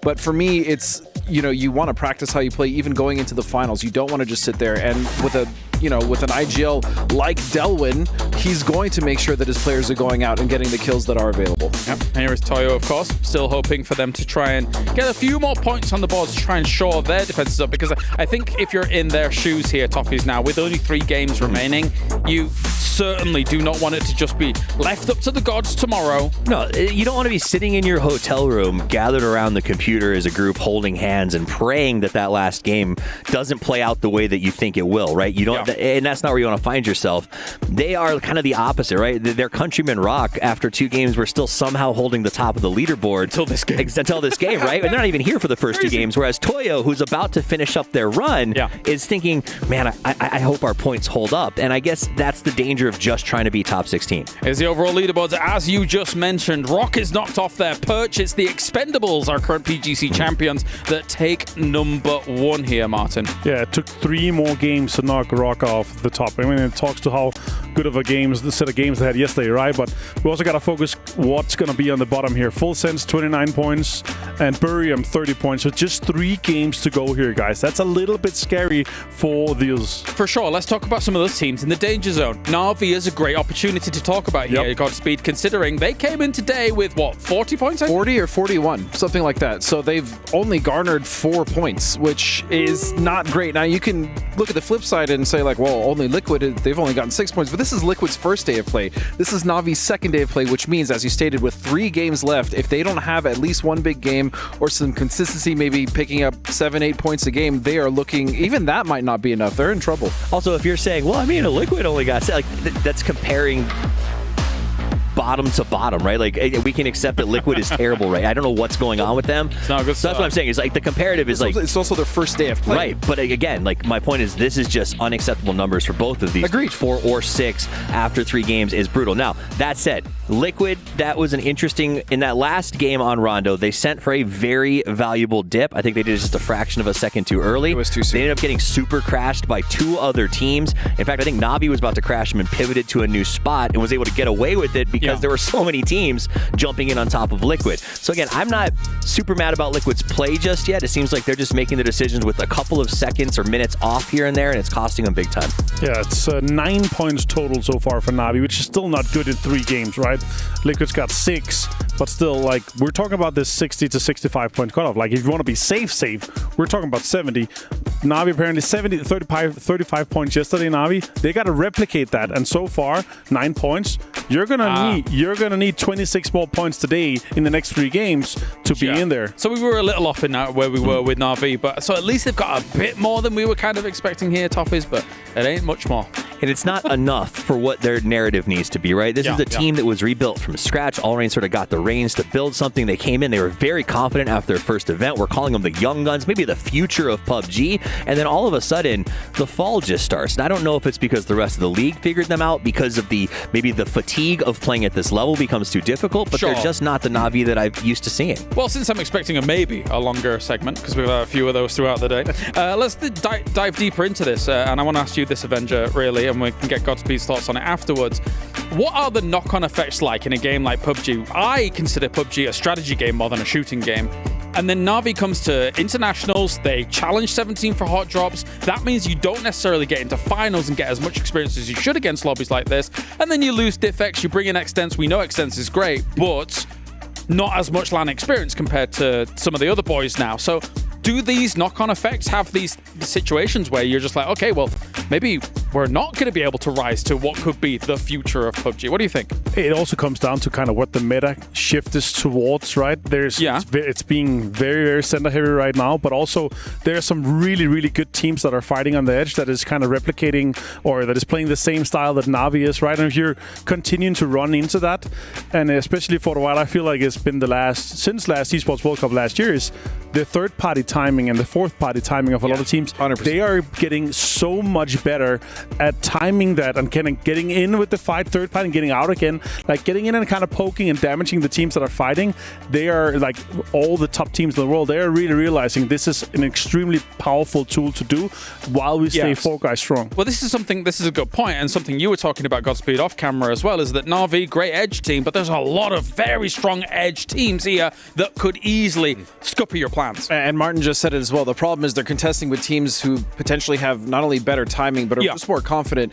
And then to Steve's point, when you have a team that is inexperienced when they come onto land, they're not going to be able to bounce back as well as like a Liquid or, you know, a Freaks or one of these teams that have so much more actual experience to be able to do so. Right, well, thank you very much, gentlemen. It is time to kind of wrap things up here. We're going to head over to the stage. Of course, we've got BB Team on the Battlegrounds, but we've got our own BB Team in Bella and Banks. I like that. That's right, it's BB Team on the stage. It's Barney and Bella here to give you guys the highlights of the day. Well, it's Groups A and C here at the venue, and boy, did Group C come prepared. Barney, take us through Map 1.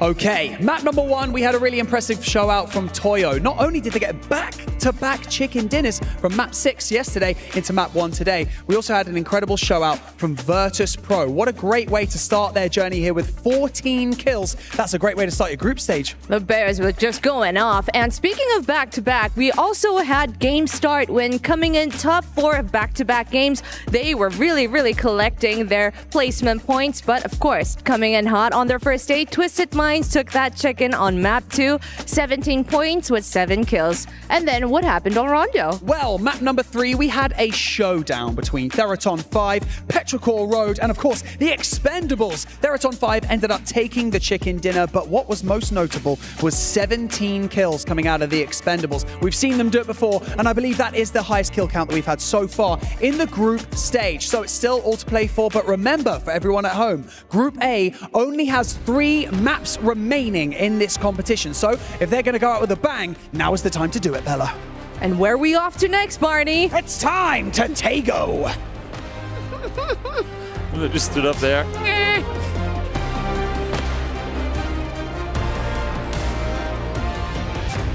Great intro to this upcoming match. Thank you so much, BB Team 2.0, Banks and Bella, taking us through what has happened through the day thus far in great fashion. Poro joining me here. I'm Toby, and we're in for a great latter stage of the day, and as they were saying perfectly so, Group A. Well, these are the last 3 games for you to show what you got, because tomorrow you'll be sat back watching, hoping that you have claimed enough points to make it through to the finals. Yeah, nobody wants to be in that position, do they? I mean, it's tough enough to sit around and watch whenever you got enough points, but if you're struggling right around that cut line, and who knows, really, even where that cut line's going to be. I mean, we were looking at it, thinking about 60 might be the play, maybe 70, but now we're starting to see some of these teams starting to farm a little bit and getting a lot more points, where you saw, you know, over half the lobby got less than 3 in that one game there. So that's going to make things a little bit more interesting. Definitely will. We're seeing the flyover here of Tago, and goes to show with the music being hype as well that we are about to hop into game for match number 4 of the day here, second day of group stage at EWC, and here we are on to Tago we go. And I'm gonna come to you straight away here. Oh, okay. Who do you have your eyes on for this match? New viewer out there doesn't really know what's going on here. Who's one team to follow in this upcoming match? You know, I would say that you kind of got to keep your eyes on Liquid, right? Like, that's a team that's only had they talked about it during the desk. High expectations, right? A lot of high expectations coming into today, and so far they have just not really been delivering on those expectations. But as we saw last game with Theraton 5, all it takes is one big game, and all of a sudden you're right back where you need to be, and nobody's going to remember how you got to the final. All they care about is that you got there. And now, was it PGS6 or was it PGC? I don't remember, but I do clearly recall a match with Purdy and the boys ending on the east side here of Takeover, where they netted themselves, I believe, a 15 or 16 kill victory. So they have shown in the past that they are very capable of pulling off big number performances on Takeover. We'll be to see if they have the opportunity to do so once again here, as all players are on the ground. I'm not seeing any contest for vehicles, and that is the way we like to see it go. Yeah, that's a good start for sure. You do hear some. Oh, I say that now, and now I'm seeing FN and Toyo. Yep, and also, a halfway split circle. Yep, but nope, that's true. FN saying hello to one of the Toyo players, opted to go for a wide split, and they comes with a price. Yeah, you see the chunky side of this circle is on the north, so I wouldn't be surprised to see most of these teams trying to make their way up there early on, but those that dropped way off down to the south should have plenty of time to loot up as we TDT and Navi getting a little bit close to each other. But I think it's, Van, and I'm not sure who that is from Navi. I think it might be Hackatory off the up. There it is, and there it is. The art of talking too soon. Yeah. It's, It is what it is. Well, I mean, this happened to Navi earlier on Erangel, and they were still able to collect Ferris's blue chip and get him back on his feet. So not all is lost for Navi just yet. It's interesting seeing, I mean, now we just got the last part of that confrontation with Toyo and FN. I would love to see the whole parachute, not the whole parachuting, but like 5 seconds earlier, simply because was there really no chance for the Toyo player to dip, seeing 4 parachutes that was not his teammates following him? We know there are vehicles around that compound because FN took one of them and drove off. But I'm surprised to see that that he actually committed to it. It might have been a miscommunication on the team. Some people say, go for it, we'll be there right away to help you out. But in that case, Toyo, despite their 2 wins thus far in top placement, that was not the start that they would have wanted. Yeah, might have just been something as simple as he thought he had the better drop. Better drop, yeah, no doubt, no doubt. But even a better drop, 1v4, dangerous. But unfortunately for them, Toyo has come over there, has probably picked up a chip, and we'll get him back in the game at some point. Already got an E-pickup popped by Lil Ghost from 17 as they are on the south side of the river. That might be a play to go towards the north, but they are still very, very split up. I don't know if they'll actually take it or if it might just be Lil Ghost making his way across the river to secure a spot. Meanwhile, Team Liquid off in Ohyang, they are way, way out of circle, but they are very comfortable with taking their time. Oh yes, and I mean, just seeing where they're going right now, if you guys, I always say this, I'll say it again, make sure to have the map feed open, because there's a lot of info to be garnered from there, especially here in the early game. I would not be surprised to see them wrap all the way northeast. Maybe Shipyard, that's a bit of a stretch. They'll take the bridge just prior by Yongchon to get over on the northern side of this circle. I'd be very surprised to see Liquid play south side island at the end of this circle shift. Yeah, coming in about 4 minutes, start looking at those bridges. Yes. Start seeing how that might shape up. It looks like VP off in Patlas may be looking at the bridge just on the side of Palace as Navi once again getting a little bit close. Duck Juice. Yeah, he's going to spot him out. Fortunately for Navi, he's able to keep on his feet. We'll have to get out of there, but now Extends is in no man's land, and there's just not anybody really near to provide support. Although you can see Hackatory, not Hackatory, but, good grenade.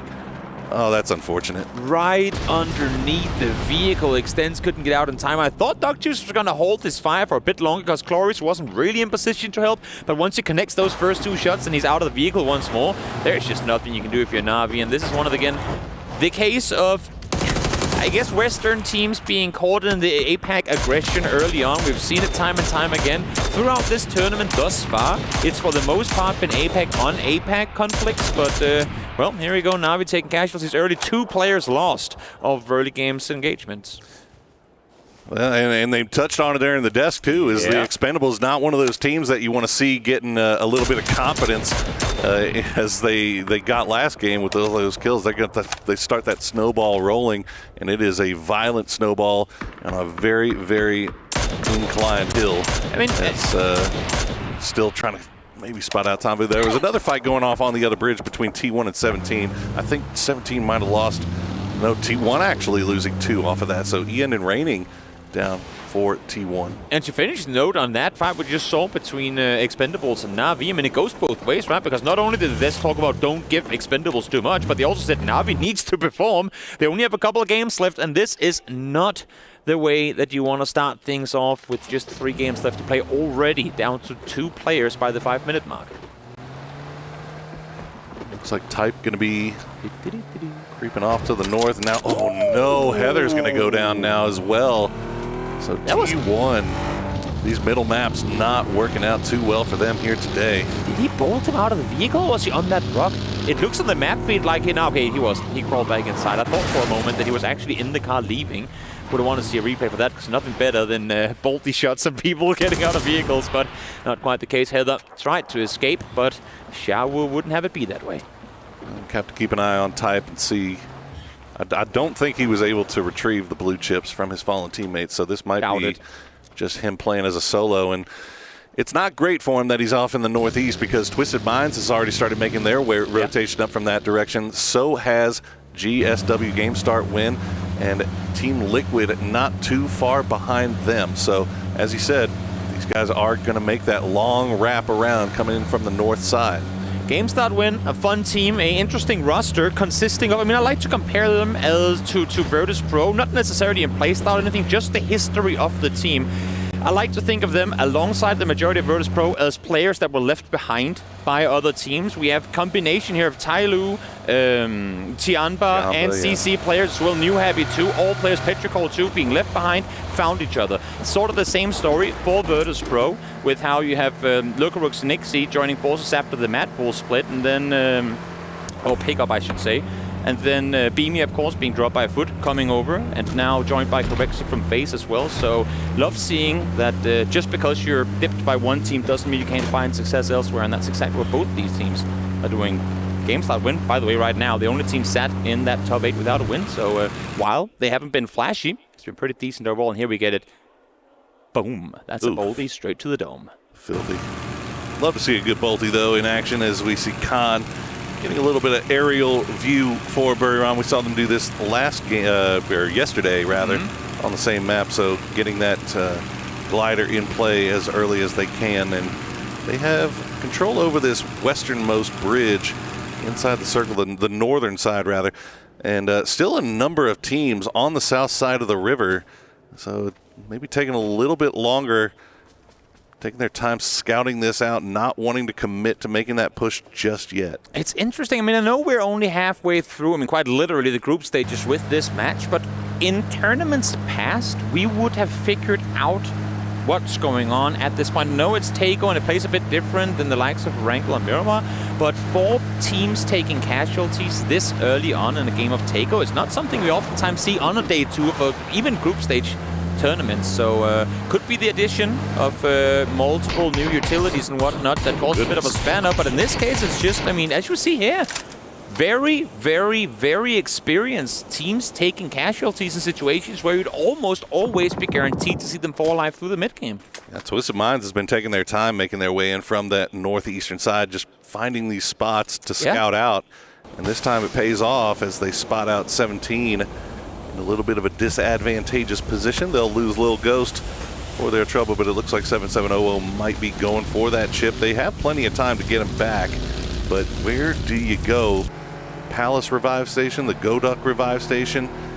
You got some decision making now if you're the IGL. Definitely, and just as we were talking about before, I mean, kind of expecting to see a north side Team Liquid rotation. They wrapped all the way north of Shipyard, and look where they're coming in from. If this one hard shifts north now, you're clapping your hands for Liquid fan. Should it go south though? That's a whole other story. Let's see where the circle takes us, and boom, there you go. Liquid blessed with I can't even count a 10-kilometer rotation from they were the furthest southern team now to become the most northern. It's honestly the best case scenario for most of these guys, for most of these, not only Team Liquid, but most of these teams, that the circle did shift fully north right off the bat, right off circle 2, so they don't have to play that game of playing around the river.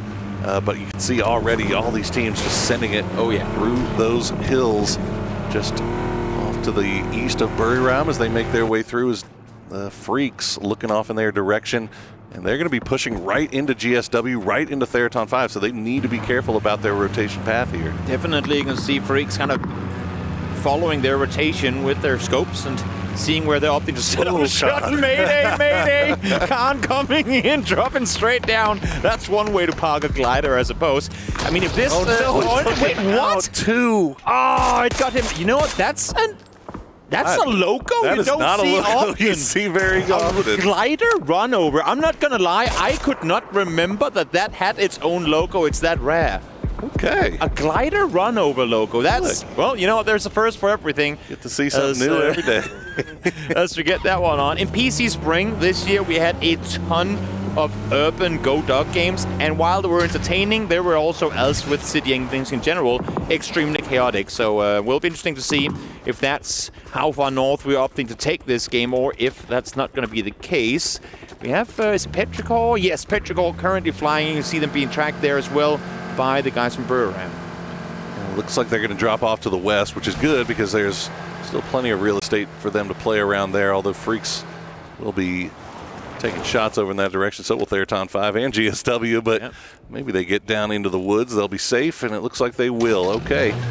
Keeping eyes on Godok, as you said, we saw before, 17 lost one early, thought they picked up the blue chip, but now with that shift, they've kind of just taken over a compound. They haven't been able to go to the city to even try to attempt that revive, just because so many teams, as you said, Liquid being one of the biggest ones coming in from the north, kind of cut them off. And the perfect thing for Liquid is because they come in north and now set themselves up on the south side, they know the entire northern portion of the city is theirs for the taking. No one has been backfilling. They have that info 100%. So should this one go even further north, they can readjust as needed.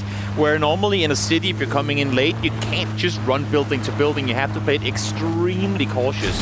But for Liquid, that's a whole other story. Circle closing in, still 50 seconds to go, and a couple of teams still to make their mind on what they're going to do. TD Team, also known as the Daredevil team, now kind of pathing in toward the Expendables. I wouldn't be too surprised to see some more APAC on APAC action. That's kind of been the name of the game through these group stages thus far. Oh, this would be so unfortunate for TDT. They just happen to be in the wrong place at the wrong time. And the spray is starting to come through from Tanvu. He's our kill leader. We'll take a few shots over in the direction of TDT, and now these guys are just mixed right in the middle of each other, but June will take them by surprise. Glory goes down. Delwyn now has an angle, has to pull back down. June hit some really good shots in the previous games here today as well, so maybe warmed up now, ready for the fights to come. Sayu finding a lot of damage onto Dylan, will get the knocks as well. Tanwu does get one in return though, so even more damage coming through, and unfortunately for both these teams, it goes both ways. June could potentially be rest, but we're in phase 3, so it's going to bleed out that much faster with the blue zone damage being applied as well. Ooh. Get out. I mean, hey, man, the Expendables, they wanted that fight. They took it, and they end up losing 2 for it, Tanvu and Duck Juice.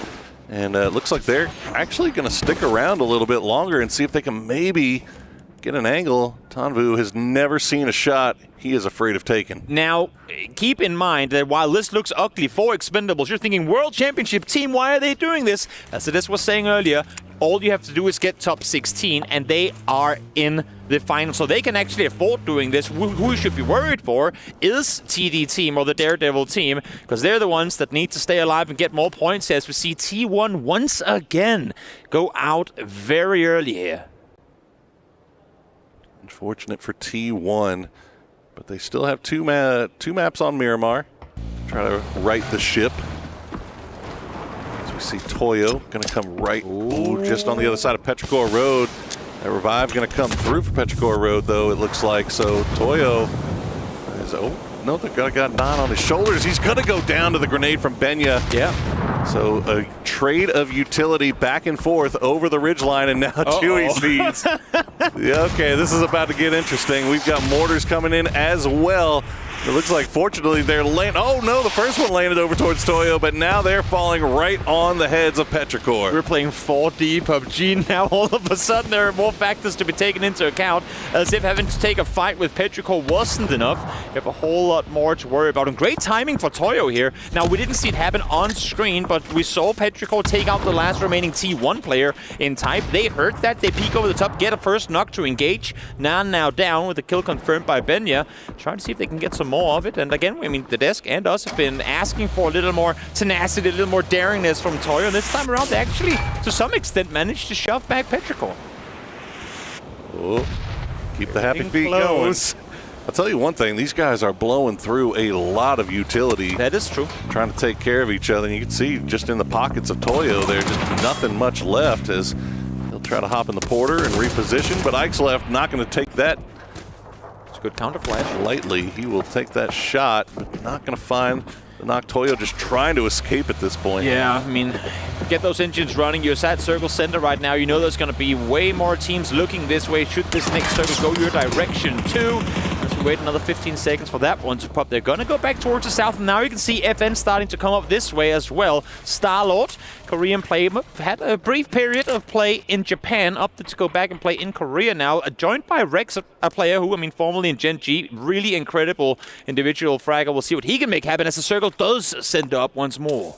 There you go. 17 will get their man back. A little ghost arriving as the circle closes. So they'll be back up to 4 strong as Tanvu and Duck Juice try to make their way in. Tanvu, they're absolutely separated, but Duck Juice going for the res on the his fallen teammates in Palace. Can Tanvu pull a Bloomy on Beamy? Now that would be something, wouldn't it? Because Beamy has absolutely no clue Tanvu is in. Honestly, if you're Beamy and you get knocked like this, you can't really be mad. You've been doing this against teams for years now, as he does find him with the last bullet in the spray. And again, as I'm saying, I disagree. Really I disagree. Beamy? I think you can still be mad. You taught them how to do this, Beamy. Yeah, I mean, I guess there's this whole your own medicine sort of thing. That's got to be one of those. There you go. Now, VP is going to be aware that there is a snake in their midst, but do they know about the one off to the east? Because Duck Juice has made his way into the zone after getting the revives off in Palace.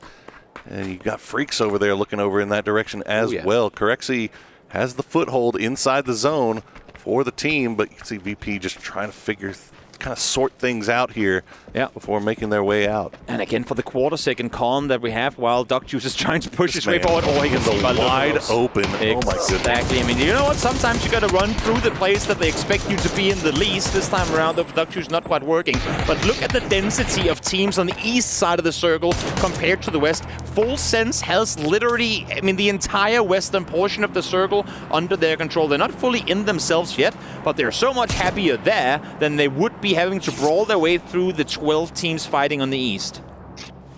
I see VP hopping in the vehicles, start to make their way in. Yeah. And I'm not sure if they know about how close FN is. As FN is starting to make the south side getting very congested, but the east side is even worse as Buriram, TDT 17, now Twisted Minds has arrived, and everyone stacked on top of each other. Twisted Minds so far the beneficiary, but they do have a knock on the Batulans. I mean, we always talk about how third parties are valuable, how that's how you want to engage if possible, and this was a powder keg waiting to explode, and Buriram came in with a torch in hand going, hey guys, you want a party? So everyone now looking this way, and instantly as soon as you see the first knock, 3 kills come to follow. But there's way more layers to this east side brawl. This fight over here is not done yet at all.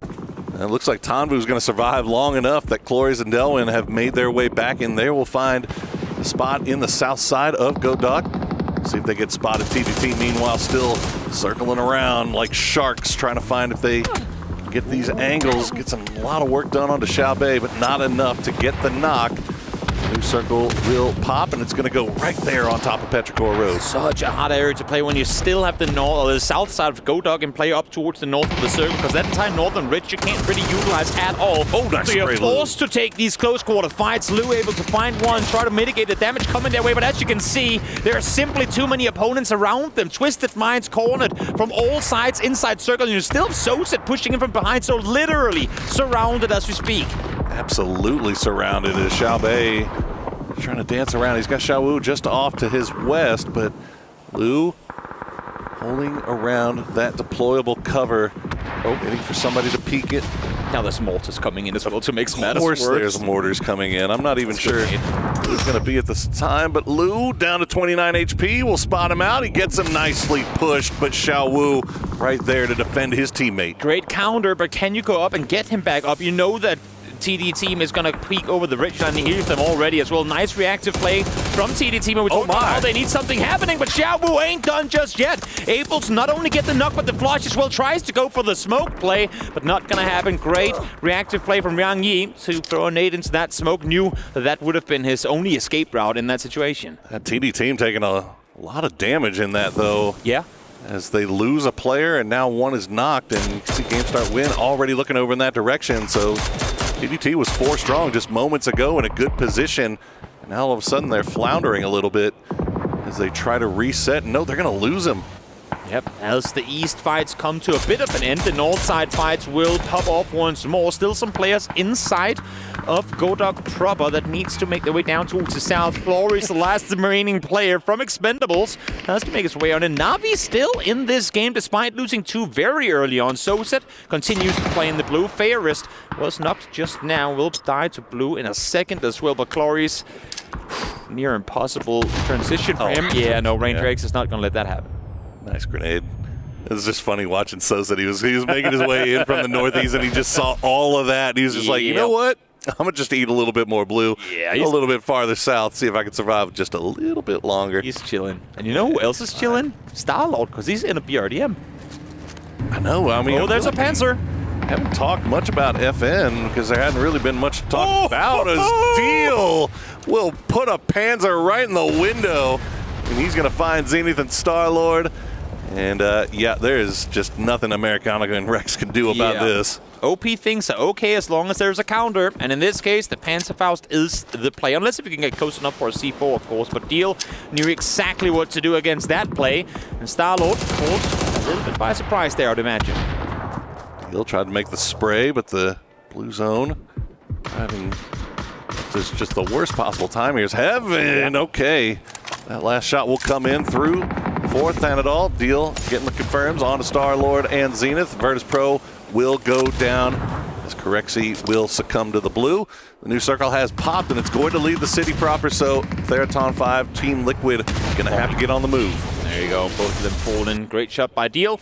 Close range works out for him as he gets himself the double on his fellow countrymen. Now Rex and Americano, remaining 2 players for FN, try to make something happen. Rex 5 kills already, impressive performance, but I think their days might be counted in this match. Americano still not inside circle and has to try and creep up towards where his teammate has just fallen. So it's going to be a tall order for him to get more going here. Yeah, Full Send trying to exert a lot of control over the southwestern part of this circle. They've sent Thanadol and Belmoth over here to see if they can collect a few more points, while Tigger keeps eyes off to the north, make sure that nobody wraps on them. Human, meanwhile, still dancing around there for Freaks. It has been a slow start for them, but there you go. He will collect that last kill, and that'll give them 4 for the match. And that is 21 points on the day for them. So, yeah, definitely a slow start for a team that we had very high expectations of. And we talk about flexing out and teams staring to out and doing things. We're seeing exactly, I mean, DN Freaks, despite being just 2 players, they go out, they make space for themselves. They look for these solos, able to find Soset now as well as we get into the top 6. Great play by them as Ixlef peeks on over, finds one former teammate in Ming, takes him down alongside Xiao Tong, and that's game start win out in 6th. Yeah, Petrichor Road starting to get a little bit more active, but Team Liquid starting to do the same as Ixlef will spot out Guman and just pops that boy. Tries to get the flush with the grenade, but they got to be quick about this as, the grenade from Deal going to find him. Now, how much is it going to take before Liquid opts to fully engage in this? You can see they're still sprinting towards this ridge line, and I think Joey, he's got to be hearing footsteps on this northern side soon. They're trying to get the rest on up for good reason, because Ixlef you want to keep in the game, but those smokes are heat-seeking indicators of exactly where you want to lob those nades, and that's what they're going to do. Deal able to get one more with a nade, but Alo secures an extra, and that's going to be Petrichor down and out in an attempt to get their captain back on his feet. 6 kills, 750 damage for Deal. Solid. The Freaks starting to show up here a little bit, but they are still in a little bit of trouble as Full Send have collected everybody and starting to sweep around on this southern side. They've got a smoke wall. They're going to try to pull around on the edge, but Guman not going to let it happen. Tigger will go down And Theraton 5 actually finding angles on this from range. So Full Send getting pressed from both sides here. Yep, deal now been found. I love the way that Liquid is pushing this one very, very kind of according to the book. One holds the flank, 3 guys pushes up slowly, each street being checked second by second as human. Now Sawnov in hand tries to squeeze through this smoke. See if he can get a kill on the other side of that. Nate should have his name written on it. One more just to be sure. Spots him transitioning, but Belmoth able to get him in the end. Okay, can we get Tigger back on his feet before Team Liquid gets here? No, it does not look like we will, as Belmoth will go down to Sparking. And now Thanadol, the last player left alive for Full Send. That tree, the only thing keeping him alive. Team Liquid doing a good job of sweeping up on the north side, collecting as many points as they can before they eventually have to turn their attention over to Theraton 5. After the artillery comes the foot soldiers. That is the strategy in play here for Team Liquid. So great use of utility. Even if the nades don't hit, they're doing so much to mitigate audio cues and whatnot, and then they come sprinting from multiple angles, so counterplays are practically impossible. Halo, though, trying to sprint back to safety, gets taken down. Great from Thanadol. Double spray transfer takes Purdy out as well. If there's a chance for T5 to make a play, it's now, but they're so split. They're so far off, but here comes Ranger X and Pathampong. They had enough of an angle to at least flush out Alo. So Sparking should be able to stick the res on to Purdycur to get him back up to 3. But Pathampong and Ranger X are sprinting down that hill to try to see if they can catch him before they get the full reset on. Here comes the utility, but it's going to fall a little bit short, a little bit left of where the Team Liquid players are. Such an important... that one's not. That's the links in hand as well. Such an important 1v1 just took place up on the northern side between Luke and Rossicet. They were fighting one another, trying to allow their teammates to make plays happen. But now, 2 players, both with level 3 gear that has barely been touched, trying to make plays here. They've lost track of Purdy. Can he make something happen? No, I think Ranger might have heard his footsteps. Yeah, this is brutal. There was a big supply drop that happened on the south side of this zone, and Theraton 5 managed to find it as Purdy will go down. Rossicet so close. Luke 12 still has a little bit of utility left. They cannot give this man 3 1v1s. They have to be cautious about how they approach him. Rossicet has just done an incredible job of keeping Luke at bay, not allowing him to help his teammates, but also not falling while doing so. They cannot, as you're saying, give him 3 1v1s now. They know exactly where they have him. They're playing cat and mouse right now, and it's 3 cats against 1 mouse, and it's going to be the boys from Theraton 5 out victorious here on Tago. I'm telling you, man, Theraton 5 and the middle maps, the Rondos, the Tagos, they seem to find success there more often than most, and that is 2 in a row for them. On they didn't get the win on Rondo, but that I mean, I think they got like 17 kills or something like that. So this is a good come up, a good glow up for Theraton 5 here in the middle of the day. Definitely, and it looked great as well here in the end of it. They had a perfect understanding of how to play out that end game against a team like Liquid, who are very good at closing out games in the end. Liquid could have desperately used that win, but that still steps in the right direction for a team that's had a very slow start. Now they got 2 more chances on Miramar to try to take that momentum that they've earned here on Tago and make something of themselves. Hope to see it happen. Smart plays in the early game, transitions into a lot of points in the late game. And for the rest of the gang, I mean, that was just such a cluster on the southern side of the circle, but so be it. So be it. Every now and again, you can see the VP boys knew there was more to be gained in a game like that. They had a great position, but they tasted a bit of their own medicine, snakes creeping in from behind, and couldn't make more of it, unfortunately. Sometimes it happens that way. Well, Group A has 2 more chances to collect a few more points for themselves and set themselves up nicely for tomorrow. Or are they going to be sweating watching the games tomorrow and seeing if they're actually going to be able to qualify for this final? You can see the Liquid boys meeting with their coach Extreme, trying to figure out how to set themselves up for Miramar. As everybody, like you can see, there's no more smiles. Oh no. There's no more relaxing and stretching drills. Everybody's starting to feel the pressure now. You know what? Let's go down to the stage where we have an interview ready with the Expendables, boys. Let's hear what they have to say after that game here. Oh, the Expendables always popping off here on the main stage, and I love it. We've got Cloris here. We're going to ask him a couple of questions because yesterday, Cloris, we have to say, You had a steady performance. It wasn't great, but today, after only 3 maps, you managed to secure the same amount of points you got in the whole day yesterday. So my question is, what changed between yesterday and today? What did you guys work on overnight? Clarice, ngày hôm qua là mình có một cái khởi đầu khá là ổn định á, nhưng mà mình cũng không có gọi là quá là vượt trội, nhưng mà ngày hôm nay á là mình trong 3 trận thôi là mình đã có thể gỡ lại hết cái số điểm mà ngày hôm qua là mình kill những cái đội khác. Thì điều gì đã thay đổi trong ngày hôm nay? Em nghĩ là điều thay đổi duy nhất của team em là vòng bo đã giúp bọn em nhiều hơn hôm qua, khi mà hôm qua bọn em gặp vòng bo khó và không có góc để bắn. Còn hôm nay thì bo đã ủng hộ bọn em nhiều hơn thì bọn em giết hết thôi. I think today the circles very support for us, so that's the reason why that we have a good angle to shoot and also like be able to win in this game today. Well, you know, one of the questions we're wondering as well is, how do these lobbies feel compared to PGS? Because you guys are the PNC champions.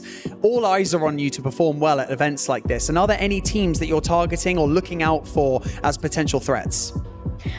Cái sân khấu ngày hôm nay so sánh với lại cái PGS á, thì Glory cảm thấy như thế nào? Bởi vì trước đó mình đã là tân vương vô địch của năm ngoái á, thì mình có đang để mắt tới những cái team đối thủ khác nào không trong cái sân khấu hoặc là cái giải này?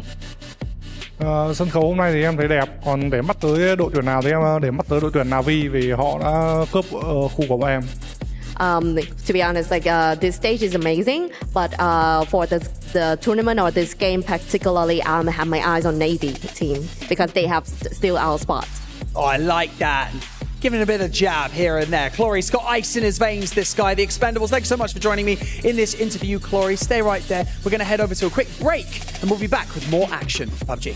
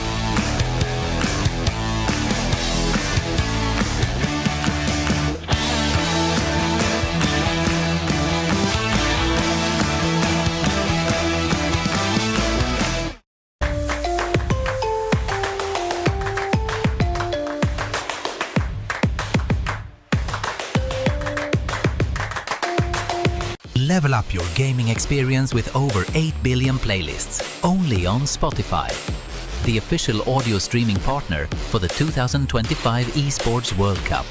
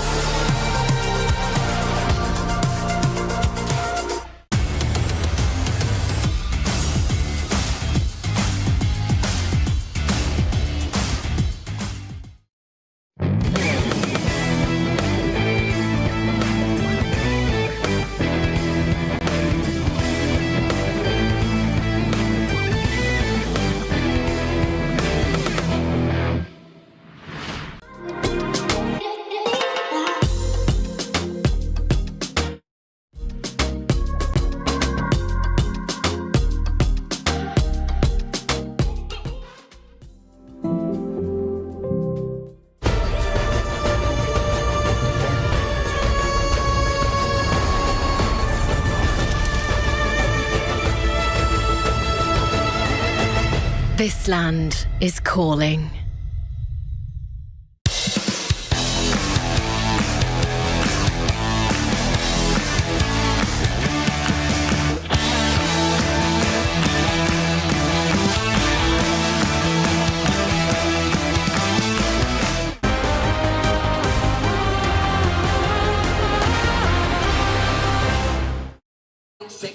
Hi guys, it's Bella here at the Amazon Esports Arena. I'm standing with Riot and Tekken 8 has just kicked off. Tell us, what's been going on? It's been crazy. I mean, the players have been really hyped to get this underway. It's literally just begun. Couldn't have arrived at a better time. Man, 32 of the best players from all over the globe are here, and they've been hot through the qualifiers trying to get a coveted spot in this massive tournament. Yeah, and I noticed that's Korea versus Korea right now. And hey, tell us, how are the club championship predictions going? Who are the favorites to win here? Interesting, yeah. I mean, of course, it's going to come down to numbers, right, as it always does. Of course, that massive $27 million prize pool, super, super important. I think we've got Freaks, we've got Wolves Esports, we've got Twisted Minds, Vitality. The list goes on and on. Team Falcons are going to want to run it back after what they did last year in the club championships, right? So there's a lot on the line.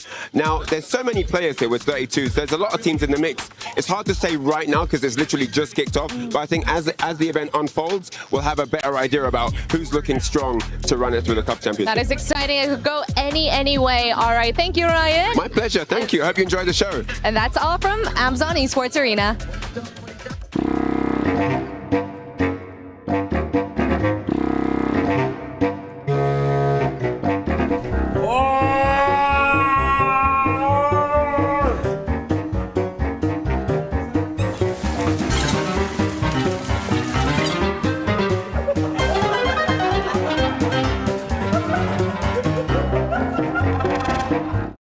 มันระเบิดอ่ะทำอะไรไม่ได้ ที่ไหนมาหนึ่งใช่ไหม อยู่ทิ้งอยู่ทิ้ง พี่นอนรอดอย่าพีเยอะพี่รอให้มารอผมรอ ยิงฟรีเลยยิงหลังฟรีเลย มีลิงก์นะต่อบอกอะไม่เห็นหรอพี่มอสรอมันเดินหาพี่นะหลังหินอะหาไม่เจอว่ะกูเดินขวาให้นะเดินบอกว่าเดินนี้วะเดินนี้วะ มันขึ้นหากูได้ป่ะมันขึ้นหากูได้ป่ะรอกูหลังนั้นมาอยู่พี่โดน หนังเรื่องเหรอ ขวามาสองตาย Ah, yes, the chicken dinners do move in herds. Oh, we'll get demonetized. We've got ourselves a double win here for Therathon 5 as they're able to take all the wild card maps. Wall to wall. Therathon awesomeness here, Avenger. Yeah, 43 points in just 4 games here, already surpassing some of the teams that have played 10. Yeah. So yeah, they're just the group stage warriors. We've seen it before, and yeah, I'm excited to see them continue that. That was a crazy win. It kind of felt a little bit liquid at one point, but yeah, Ranger X and the boys said no. That is very true, though. They tend to be group stage warriors. However, they're building a lot of confidence with the amount of kills that they're getting. They're stretching out. They're being super proactive, even more so than we normally see, which is a very good sign, especially if we head into finals, which I would imagine if they continue this trajectory, they're going to be there. Yeah, I mean, like you said, group stage heroes, warriors, they always get to that grand final. Historically, when we talk about their PGSs, but again, the question then becomes, when do they break that roof? When do they get into the top 5 in the world, right? We're looking at 7, 11, 14, 18. These are sort of their performances in the last PGSs. EWC, not a great showing. And so this is the situation where this team does look really good. Their third parties are incredible. These willingness to take these fights, but when you're stacked up against the best 16 at these events, those start to fall off just a little bit. That said, I also love the way that Liquid bounced back in that game. They played out of that north spot. They did really well, and it's nice to finally see some points going up on that board. A very important 12 points, right, Avengers? We take a look at the points coming in from this game as a whole. DM Freaks as well with 11, but Team Liquid, they were languishing in last place overall, so this is a very important moment for them. Yeah, 6 points before this, putting them on total 18. Also, full sense, a team that now only have 2 more games to play. Also putting up 8, that's massive for them here, but still, it's been looking rough for them. They're 37 total. They're tied with Petrichor Road that have only played 4 games. Yeah, another team I'm kind of worried about now looking at that leaderboard, though, is T1. T1 has had a rather awful day, if we call it how it is. I mean, call T1 awful day. Na'Vi totally on the struggle bus. They only picked up 2 more points in that game. They don't have games to play tomorrow. They need to make some moves, and they're not in a spot where they're going to be comfortable waiting right now. Yeah. I do think when you talk about that end game, to kind of sort of wrap that up with sort of T5 versus Liquid, they're 2 different stories. T5, while we say is group stage heroes, Liquid I think is not a group stage hero. They never really have been. They thrive in final groups, in my opinion. So I think that this is one of those things where if you're a Liquid fan and you see finally a game where you put up 12, if they can do that a few more times and just eke into the final, they'll still be okay. All right, well, let's take a look at what Therathon 5 was able to do throughout these games as well. Obviously, plenty of kills coming in from that previous game as well as we move on to Tago Avengers. So an ode to Therathon 5. Yeah, it's 43 points total in 4 games. That's just, you know, and a win average plus a kill here and there. Like, it's good. It's huge for them. 2 wins. They have 22 kills on top of that. Like, it's the consistency that we want to see from them. They've done it before, you know, in terms of what we've seen from them on a group stage. But as you said, Steve, I agree. Like, they thrive in this kind of chaos or more unstable that the group stage are. Once we get to the finals, like, it's very predictable. We're gonna see very more like the kind of smash mouth style from teams. Third party is still gonna be a thing here, and also how the circle worked out for them when they kind of got a hold on the northern side. Then everyone started fighting on the south. It was like, oh, let's go loot these crates. Yeah. Nobody's fighting for them. Let's just get everything. I mean, I think it's a symptom of the region. In the same way that we see sort of EMEA and the Americas do a little better in the finals because they tend to scrim, train, qualify on a more set system of play. When you get to APAC and you get to some of these SEA teams, I think they're just used to living in chaos all of the time. So it works really well in the group stages, but when you work with those formulaic teams up against you, it can be a little trickier. Sure. Well, let's take a look at the overalls then and get the lay of land before we go on to the Dusty Dunes, because we've only got 2 more Miramars, especially for Group A. And the Expendables is in number 1, 17 up to that second place. Rock falling a little bit. Again, they're not playing today, so they're completely happy anyway. As you were mentioning with T1, 63 points here, Godspeed. It seems like they're going to be able to shore things up. You would think so. I mean, they do have 2 more games. If they drop donuts, though, I mean, and they've been dropping donuts today, then I still... Again, do you really want to be the team that's on 63 points? This is the big one, though. Buriam in full sense here, like the teams that are currently, you know, with 2 games to go. Na'Vi 2, 46, full sense, 37 with 2 games to go. It's and Buriam, you know, with 31 points with 2 games to go. That is not looking good. No. I mean, yeah, exactly. I think if you're sitting at that 60 mark, T1 needs to have at least 1 big game here to get up to that north of 65 to even feel reasonable.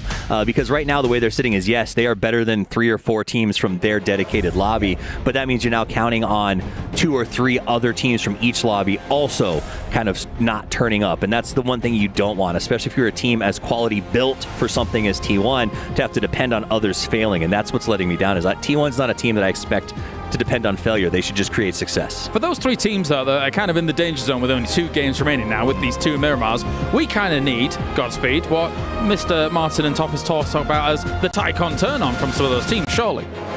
Yeah, and again, I mean, Miramar, I feel like Na'Vi actually played well on Miramar, so this is a big opportunity for them to once again come back. They have, again, just 2 more maps to do it, and it's, can they right the mistakes that they've been making today overall? Because they've had control over the edge, but as Martin was saying earlier, All right, well, thank you very much, gentlemen. Time for Miramar here. The Dusty Dunes on the way. 2 more games for Group A to try and solidify themselves a spot in the groups overall. Miramar is on the cards. 2 games left for Group A, as so perfectly stated by the desk. Yet another great breakdown of what we're about to see happen here. And well, I came over to you for teams to look at coming into this takeover game just then. Now I want to go teams we have to look at, of course. Desk broke down a few of them. Are there any in particular that you feel like I should be on for these 2 games to come? I mean, you have to keep your eyes on the teams that are on the bubble, right? Buriram, full sense, even Na'Vi, really, at this point. These are teams that, in full sense, and Na'Vi in particular, a lot of expectations placed on them, and we definitely may not have expected them to go for the win for the tournament, but definitely expected them to be in the grand final. So let me rephrase my question, because I asked you just exactly what the desk just explained, and that was kind of weird of me. Instead, I will ask you. Oh, man, I had it. No, you did well. I want to ask you instead, though. Oh, good. Have you seen enough from Full Sense, just to pick them for now, that you believe they're capable of making it happen with 2 Miramar games to go? Not really. No? Unfortunately, not really. I mean, it is 20 points in day 1. They've only gotten somewhat more than 8 points. I don't know. We haven't had a full updated leaderboard just yet for me online, but it's not been pretty. It's just not been good. Yeah. It's not been good, and this is a team that you know, they've been around forever. Like obviously, not under the Full Sense banner. True. They're previously known as Day Trade. But that's a team that has the pedigree. Like, that's a team that we expect to see in the grand final. Exactly. And a team who, I mean, obviously there was massive roster changes in Thailand whenever Norrøns were no longer a thing on the former Day Trade roster. There's been so many things going on in Thailand over the last year that I think Day Trade finally started to get things going. We were talking about how Belmont could now kind of be unleashed and not play under Norrøns any longer. They could figure things out amongst one another. Now they get a new banner to represent as well, and then not being able to perform in one of their first tournaments with the new team is not what you want to see, but hopefully somehow, with just 2 games left to work with, these Thai players can make it happen. They're currently down on the southern side, just south of Las Leones, where TD Team and VP seem somewhat entangled. Yeah, fortunately for both of those teams, it's a big old city. And that is true. They should have plenty of time to loot up by themselves. And and just like that, start going all the way to the northwest. So TDT kind of in the driver's seat as far as Los Leones is concerned. They can kind of leave whenever they want. But you start looking at all the teams towards the south. A lot of options here about how you want to rotate in. Whether you want to do the long to the south, come in from the southwest side, or if you want to go all the way to the north, coming from the northeast. It's a lot of options. Nixie saw them land here. He's jumping around in the open, shooting for bait? Question mark. I mean, I'm wondering, is he trying to pull them his way and set up some sort of trap? Because his entire team is on the far southern side. So, I mean, you don't shoot like this knowing there's another team around you if it's not because you're trying to, draw their attention. Yeah, maybe Peacock, I guess. I don't know. I'm not sure, because I thought normally you would do that to have them come after you, and then you have a guy holding the crossfire. It's working. You got Huang is creepy walking just to make sure he hears any footsteps that may be approaching. And meanwhile, Nixie is just making his way. He did that just so he could get across that street for free. Exactly. And it worked. Maybe he's just trying to, exactly, bait enough attention that that allows for him to escape, and able to do just that. Circle, as we saw before, is up towards the far northwestern. Plenty of, we can call it pretty obvious rotations come to mind as we look at this map. Probably you have the far southern rotation through Val del Mar. You have the up and over in La Cobraria. Are there any other in particular that you would think, I mean, for example, take a look at Pero, far out on the eastern side, not taking into account, of course, E-pickups. How would they go about their play? I'm going to be honest with you, I have no idea what you just asked me. How Petrichor is going to rotate. How is Petrichor going to rotate into this next circle? Petrichor? Oh, okay. Without an E-pickup. Without an E-pickup. Because that's the easy answer. I think you take the long north route, right? Yes, I think you come in from that Oasis, La Cobraria kind of spot. But the where it starts getting a little bit more complicated is if this circle does kind of favor towards the southwest and it turns into one of those El Pozo field type beats. That's when it gets a little bit concerning. I mean, look, again, we're keeping eyes on a couple of teams in particular here. Na'Vi, they've got center circle, essentially. They've got kind of their option as to what they want to play around towards whether they want to play in the hills just to the north of El Pozo. Obviously a pretty good a good shout. Yeah. You got Ferris on the high ground here. We'll be able to scout a lot about what's going on to the south. So if they do want to make moves, they can kind of have a good idea of what's laid out in front of them. So hopefully for Na'Vi, they can kind of find a way to make things work this time around and get that ball rolling in the right direction. Yeah, I mean, they are in, so to say, home turf territory. They normally get better performances on Miramar, so hope for them with this first circle having come their way that they can make something happen with it, as we are seeing the big migration towards the north. We haven't seen Petrichor in particular make their rotation just yet, but both Freaks, Liquid, and Birderam are starting their northern reps. A team that sat here ready and waiting, though, is T5. They looted in and around this area, and while I thought they might opt to go further center, they've actually opted to stick around in this split. This is bad news for Team Liquid, obviously. So far, that last game kind of got Liquid going in the right direction, but still, it's only 18 points on the day. 2 more games left to play. I think they would love to be able to get 30 plus, but yeah, Alo just in the wrong place there, as Rossidid will get that one for free. I feel like once the first shot is fired, I believe it was Purdy sat on the other hill, realizes, wait, there's players down here. You say buildings, don't go near any of them. They could be anywhere. Liquid, an unfortunate loss in the early game there. I don't think Alo had any idea that they were going to be around. Yeah, Burram trying to make plays happen as well, but Freaks stopping mid-rotation, saying we're probably not going to be the only ones trying to make this play happen. Let's set up a trap. Because again, these trap plays, unless if you get really unlucky and someone just beams you out of a car, or beams you out, as you said, while driving past you, they are the easiest kills you're going to come by in a competitive game of PUBG. If you're 4 guys just waiting for a car to come down the road, it doesn't really get a whole lot simpler than that. So if you can accumulate enough of these points over a 12-game series, that can be the difference maker in whether you make it to the finals or not. Keep an eye on Burram. I'm curious to see if they get an opportunity to go for that blue chip, get their man back, and get up to full strength. They did. It looks like Freaks kind of left them to their own devices here. The Expendables, meanwhile, coming in from that south side, running into a GSW 2-2 split, but it looks like they might get a little bit closer to T1. Ian already set up to maybe get an angle, but looks like TE will avoid most of that for now. Seems like Floki's under fire as well, having been knocked further north of here, obviously, so won't be tracked on the feet as of right now. As Expendables try to run the gauntlet through the El Pozo fields up towards you. You'd imagine El Pozo City, but FN are sat here ready and waiting. You'd have to imagine at least they're going to hear the vehicles coming in. Raining, first one to fall. T1 has been in trouble all day long, and this is once again not a good start for them. It is not. I feel like they're safe. I want to say they're safe, but you know, you never know how these things are going to work out. Nope. Fluky does get flushed out. Yep. So Therton 5 will be playing with 3 unless they're able to retrieve their man's blue chip. The Expendables, meanwhile, sending it right into the jaws of FN. Americano is kind of by himself. You see Star-Lord and Rex already trying to reposition to give their teammates some support here. Exactly. They know there's more players around Americano. In the meantime, trying to get back towards his teammates. But how do you get out of this building when the entirety, or let's say the remainder of Expendables, is on your ground floor? Do you throw a smoke? Do you jump out? How do you time this to get to safety? You can see Rex and Star-Lord, though, both running over now, trying to assist their teammate. Looks like he did take out Delwyn.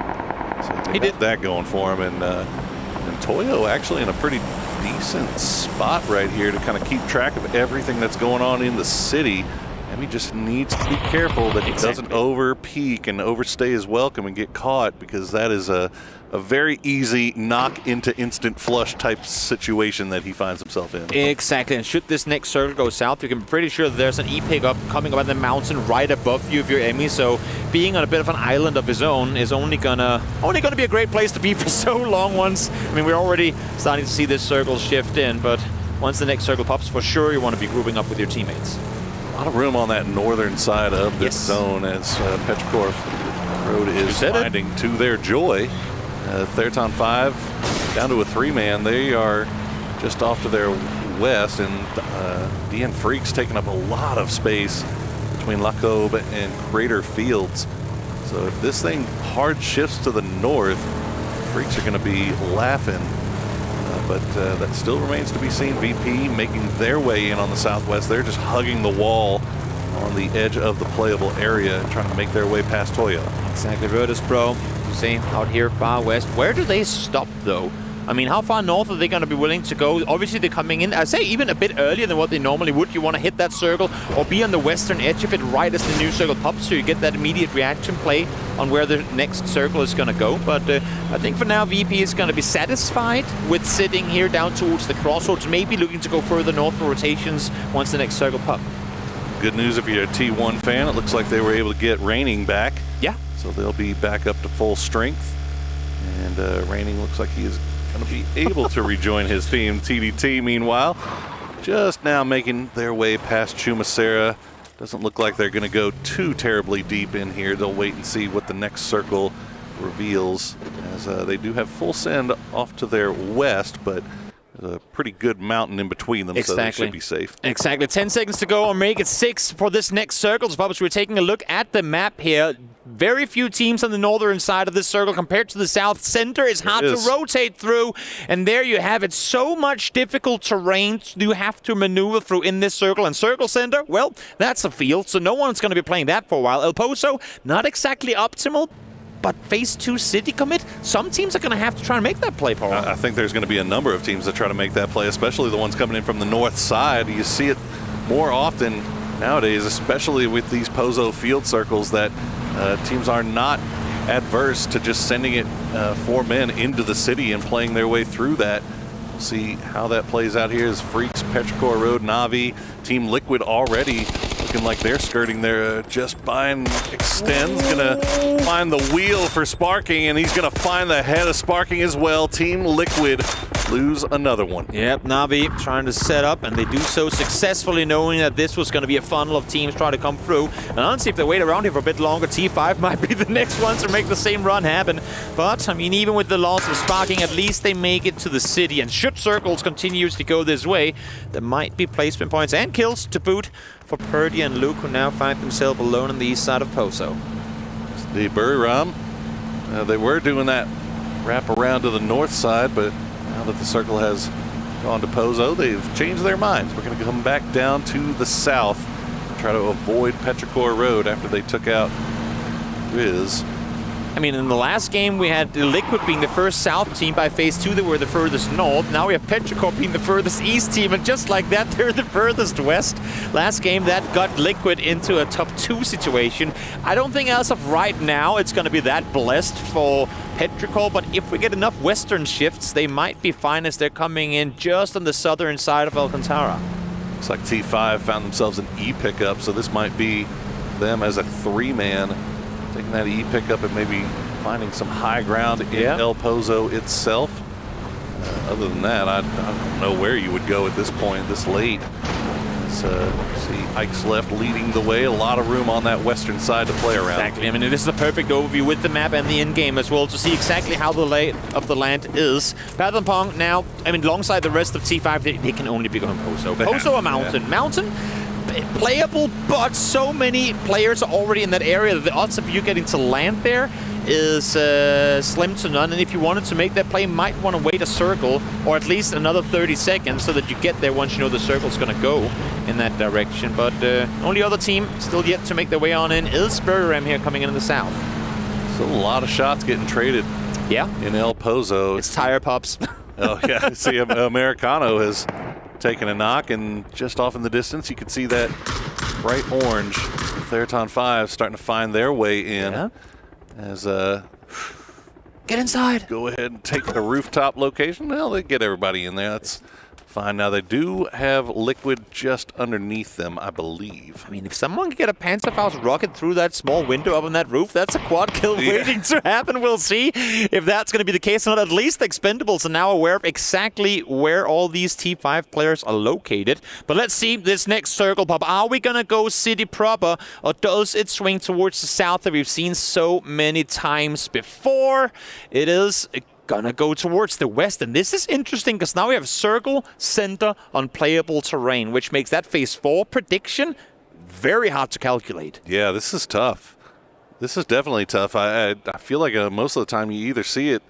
It should shift northeast, but yeah. I mean, there's gonna be unplayable in that too, so it's practically uncallable. Issue for everyone not inside the circle right now is, where the hell do you go? Honestly, I'm just going to watch where Batulins takes Twisted Minds, because that's going to tell us everything we need to know. Well, a number of teams running right past each other right now. Theraton 5 with that high ground. We'll take a spray down onto Purdy Curdy. We'll find him. Pathapong will secure the kill, as Example trying to get a few more shots into Na'Vi in passing. But now they've got to turn their attention towards Team Liquid. It is just brutal in the fields already. We're talking last resort locations, the furthest back page on the playbook being utilized right now. We're only in phase 3 as the pull-up comes through. So said MG3 in hand, finds the first one, goes for the second one as well, as he peppers down Twisted Minds. Just Perfectix left alive, and I don't even know for how long he's going to stay on his feet. Well, never mind. There you go, he's down. I changed my mind. Maybe don't look at where Batulins decides to go, because that did not work out very well for them at all. Na'Vi in perfect position with the perfect weapon for the situation that presented itself right there. That MG just absolutely decimating Twisted Minds. Well, Na'Vi still has Fairest. Get that high ground off to the north, and Hackatory still kind of pinned down under here, while Theraton 5 still holds on to their high ground spot. I mean, if you're Na'Vi and Team Liquid right now, you're kind of saying thank you Expendables, because they were the ones suppressing Theraton 5 up on that roof when they first started taking shots towards the rotations coming through below them. So able to keep them up on that roof, at least for a little while longer, as we see this next circle starting to close in. I think immediate chaos has been dealt with, as the only teams that really need to group up now is Na'Vi set in a pretty awkward 2-1-1 with Ferris up on the mountain, 2 players down on the southern side, and Hagator still on the silos. Yeah, everybody mostly inside the zone, as you mentioned. 17 just hugging the southern part of this circle. Ferris has now left his high ground. We'll try to take They'll try to circumvent rather. Theraton 5 brave rotation deep into the fields, and fortunately for him, GSW not really looking over in that direction. He's going to go and rejoin Sosit Extends, and it's a pretty clean rotation, all things considered. And it's a great timing on his part. Of course, he had the higher ground Ferris that is looking down towards GameStart Win in that compound. When he sees great, their compound is outside circle now. They have to move too, because they were looking up his way, taking shots at him initially, but now they have to make a move themselves. They can't be focusing on me with T1 next door. Circle does swing towards the northeast, and now it's the teams down on the southwest side having to make plays. But of course, with most teams expecting this circle, the vast majority kind of played for Phase 4 as soon as they even saw Phase 3 pop. Yeah, T1 in kind of a weird spot right there. They sent 3 to see if they could maybe catch GSW slipping, but they didn't want full commit, because especially now that circle is popped, Heather has that compound on the southernmost side. They are just expecting to get pushed at some point here, as GSW just trying to find any port to call home, and the hay bales will keep them alive just a little bit. Rossiter, though, he will still find that angle. I'm worried for GSW. It's all about bye-bye my tires, bye-bye my van. It's not a whole lot you can do. Hopefully circles come your way, because making a run in the open through those fields ain't gonna be pretty. In the meantime, full sense, they're gonna send a full send up towards that northwestern side. Play it safe for now. Wait for the circle to make its thing happen, but they're being tracked by TD Team, who is in a great position to force them going further north, and that's exactly what they want to do. Avoid that conflict, because maybe then, if Full Sense goes into Petrichor, goes into Freaks, that's a third-party opportunity for them to engage on. There you go, another gatekeeping opportunity for T1. Keeping eyes to the south. Raining will have to pull back down, and I don't know if they know how close Xiaobei is. He's within utility range. That grenade going to find some damage, but doesn't find the knock just yet. That second one will go just off to the left, as T1 is just going to go ahead and retreat back to the hard cover of their compound, while 17 will do the same, essentially retreats back towards the south side of this, and we'll try to find a different way to approach this zone. In the meantime, towards the western side of the circle, Freaks and Petrichor are actually having a straight-up 4v4. Petrichor tried to collapse on the split Freaks, but they immediately responded to it. And once again, in a rare case, it's Ixlef falling first. That's kind of been the Petrichor issue all day. He is such a powerhouse of a player when given a flank from his teammates, but he gets taken out before those fights even happen. So Petrichor in trouble, thought they had the end Freaks in trouble, but nope, that was the other way around. Now they lost Chewy as well, so Petrichor down to just Non, as 17 tried to come in from the dead south, and they run into Toyo. They do manage to get the knock onto Emmy, and might be able to get Lil Ghost back up, and you can see T1 is looking over in this direction as well. They have angles.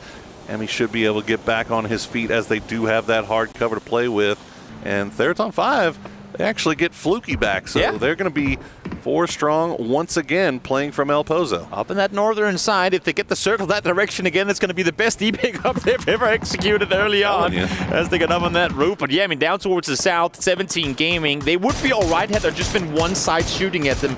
But right now, they can't suppress at all. T1 is shooting from the comfort of this wall. As you can see, you have TD Team on the other side. There's no safe angle for 17 to play. They're waiting next circle, and oh my wow, it's shifting north once again, Poro. Off of that second circle pop, you never would have predicted that this would still be an El Pozo circle, but that's what we're playing with, and Theraton 5 going to be the big beneficiaries. Expendables and Full Send actually going to be in a pretty good spot here, as well as 17 just refusing to go down. They are fighting just through everything. TDT They take one knock, and immediately 17 going to try to capitalize on that. You're only going to be giving so many chances to make a play, and I shouldn't say they can't make a play. I say they shouldn't be able to make a play, but they're making opportunities where they weren't on. Thing is, TD team knew exactly what was about to happen. They instantly shut down the three-man push, and now it's just Xiao Wu left alive on the hillside down below. What a great response, yeah, amazing. Great response from TDT there, as 17 was going to try to capitalize on their knock, but they were ready for it, and now 17 down to just Xiao Wu, as TDT will get June back on his feet, and they'll get in the vehicles, try to find a way into this zone, but Virtus Pro has been sitting here ready and waiting. So TDT, they have got their work cut out for them. There's making space and there's taking space, and that's what we're seeing happening right now. TD team trying to push further forward, figuring out which team can we dislodge, which team can we force into not just like a couple of dips, but into one small position. Shots being fired from across the map here. Nixie finding a knock on him.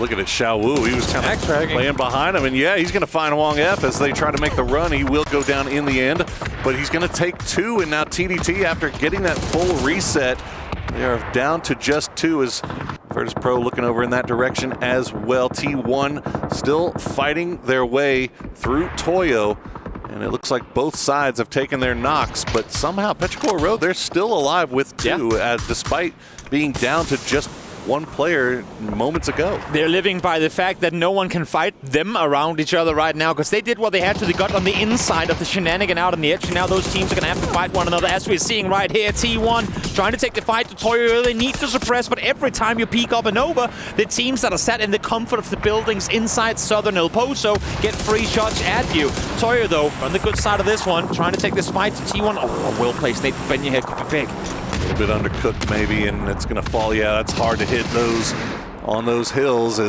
and will go down to Capitan. Just raining now, dancing around. He's going to spot Capitan, but not before Benya puts one right in the dome. And that is it for T1. Freaks, meanwhile, they came up behind Virtus Pro and took advantage. They will take care of them. Looks like they should be able to get their knockman back up. And you're really wishing he wasn't shooting blanks there, because a big knock on Cumin would have been potentially what could have made the rotation, but I stand corrected. Thank you, Pena, for shutting me up, as they do find the knock in the end of a deal gone down once again, and there should be no way they commit to the rest. I say that, but Heaven is still on him. I mean, that might be a little bit more annoying for Freaks more than anything. I mean, Toyo's just so far away, they can't really capitalize on that knock, and they'll just continue playing around their ridge line here. They do have a path in to the next circle if they choose to take it, but meanwhile now finally El Poso, all our teams that were playing in buildings, they're going to have to start making moves here at their top five. They've just been farming from those high ground positions, and they're going to finally have to make their way in. FN, they've still got 4 up.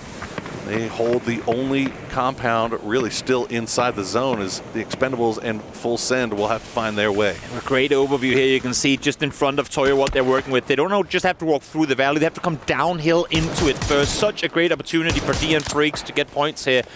All you can do if you're Toyo is expend literally all you utility have available to try and make that play happen. Freaks back to 4 on their feet. There should be no way for Toyo to get inside this circle. I mean, outside of maybe staying alive by the amount of smokes they have, but as you can see, they barely have any available. And they also still have to worry about the shots from long range from their top 5 as they get another knock there on the Benya. Freaks had a little bit of a slow start today, but they have found their footing. 7 kills now, and looking to add a few more as they have complete control over that southwestern side. Full Send, though, are trying to wrap their way down in this direction after leaving El Poso, as the Expendables still just kind of square off with Theraton 5. I was going to say, you have to imagine they stay roadside. No way they're going to commit to driving up that hill, but I like the wrap. I like the split out here for Full Sense. Get yourself an inch towards the next circle, as Tanbu now tries to fend off against Theraton 5. If they can claim the east side of this city and the next circle coming north, that could be huge. 0 kills thus far for Expendables, who are the first team to contest inside El Poso proper, as Tanbu is trying to dodge and weave and get back to safety. That safety is temporary, though, as we now go back towards the south, where Freaks are, I mean, again, kind of as expected, starting to dismantle Toyo. Yeah, Capitan was able to separate a little bit from the rest of the squad, but really it's just hiding in a little ridge line with a protection of a Bronco. That's about all he's got to work with. And lest we forget, Na'Vi, we were saying that they needed to have a big response here in these final 2 games to really secure their spot in the grand final. Well, they've got 6 kills so far. They've got 3 alive, and they have got a good spot in this zone. They can hold on to it. And again, a lot of their points coming in the early game where they didn't have a whole lot to risk themselves. Got a couple of points off of rotating players through the early game, found through the mid here as we now see Expendables try to make something happen. All of this failed. A full sense push. Good thing for FN on this hold is they haven't taken any casualties thus far, so they're actually ready for this. This is tower defense at its finest here from FN as they hold off their full send. They're now holding off the Expendables. Tanvu, the last one left alive, might be able... Ooh, nice flash. Nice flash, they're not going to waste any time. They want to make sure they clean him out. So 6 kills now for FN. As you can see them continuing their climb up the leaderboard. Exactly. Instantly, we go over to third on 5, who with the fights happening towards the east, know they have to make plays now themselves. Issue is, Soset is still active and kicking with the MG3 in hand. Double blue so nail up around the corner. He has teammates to hold out, but they need to look the other way as well. For now, it's Soset on a solo mission if he opts to wrap around this rock. I love this from Soset, though. This is bulldog behavior, coming in and forcing Theraton 5 to move around, to put themselves into bad positions.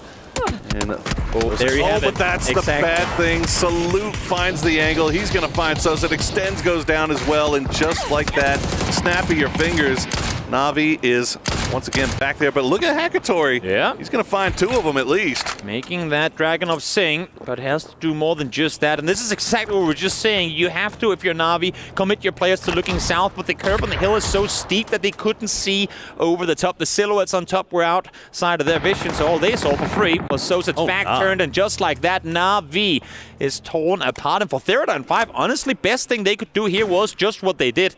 Just extend, just survive for long enough that that their split position gets punished, and now you can make the full play only looking inward. It's really good play by Nan there. Yes. Down as a solo, but they knew that Na'Vi was down to just 1 as well. So he made that aggressive push, but Fluky will spot him out, and that'll secure Theraton 5's path into the zone. But Patampong will get spotted out by Salute. Deal will find Ranger X, and now Fluky, once again, the last player up. But look at the flank from Rex.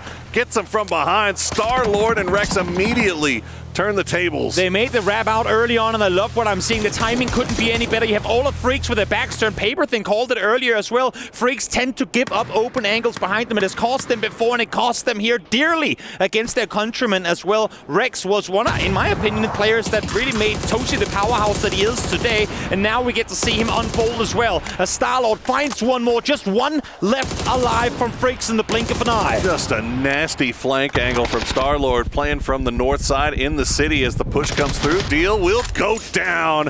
And what a FN now up to 10 kills. While this was happening, though, Fluky able to get Patampong back on his feet, so it is going to be a 4v2. But Star-Lord still has that nasty angle from the north side as the death ball continues to wrap around from the south. You'd have to imagine this is going to be a win in the books for FN. But having said that, we've seen some wild things happen for T5 today already. So Patampong, Fluky, now they know where you are as well. Play the numbers, guys, my men. You are in a great position to bring this game home. Marathon 5's flipping the switch here on day number 2 as they 8 kills, 57 points overall. But it might be asking just a little bit too much for this 2-man squad. Take down FN as Star-Lord once again will make that Dragunov do work, and they know exactly where Patampong is. Let's see if they can get the point for him. And this is one of those amazing wins where you got it here, 12-kill victory for the boys. Jeez, World Championship coach here standing behind them instantly there with the high fives. A win that you didn't see coming with the amount of points that it gets them here. They were sat tight in El Poso for the longest of time, but most importantly for them, they maintain buffer space throughout. No one ever collapsed upon them, and when they did in the end, they were there. They were in position, ready to take them head on. 2 teams fight towards them, same time they deal with them, and then a great push out of Poso to win it. Well, we've got 1 game remaining, but some of the teams that we were saying, like, they need to start finding their footing here, especially teams like Na'Vi.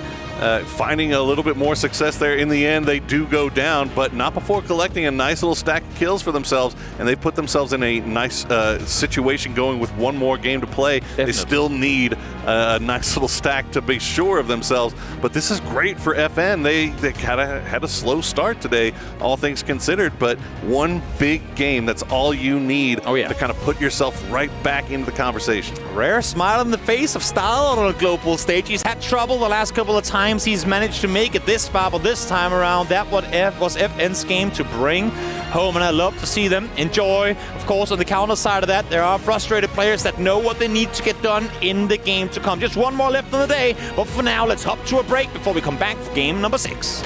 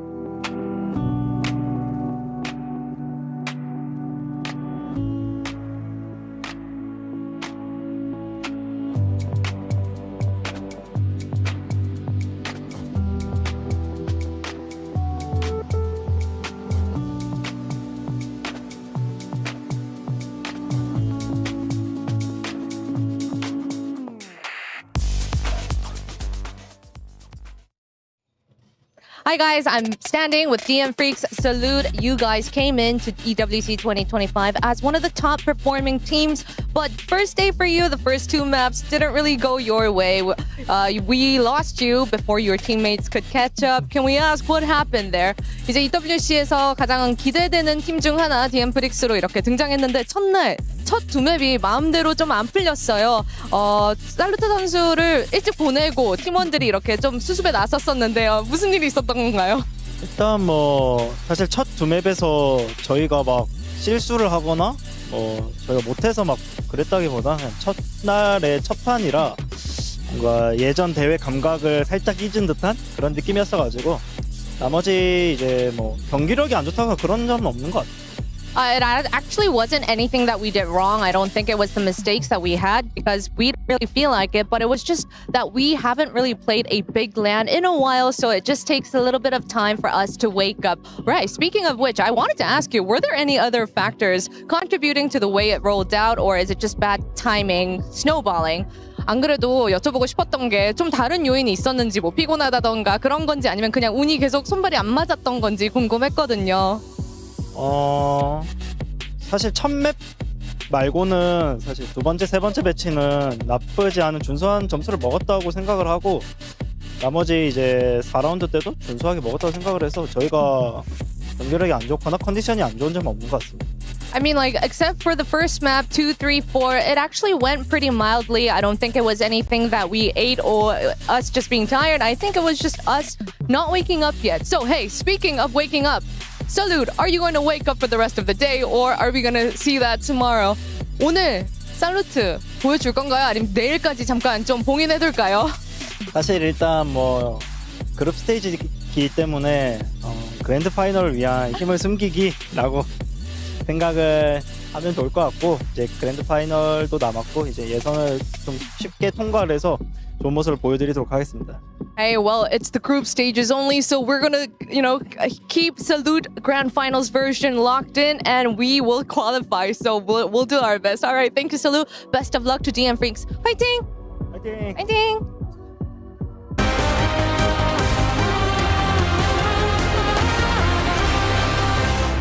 올라가는 거 봐줄게. 태우소 필. 확인했어. 올라가는 거 봐줄게. 얘네가 나와야 돼. 형 2번 차 뒤에. 확인했어. 올라가는 거 봐줄 테니까 살리면서 해봐. 피키하지 마 세게. 내가 얌전하게. 기다려. 얘네 폭 없는 거 같아. 얘 3번 가드를 뒤에 하나. 기절이야. 세우소야. 야 세게 그냥. 그냥 해 세게. 핑깎게. 점이 뛰어봐. 나 대놓고 간다 그냥. 불자 갔어. 죽는다. 불자 가자. 나이스. 잘했다.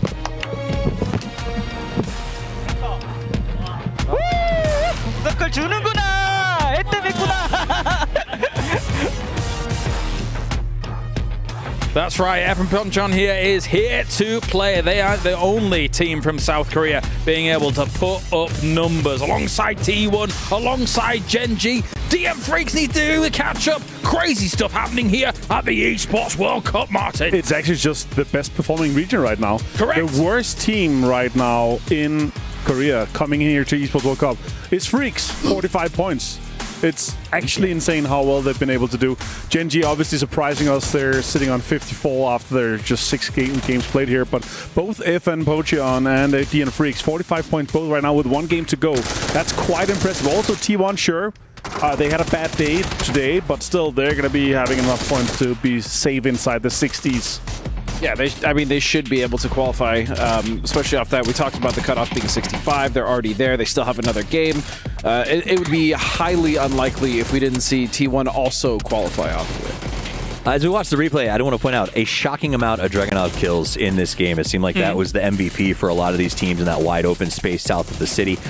Very tough end game for a couple of our teams. I thought Na'Vi might have a little bit of a bigger moment. Freaks not able to sort of hold their ground as the pushes came in. And again, my heart went out to Liquid to see them again just sort of shedding people as they continued to move down this circle, and that's kind of been their problem.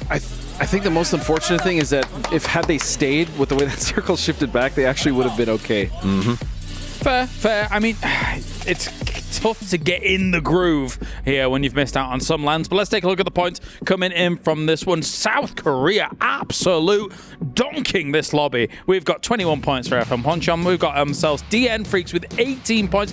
Therathon 5. Again, you know what, Martin? Little Therathon 5 just doing the do, getting themselves 2 wins, getting themselves 14 points. What a day for them. What? 57 points total so far in 5 games. That's quite impressive. Crazy. They might break Rocks from yesterday. That'll be crazy to see. But then again, that's what you get when you have 2 wins. You got confidence. You just full sending it. I mean, absolutely. Their ability to sort of close out these games, even at the end there was a moment where I'm chuckling and saying, well, maybe they could beat them in a 2v3 because they have, in the last 2 games, put up some really great closer moments. Their position was impossible, I think, to win that one. But again, the fact that they were going into it confident, they were still looking for those kills, they were still trying to get their flushes. Therathon 5 seems like they're feeling very comfortable. You see performances like this and you think to yourself, why are they at literally every land? Do you know what I mean? I was just about to say this is some of the best PUBG we've actually seen them play, and Rosted obviously is leading them to victory so well. More importantly, like you said, they've been able to close out fights just so decisively, right? And that's not something that we see. I mean, they tend to be a little more scrappy, but they're just running teams over right now. I mean, I think the answer to why we maybe not see them as much as we'd like to is because I think getting qualified out of their region is incredibly difficult. That's fair. It is a brutal region, and as you've seen, like, they're best when they get to these end games. They sort of survive with 3 or 4 alive, and I think that is, again, a little harder to do in some of those APAC qualifiers. Yeah, I'm excited for them. Honestly, like, they're looking like one of the stronger teams coming out of the region right now. And again, as you said, how difficult it is, them coming in here, dominating this group stage. I just hope that they can kind of evolve into what's going to be needed to be done in the finals, because it's going to change. The meta's going to change. You're not going to be able to just go out and dunk. They landed on the top building in Poso, right? And just started shooting everyone and still got down to being 3 alive in kind of a little bit of a lower spot outside of it, right? And still just shooting at everyone, getting the kills, because everyone is still feeling the pressure. Once you get into the finals, everyone's going to be starting on equal footing. Everyone's going to be playing from the first game on.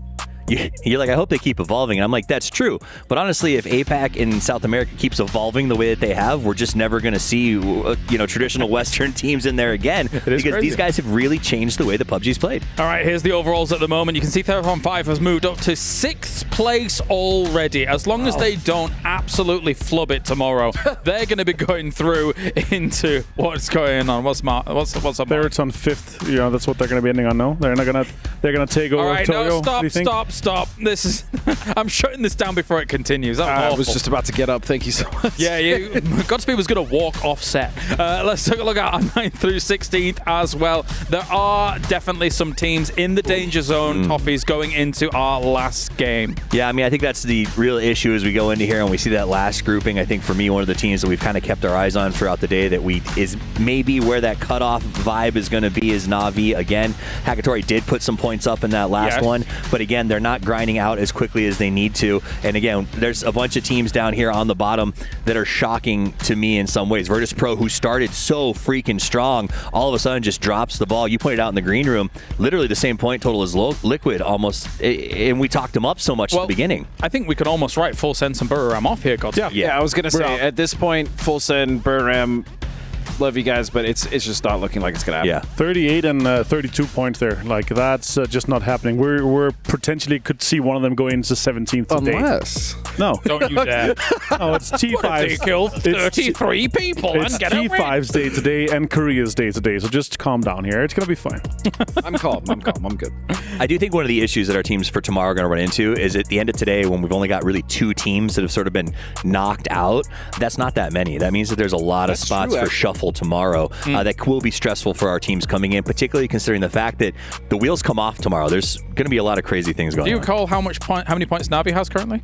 55. 55. Yikes. Yes. So they are not safe. One game to go with 55, safe. Right? They're not safe. They need, a 10-point game here to feel anywhere close to safe. But as I said to you guys in our green room here, I think it's going to be closer than ever with the amount of teams that are, kind of scrapping, getting into that 60s. And also, I don't see Rock going out and replicating what they did. I don't see them going into 120 points, right? So we're going to see a lot of teams that's going to be having one bad day, one good day.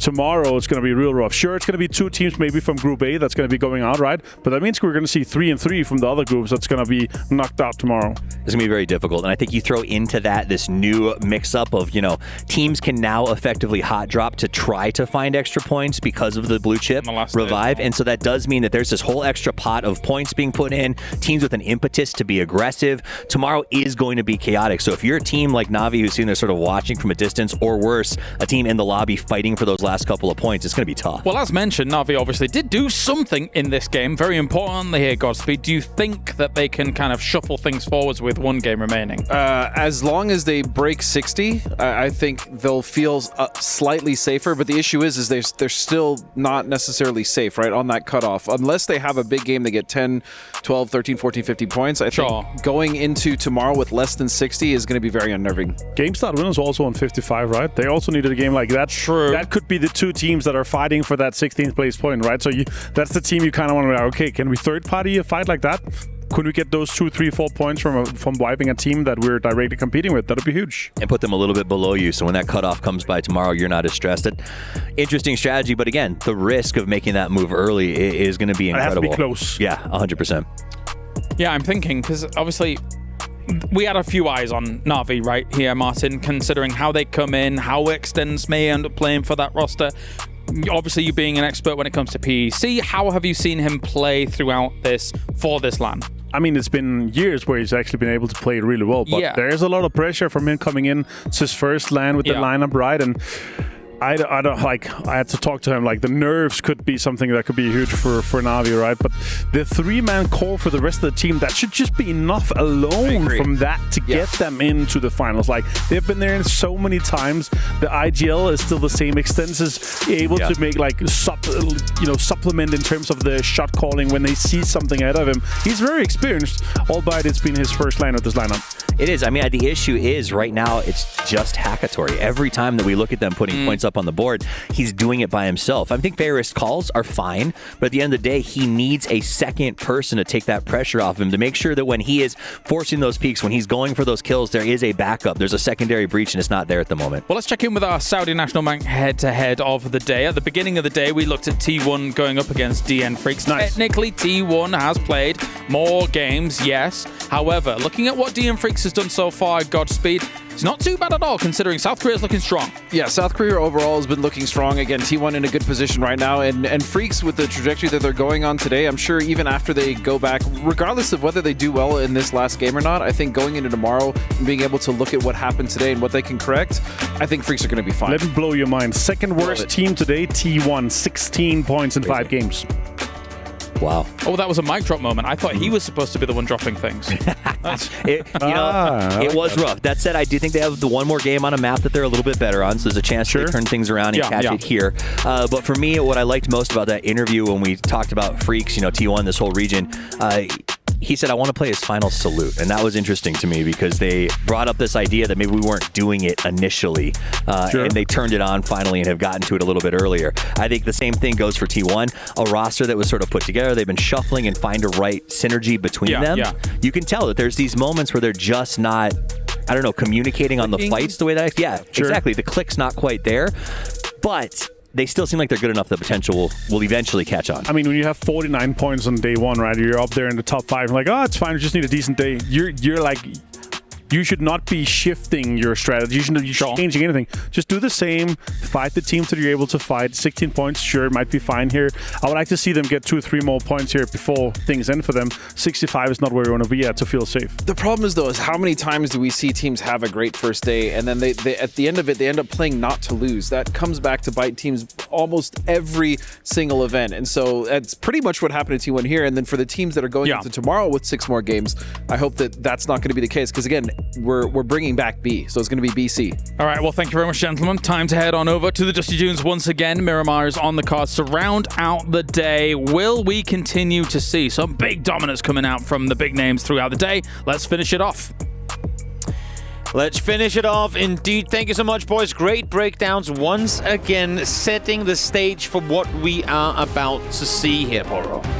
Absolutely, and I think the boys hit the nail on the head. I think it might be too little, too late for Full Sense and Buriram, but there is still a battle to be seen with Na'Vi. Game start win, and you know what? I'm going to even throw in Toyo in there. I think if you're Na'Vi, you go in there with one simple goal. Let's try to finish ahead of Toyo. They're 7 points ahead. Yeah. And if we can get ahead of them, then that's one more team, or 2 teams rather, that can kind of put ourselves between there and the cut line. Definitely 62 plus would be a great place to be, but in order for that to happen, they have to step up here as we go over to Miramar for the final time on day 2, for the final time for Group A, to try and make something happen, to try and secure themselves a spot in the top 16 and make it through to the EWC Grand Finals. And the last chance for some of our Group B teams, kind of get themselves, or Group C teams rather, get themselves in a better position with 1 day remaining. I know we've already kind of beat to death that Team Liquid having a kind of a rough day, but they aren't the only ones. Definitely.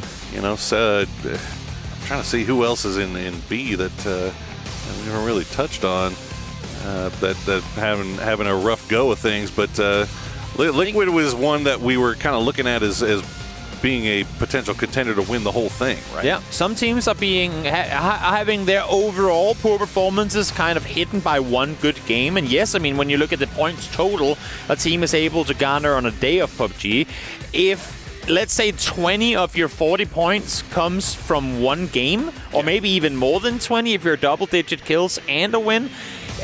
Sure, overall, if you just look at the leaderboard, you're all right. But if you had, let's say, 4 or 5 games with under 5 points, you're not satisfied. I mean, you're not fighting for the one game pop-off and then everything else being nothing to write home about. You want to have a consistent performance. But I will say, with how much chaos we've seen through the early game thus far, it's been very hard for almost any team to avoid some of these early game shenanigans, because they're taking place all over the map. I'll go ahead and say Twisted Minds. Yeah, great example.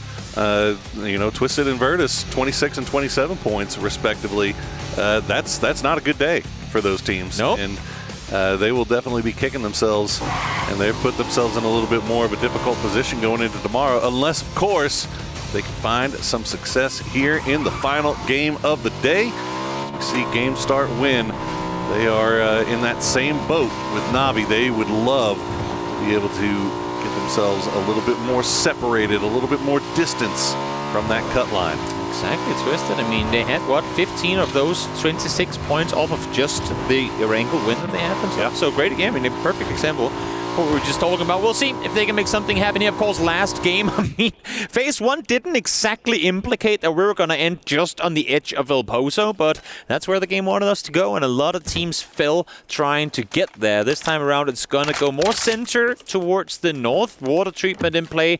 The intersection of Doom down in the northeastern side of Hacienda has taken many lives along the years of PUBG with it as well. No, you're absolutely correct. And honestly, those water treatment fields. Oh yeah, those are just some of the most brutal spots to play in and around the late game here on Miramar. I've seen so many teams that manage to keep 4 alive playing from the south, but once it goes to those fields, there's just nowhere to go. So we'll keep an eye on how these circles play out.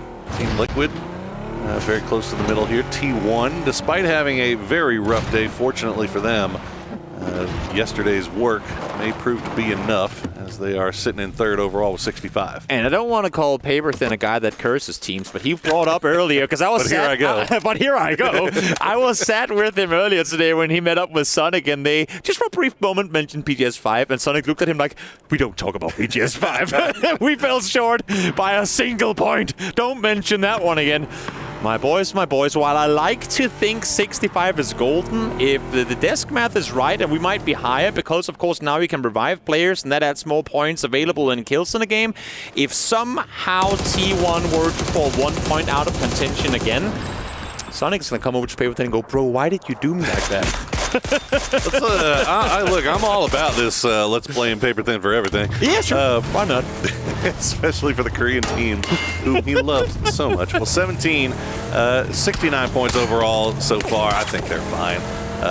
As far as this, you would have to. You would assume. Like, it just seems like there's nobody, and that's the thing. There's so much parity now. Nobody's really just running away with Exactly. There are enough underperformers right now that the 65 should. I'm not going to say will. There's no point sponges. Be all right. We'll see, of course, at the end of tomorrow how that's all going to play out. For now, we are making our way through this tricky field that T1 is trying to master. And so far, I mean, despite a couple of flips, they all still 4 wheels on the ground and making their way north. I like this pathing from them. Don't go through Picado. Don't just take the straight line towards the north. There's way too much to lose, potentially, if you end up here with a 0-point game. So play it smart, do the wide wrap, at least to the most extent towards that eastern side. Play it safe and do what you're good at. Yeah, stop down, scout ahead, exactly. Take your time, there's no rush. Exactly. See if they continue the path that they're on. They may, I would think they're playing get close to TDT, but it looks like they're going to cut. Yeah, they're going to cut north again, so looks like they'll avoid TDT for the time being. Meanwhile, game start win.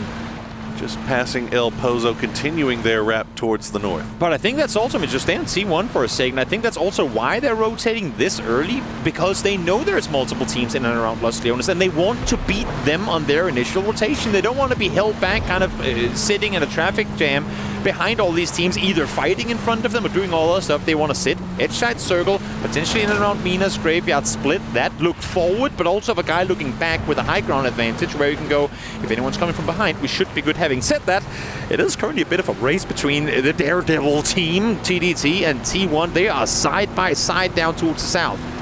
Could offer, depending on their loot situation, could offer an opportunity. They're out of the vehicles now too. Yeah, could offer if you're being opportunistic for T1, maybe go for a little campy camp, but it looks like TDT is going to be the ones taking the shots into the back. As we're watching VP, VP chilling. They have plenty of space. They're passing by Impala. They got a free route right into Minas Generalis.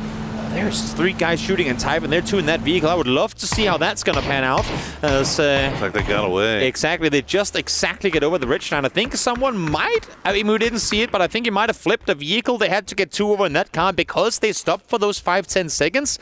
That allowed for TD team to catch up to them. But luckily for T1, they get to live with the scare. And now, not only do they beat TD team to Minas, they're also sat here ready for Virtus Pro should they opt to come this way. But as we can see on the map, as I encourage all of you to have the map stream open, BP is not all about going into Minas proper. They want to go east around to look further towards the north. Toyo. One of basically our farthest from the zone right now.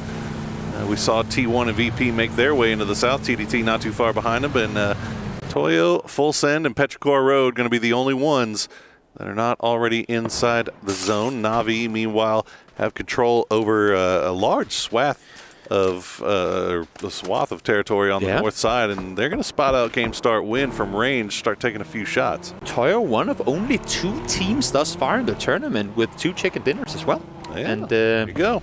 Yeah, we'll see if they can make more of it here in their final game of the group stage. As you said, they're far, far away from the circle. In the meantime, Virtus Pro, they're pushing further north. They wrapped around Minas, and in doing so, run straight into DN Freaks. And, well, Freaks, they weren't grouped at the time of arrival for Virtus Pro, so the orange polar bears make a swift deal of dismantling at least one of their players, and a big loss, because that's Salute. That's not a player you want to be missing early on if you're Freaks. It's also a nice little come up for Virtus Pro. It's definitely one of the teams that we mentioned a little bit slow to start here on their first day of play. Heather getting a little close there to 17, but fortunately able to pull back away in that speedy little coupe as T1 trying to find a place to sit around and wait. Yeah, there it is. Yeah, Salute.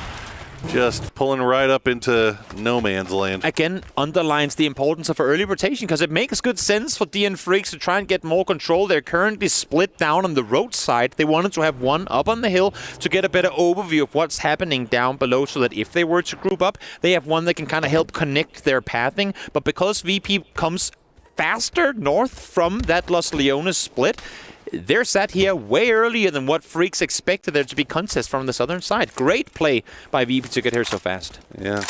Good play by VP, and maybe a little bit of a misplay there by Freaks trying to... I don't know if you can fault them, though, because normally opposing teams wouldn't be here so fast. Well, I mean, you say fast. You should be careful. It's There's 8 no doubt. minutes in, right? Like, they were already in kind of a 2-2 split. It was greedy. I will agree. It was greedy. Maybe making the decision to go for that high ground spot just a little bit too late. Also, because when you're coming from where you were, there's no way to scout it. There's no way to be safe on your approach, and he went up solo. Not just a solo, but it's Salute. It's Salute that went up solo, so clearly thought they were safe, but far be it for me to claim that Salute made a mistake. I would never. You would never. I would never. Well, Toyo someone on the team told him to go against his own will. Exactly. Well, Toyo eating a little bit of blue zone. Petrichor Road doing the same as we wait and see where Circle 2 decides to take us. It looks like most everybody favoring towards the center. You have a diagonal look at that. That's going to be good news for basically everybody. Yeah. As just a few teams have to reposition just a little bit around water treatment. I was going to say, you have a diagonal running northwest to southeast where almost all players are lined up on, just with what's playable and what's available in and around the valley point here. But now, with the circle shifting somewhat center, and as you're saying, Paul, the vast majority of players being in already, now it's about grouping up some of those four-way splits, make it a 2-2 instead, maybe even collapse all 4 players onto one building, and pray to the PUBG gods that you have found the one there the circle will come to. And you can see T1 getting everybody into that compound, and immediately, as soon as they started getting, they just started shooting their guns, letting everybody know, hey, this is occupied. Do not crash this. If you do, you're going to have to face us. Same thing here. Virtus Pro still holding on to the top. TDT is going to hear those shots, and you can see Huang just off to the side. That is low ground, but he's going to hear those bullets and know that they have to make their move off to the north. I was going to say thank you, TD team, for getting back in those vehicles, because I feel like you have too much to lose in trying to dislodge VP in this position. They have 2 players already on the northern side of the valley. It's far edge. There's too much to lose in trying to... I mean, I get that they want to stay up there, most importantly, to make sure no one is wrapping in behind them, because they are going to play edge on that northeastern side. But for now, they're wide split. They're running into FN, and unknown to them, they have Petrichor coming in on their eastern side. So TD team, you got to group up fast and kind of collect the intel you've been able to gather over the last 30 seconds, because you're soon to realize that you're on a very, very crowded side of the circle. I'm not sure what the heat maps kind of tend to tell us about where these circles tend to go, but anecdotally, it feels like we see it go south. There are certainly some magnet compounds in these circles. Yeah. Well, let's see where DN Freaks go here. They're going to run into the south side of a very wide spendable split. Delwyn all by himself. Tanvu was coming over in this direction, and he's going to get there. He's not pulling off. He's coming in here and getting involved. I was going to say, Tanvu, you better come to be picking up Delwyn, but they seem like they're going to stick around. Their 2 teammates have a position from where they can apply suppressive fire, but if this fight takes place on the inside of this compound or on the eastern side, they won't be able to do a whole lot to help them out. Tanvu's now been caught out here on the other side as well. Throw a nade, get away from here. I know you're Tanvu. I know you have a Gross on hand, the level 3 gear, but there's no... again, they're in first place. Theoretically, they have nothing to lose, and if they can limit the chances of Freaks to make finals, it's worth. But right now, they shouldn't know that it's Freaks, and now they know. And speaking of nothing to lose, they called down the other two, so they're collapsing. Full 4-on-4 fighting this, and they would love to be able to take care of the Freaks. VP coming in as well. Already gone out. VP, they took their time scouting out their next move, and their next move brought them just south of this fight here. But Buriram on the other side of the road may put a pause on things here. Human will go down to the Molotov. Unsure if intentional or not, but it worked out perfectly. Chloe's lobbing a molly on the upstairs of that backside building, but it hit just over the staircase, so it took part of the downstairs as well. Gets the flush on one, gets one more player down to low HP, so it can't do a lot. And for now, Heaven is going to be sat here all on his own, staring at a nade, but able to live through it. Oh, here comes the push, and Heaven will go down. Man, this is not the Expendables team that you want to see in your lobby. They are bursting with confidence. But this is the Expendable teams that won PGC last year. Their coordination, their execution on this play, yes, it's a nade, not a flash, but there's no way for him to get the timing right on when they're going to swing the corner. One goes foul, one goes close. Great execution. You don't get to see many teams go in 1v4 DN Freaks, or 3 I should say, because Salute fell earlier, but that was still an incredible performance by the Expendables. New circle does pop, and it is going to favor over by water treatment. We see a couple of E pickups in the air. Petrichor Road going to be one. It looks like TD Team will be the other. FS are kind of involved over here on this western edge with Game Start Win kind of crashing around in their compound. I'm not sure if Full Send knows about this and what has already been a pretty rough week so far for Full Send. Does not look like it's getting any easier right now. One Full Send player down already. Now they're starting to learn that they're pretty much sprinting towards a Wasp's Nest that they should not be in. Floki able to find one more. That's Starlord falling down. As Petrichor tries to make landfall, Beamy won't make that easy for them though. Twisted Minds joining forces, as well as the European teams are doing what they can to take out Petrichor Road before they hit the ground. What either a well-timed or a poorly timed sandstorm, depending on who you're rooting for. But T1 continue to make their way down as you see TDT in the skies above.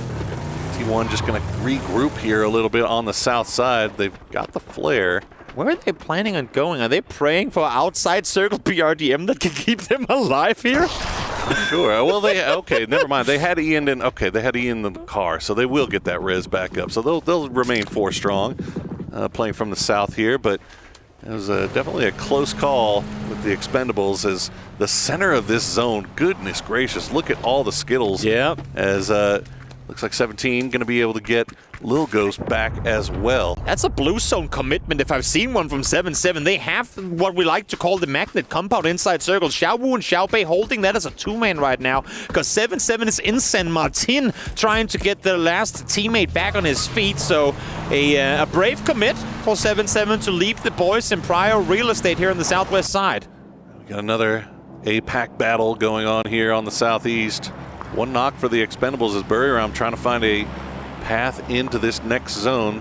We've got 2 heading off to the north. Looks like Khan and Ruse will be joining them shortly, just on the backside of FN, who are wrapping around on the north. Meanwhile, Navi, look at the split that they have all on the north, just taking up so much real estate. And this is what they like to do. This is how Navi has played the game for so long. Give them space and they will take as much as they can possibly get. They have effectively, they had half the previous circle to themselves, and they didn't come by that easily. They just dared to peek over the next ridge, peek over the next hillside, and they have so good communication amongst one another that they're able to maintain these splits for long. Now they've all called the track that FN is coming their way, and look at how they're collapsing up on that northern side to deny them any sort of entry. As we look back towards T1 here on the southern side, they got themselves their tank. You can see Hither is slowly making his way through the fields, but where do you go if you're T1 from here? Yeah, this is rough. You got Team Liquid in front of you. You got Koyo in front of you. Purdy Curdy was the first one sent out from Liquid to try to find a foothold, but he gets taken down. So the rest of the team still in the compound waiting and trying to see if they can maybe figure out where everybody else is going to go before they have to make their move. Toyo, meanwhile, they're just going to send it right into that southwestern side of the water treatment plant. And that is tenuous at best. An ugly rotation, but somehow actually works out for them because the teams around them have to take into account that there could be opponents nearby as well. Emmy, though, trying to stretch it a bit too far, will be caught in transition as Stanadol is able to find him, and now is when the nades are going to come in. Twisted are so good at maintaining buffer space. They don't want to have opponents lying right next to it. It's simply too dangerous. So look at how they're flexing out to try and take him out. They're doing everything they can, but the utility is just not falling where it needs to. They take out the vehicles, but don't take out any of the players. And so Toyo's able to stay alive for right now, as you see. Coach from Liquid doesn't seem too excited right now. Nerve-wracking times right now as Liquid is still trying to find a foothold on the south side. I mean, they got a quarter of a wall, maybe a couple of centimeters inside circle, but they know full well that T1 is going to come over the hill with a tank in just a moment, and you better be ready to obliterate that thing as it comes right over. EN is going to make a run for it. How do we accelerate uphill in BRDMs? Let's see. Go out and push the back of it. There we go.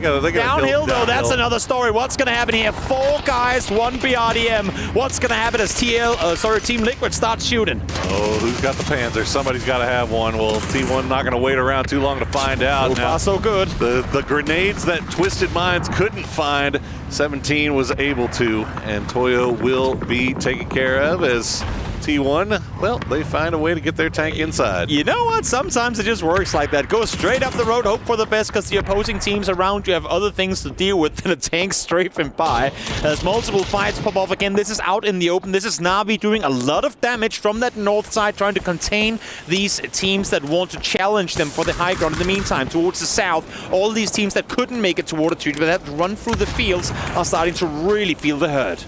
Okay, new zone about to pop. Oh, there you go. Sparking landing the double grenade, and now 7700, the last player left alive for 17, and he goes down as well. And 17 is out. We'll see if GameStart win and continue to make that push and run into Team Liquid. Meanwhile, the circle does pop and is going to go just off to the east of water treatment.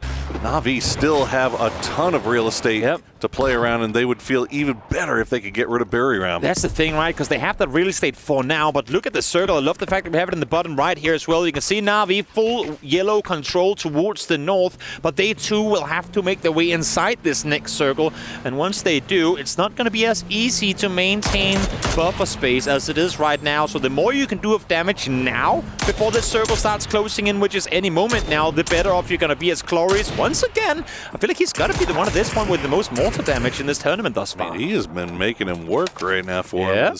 We'll see if Team Liquid can find a way to get in. Yeah, and there's Bury Ram still engaged with Na'Vi. They've got a path inside the zone. It's pretty easy. But they would, again, like to clear themselves. Exactly. I mean, they're in the same situation as Na'Vi, right? Like, they would love to be able to kind of have this claimed and not have to worry. Exactly. See him, GameStart win, making the run on forward. It's just the two of them. Ming and CC are alone in this engagement. They have 2 players behind him. The timing is off, but the util is not. Ming able to get one. CC with the follow-up. Peek over, and Ming with the double. This lot just takes out Team Liquid. A 24-point day one for Liquid. Not something for them to be satisfied with. No, definitely forgettable, but shake it off and move on to the next one. That was just always going to be a rough utility battle there. As GameStart win was right on the edge of that hill. Those are incredibly hard grenades to hit, even for a team that's as skilled with that offensive utility as Team Liquid is. As GSW, they're going to continue their push around on this south side. I love it. They're starting to get a little bit more aggressive, I think, realizing the situation that they were in. They needed more points. They needed to get more secure with this being their last game. Exactly. I love the way that they're playing this one right now as well. They know all these other teams are all so close to one another, so if you can come in from behind and shoot the teams in the back that are looking forward, you might get something going. 5 kills already yet to take a casualty. Xiao Tong does get taken down here, but he's behind the shack, so could potentially be restable. Issue is the remaining 3 teammates are in another vehicle, so he's on his own as Expendables are now running in from the south as well. And TDT going to put a pause on their push as, they're not going to come through on Duck Juice, so that's good news for Virtus Pro. And actually good news for GameStar Win as well, as they find the angle, steal the points away. And that's 6 kills now for them. Virtus Pro trying to hold the line. What? But what a spray from Bell. Who was that won that That's fight? AC. That Ming is AZ. Yeah, there you go. Beamy now. Beamy now, the last player left alive for Virtus Pro, and he is already down to half HP. A rare 1v1 lost by Nixie there, but AC shut him down, and just like that, VP down to Beamy. And in the meantime, up on the northern side, Na'Vi, I mean, they're effectively fighting Game Start Win for that potential bottom spot in the finals, and they're not liking to see that Game Start Win is starting to rack up this many points. No casualties on their end either, as they should be able to get their last player up. And now, as we were talking about before, they're forced to make their move on in now. They have been able to get a knock onto Buriram, and they've been able to maintain a distance to them from a while, so they should be all right. Their mission, though, does not come with a lot of kills, just the 2 that we've seen thus far. Telling you, Na'Vi and Buriram have been fighting their own personal war over here. Yeah. The whole rest of the game has kind of passed them by, and now it's all down to Ruse as Na'Vi collect their 4th kill. Ruse has been spotted out by Theraton 5, though, so he is going to have to get on the move once again. It's the spray onto Sosit, but not going to find the knock. And you can't really fault Buriram for the way they've been playing this. All they've wanted, as they do fall here, all they wanted was to force Na'Vi off the high ground, force them towards the west, take a fight there, and then they could make their way on in. But Na'Vi just did not waver. They didn't give them any space at all, despite how hard they committed to try and deal with them. So great play on Na'Vi to stand their ground and maintain the high ground position. Credit where credit is due. Game Start Win and Na'Vi both in a back against the wall type situation going into these final games, and they have been producing in a big way. Oh, that would have been a triple. Ming now the last player left alive, and TDT trying to make the push. He's got to dance around. He's down to half HP. Can he get another one? He's going to spot out Van, but Van will get the kill, and Game Start Win will have to watch tomorrow's games while sitting on 64 points. Yet again, level 3 gear reigns supreme. There was a 3 HP survival on him there as Heather tries to squeeze the tank through the fence line. Not going to happen. Has a nice little angle. I think Lou might have seen him, though. That's an insane catch. If he did notice him, tries to peek around the corner. Not able to get him. Nate, cooked, primed, lopped on over. Lou might be caught, take damage, but no. Able to get away in time. I think if you're Na'Vi, Game Start Win, Na'Vi are really just still 4 up. All they want to do really is finish ahead of Game Start Win, finish ahead of Toyo. So mission half accomplished right now. And 1 more point will do it, and they are set up nicely, playing from that northwestern side as they add a few more kills to their pouch. Theraton 5 gets eliminated. Great job by Na'Vi to maintain this northern side control. This game has played into their favor. Look at their ammo count. Every single shot they've fired this game has been at a distance. 6 bullets for Soset, running double 5.56. We saw, I believe, Hagatori being down to a single mag as well. They need to start sprinting forward just to get crates and ammo, because they'll be throwing pans anytime soon. Exactly. That scrap with Buriram was done at range. And they, as you said, never really got ammo. He's out of bullets. Got nothing. Yeah, they just never had an opportunity to go for that res. And now TDT is looking in this direction as well. It's down to just June and Van. So they still have an opportunity here. But look at the send from Hagatori. Definitely. As Full Sense does get eliminated by Twisted Minds, who are also having a big game here at a time when they most needed to. Exactly. Redemption game from them for sure. Yes, 38 is fine, but a lot of those points came off of a single game, and that is not the Twisted we're wanting to see. While they've been somewhat quiet, eyes haven't been on them. They were the first team in water treatment, and they've been able to maintain this position, clear it out completely, and are now coming 4-man strong into the late game as Hagatori continues to do damage. Had to go down to his teammate to find some bullets, but he has 2 remaining. He's got 2 bullets, and there you go. That's 1 extra mag for you to work with. He had 2, but the grenade, he did have a grenade, and he found the grenade onto June. And now Van will get eliminated by Twisted Minds. And so let it be known that the death of Europe has been greatly exaggerated. It is down to Twisted Minds and Na'Vi for our final win of the day. If Twisted knew that there is about 80 ammo split between 4 players right now, they would be grouping up as 4 and running 4. But there you go. The most important care package for Soset ever has just been found. Extens was down to under 60 spare as well. These guys have been shooting all game long. 4 alive, 12 kills. We look through the stats coming into this game. The 3-man of Na'Vi has been playing well through this so far, Extens have been lackluster in his performance. Of course, latest addition to the team, it's going to take some time to get used to him, but I feel like this game itself, since they get to play Na'Vi-style PUBG, has got to add that extra level of comfort for Extens that coming into the finals, assuming they'll make them there with 73 points, they'll be looking like a whole different team. Look, we say it all the time. Nobody remembers. As long as you make the grand final, nobody remembers what you had to do to get there. Exactly. And right now, Na'Vi, when the pressure was on, they are delivering in a big, big way, just as they have always been expected to. And they have this high ground to work with. Yep. Twisted Minds, meanwhile, waiting 5 seconds. They're basically waiting and hoping. Uphill, downhill. Well, center hill is what we're going, but more up than down. A little bit more than We'll see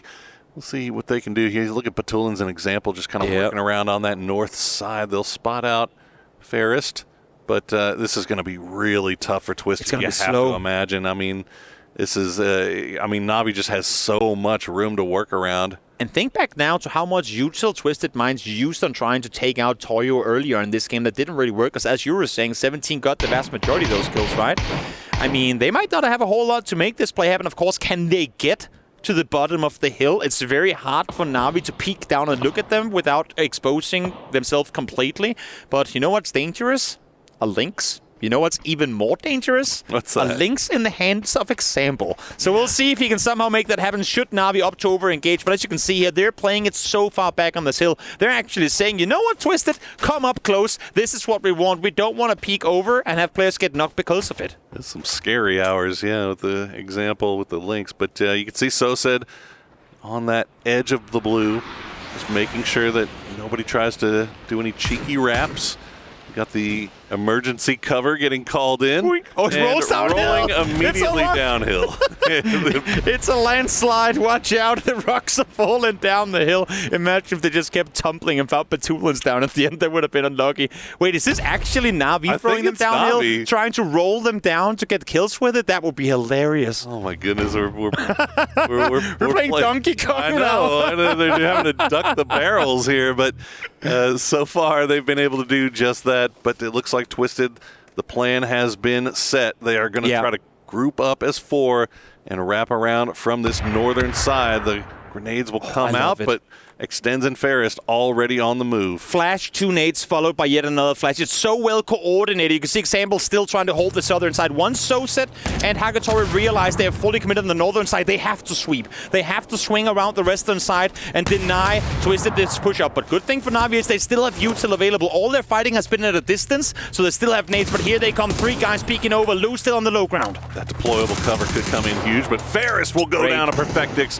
Nice spray from him, and the utility will return from Na'Vi to try to put a pause on this Twisted Minds push, and they will take that into even more deployable covers coming down. But Na'Vi doing a good job of slowing down the push here from Twisted. And again, there's no random nades being lobbed on over here from the side of Twisted Minds. They are some of the best in the game when it comes to utility usage. It's great smokes to try and corner off. Now nades to follow where the shots were being fired. Hagatori forced to bend off, forced to run back for a little bit as Twisted again. 3 guys on the top. Lou still containing the southwest side, but Soset is still to cross. They're expecting there to only be 3 here. Soset is fully believing that they're coming around their side, but once again, more deployable cover. What's happening here? I'm telling you, man, this is I'm going to go back and watch this on replay. This is just a masterclass in utility usage and management from both of these teams, and they are just preventing the push. Extends, going for the flank, but doesn't hit the spray. Will eventually get Batu. They're all 1 HP. Example now is starting to pop off from the north side. Soset down to blue. It's just 1 player left alive. 3v1 just like that. Again, they isolate them with the smokes. They don't dare to push through. And here they have them in the end, able to net themselves their 2nd win of the day. Twisted Minds, are they back? I'm not sure, but 2 wins on their first day of EWC is scary if you're anyone else looking to win this tournament. That is one of the sweatiest end games you will ever see. That was difficult from both sides, But at the end of the day, Twisted Minds with a huge win for themselves. That's going to kind of reset the day, essentially.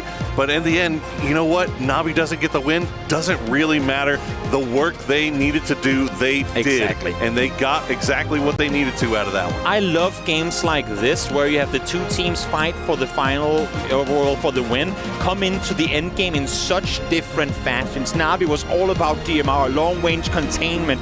Twisted Minds had people in their face from phase 2 up in that water treatment area. Constant close quarter fights. And there you have, and as you can see, these guys just won 2 out of 6 games and they're not smiling.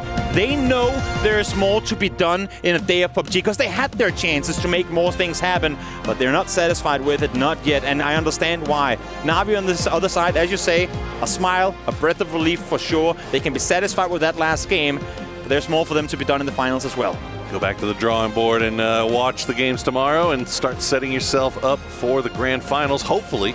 I don't know if there's any way that 70-some points won't get you through. Oh, they got to be through, right? But yeah, as he said, still a lot of stuff to fix, a lot of things to tighten up, getting ready for that big grand final.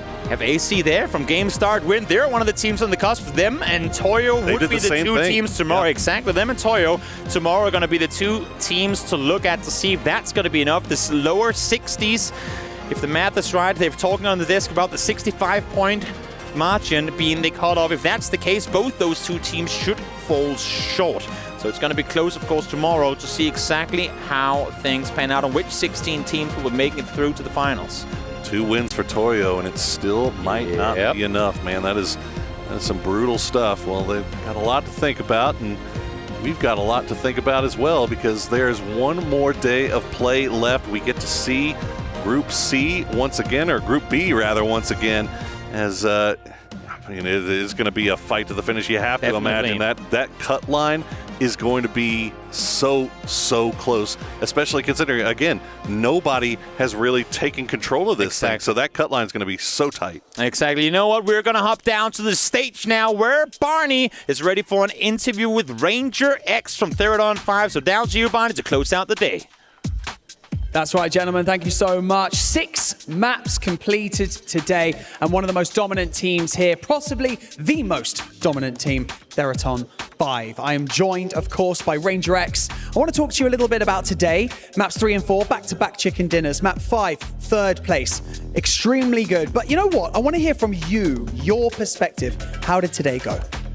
ก็ในวันนี้นะฮะก็จบไปแล้วนะครับกับ6เกมนะครับอยากจะสอบถามเลยครับว่ากับเกมที่3และ4ที่เราได้ที่1เนี่ยที่เราได้ไก่นะครับและในเกมที่5ที่เราจบที่อันดับ3นะฮะรู้สึกยังไงบ้างครับกับผลงานวันนี้ครับแล้วก็รูปเกมทั้งหมดภายในวันนี้ครับก็วันนี้โอเคมากครับเล่นแบบว่าละเอียดครับผม Yeah, we think that we made it quite a great performance and on par to what we have been like practicing all along that we have been prepared like for this entire year. So like hope you guys are gonna look forward for us. Nice. Now yesterday, let's talk about it. Yesterday you sat on the sidelines, you watched, and I'm guessing you observed and you were trying to, gather strategies and stuff. Tell us how you utilized yesterday's time while you weren't on stage. ก็พูดถึงเมื่อวานกันบ้างนะครับเมื่อวานเนี่ยทีมของเราเนี่ยฮะไม่ได้มีการลงมาเล่นลงมาแข่งนะครับวันนี้เป็นวันแรกเลยอยากจะสอบถามว่าที่เราได้มาดูเกมเมื่อวานเนี่ยฮะก่อนมาแข่งวันนี้เนี่ยมันทำให้เราแบบว่าได้มีข้อได้เปรียบอะไรมากขึ้นเพิ่มไหมฮะก็เราแค่รู้สึกว่าเมื่อไหร่เราจะได้แข่งสักทีครับเราอยากยิง Actually there's nothing like we didn't gain any advantage from yesterday match at all so the only thing that we keep getting in mind is that when it's going to be our time to come down to get to play on the stage and like eliminate everyone. I like that. Okay, the aggressive mentality as well, of course. Now tomorrow, Group B are back in the mix. You're going to be on stage with them. Are there any teams that you're kind of looking at that as potential threats going into tomorrow? ก็พรุ่งนี้นะฮะเราก็จะได้ลงแข่งอีก1วันนะครับผมคิดว่าในกลุ่มที่เราต้องเจอในวันพรุ่งนี้นะฮะมีทีมไหนที่คิดว่าเราจะต้องระวังเป็นพิเศษไหมครับมีแค่ทีมใกล้ๆเรานะครับแต่ว่าเราก็ทำให้เต็มที่เหมือนวันนี้ Yeah, actually it's going to be the team that come from the same like continent, same zone from us, like from the APAC. But we're going to try our best and hoping you guys going to keep cheering us and supporting us to the end of this journey.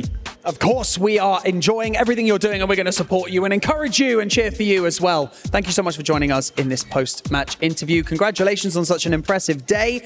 And of course, tomorrow we're going to have to see what happens. But for now, we're going to talk about what happened today over at the studio. That's right, Barney, because the last game of the day was classic EMEA non-stop action, which was kind of a stalemate for quite a while, but then they got into a fight at the very end, and that was great. A 4v4 here. Twisted Minds and Na'Vi, Avenger, Toffees, Godspeed joining me to talk about the EMEA powerhouses. Rah, Toffees. Okay, deployable cover was awesome in that. It made that whole hill fight significantly more interesting. But awesome walk-away power for Na'Vi to get all of those points in that game and get themselves secured. And Twisted Minds for really turning up, which, you know, we shouldn't be surprised by. They've got the pedigree to do it. We are always developing new strategies. Now, throwing deployable cover downhill to make it roll upon our enemies. I mean, how sick would that have been if he had two knocks to win the game? Like, that would have been amazing. I love that. The one thing I want to say, too, though, is like we talk about all the time where these teams get position and sometimes they don't do everything they should with it. Na'Vi, I mean, going into the endgame fight, they had 6 kills. I don't think a single one of them came from just a team fight. They were stealing so many kills, getting so many knocks from distance, and that was impressive to see. Even going into that last fight, it was, that was a perfect game for Na'Vi. Very well done. Let's take a look at the match ranking coming in. It's 21 points for Twisted Minds. A huge finish to the day for them.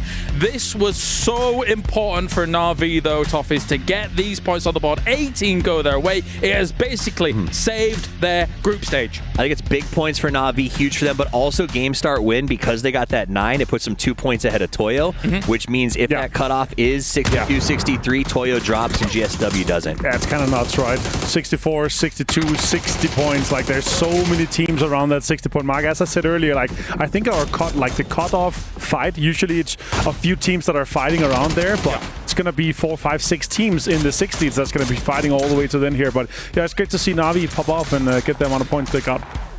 It was a big swing game, right? The point that you pointed out. They were at a place where they were not high enough to guarantee advance. They had to have a big game. Was it blessed by the fact that it wasn't really the circle, it was the fact that nobody went north, Godspeed, and they just got to sort of enjoy space, time, and the ability to support each other? Yeah, it was a combination of no one going north, but again, them flexing out. At one point, they had sent Hakutori all the way out to the east. I mean, they had complete dominance over the circle, and on the flip side of that, looking at Twisted Minds, they fought through that water treatment team after team, and they looked flawless doing it as well. Much happier faces on the faces of Twisted Minds at the end of that one, because let's be real, that first win that they got, they were like, that wasn't really that big a deal, but this one really meant a lot. Let's take a look at the overall rankings, though, to get the lay of the land, setting us up for tomorrow. 74 points for the Expendables, our PGS champions at number 1. Na'Vi jumps into second after 12 games here, Avenger. So, as we said before, really saving their bacon. Yeah, the big focus here, though, is GameStart win on 64 and Toyo on 62. This could be teams that could be taking over tomorrow here. Like, Thirds on 5 on 60, very impressed with them. Rock, they're going to easily come into. Rock could potentially come in and take first tomorrow in their first couple of games, right? Yeah. Genji also looking great. Full Sense, this is a team I'm very worried about. I think they're out. 46 out.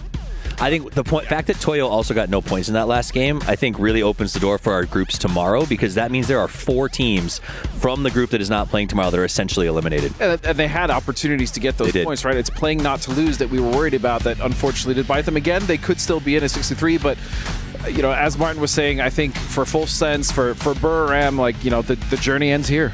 No, definitely. It's tough. It is tough. We can take a look at the Gadia top players of the day and continue to talk about everything that has gone down, because one thing that really does stand out to me here, Toffees, is the fact that Toyo, with 2 wins, is in the danger zone. That's tough. I mean, it is a symptom of what they said. We're just playing for 16. We thought we got our 2 chicken dinners. You could tell that they were playing passive, sending to middle, trying to hold positions, not taking fights, and that is the danger of that defensive style of play. Whether it's traditional sports, whether it's PUBG, whether it's any other esport, when you shore it up and you play defensive, it almost always comes back to get you. Yeah, and again, we're seeing it here. I mean, TDT as well, they had some good fights today. We see them kind of holding up DNF, but I will say FN and Freaks both end the day with 45 points. Very good day for both of those teams. For sure. Yeah, absolutely. South Korea definitely showing that they are potentially back in this group stage here eventually. Yeah, I mean, the best performing region so far here. Obviously, still have a day to play tomorrow, but yeah, they're looking extremely good. Virtus Pro 35 as well. Pretty impressed with TDT, getting one more point than Virtus Pro on 36. That's going to be good. Again, AGAL, All Gamers Global, only on 30 points. They're going to have a big day tomorrow to get into that mid-60s where our potential cutoff is going to be. Yeah. I think there's a shocking amount of good teams sitting at that 30 mark, and that's really going to be the test tomorrow. There's not a lot of space for all. There's too many teams who need 35 plus days. That's the problem. Any one team, right? 35, it's doable, but the fact there's like 7 of them that should be higher is going to be really, really frustrating for the teams tomorrow. All right. Well, of course, whilst this is all going on, lots of stuff going on here at the Esports World Cup. We can head over to Bella, who's with Puckett for a club championship update. Hi guys, I'm at the SNB Esports Arena here to get some updates from Puckett. Well, I heard that some teams made it to the playoffs, some teams were eliminated. Tell us all the tea here. Yeah, it's been pretty crazy in the TFT Arena. We have seen all of the big dogs, 4 of the top 5 clubs out. What's really fun, though, is Virtus Pro, who no one thought would even make it out of groups, is one of those teams making it to our top 8 playoff bracket. They stay alive for VP with a chance to earn even more points. Well, so the only contenders for the club championships, it's only VP now. That would be kind of my thought if you're looking at the big 5. VP is still in it, but another contender is T1. Now, T1 just tied 12th place.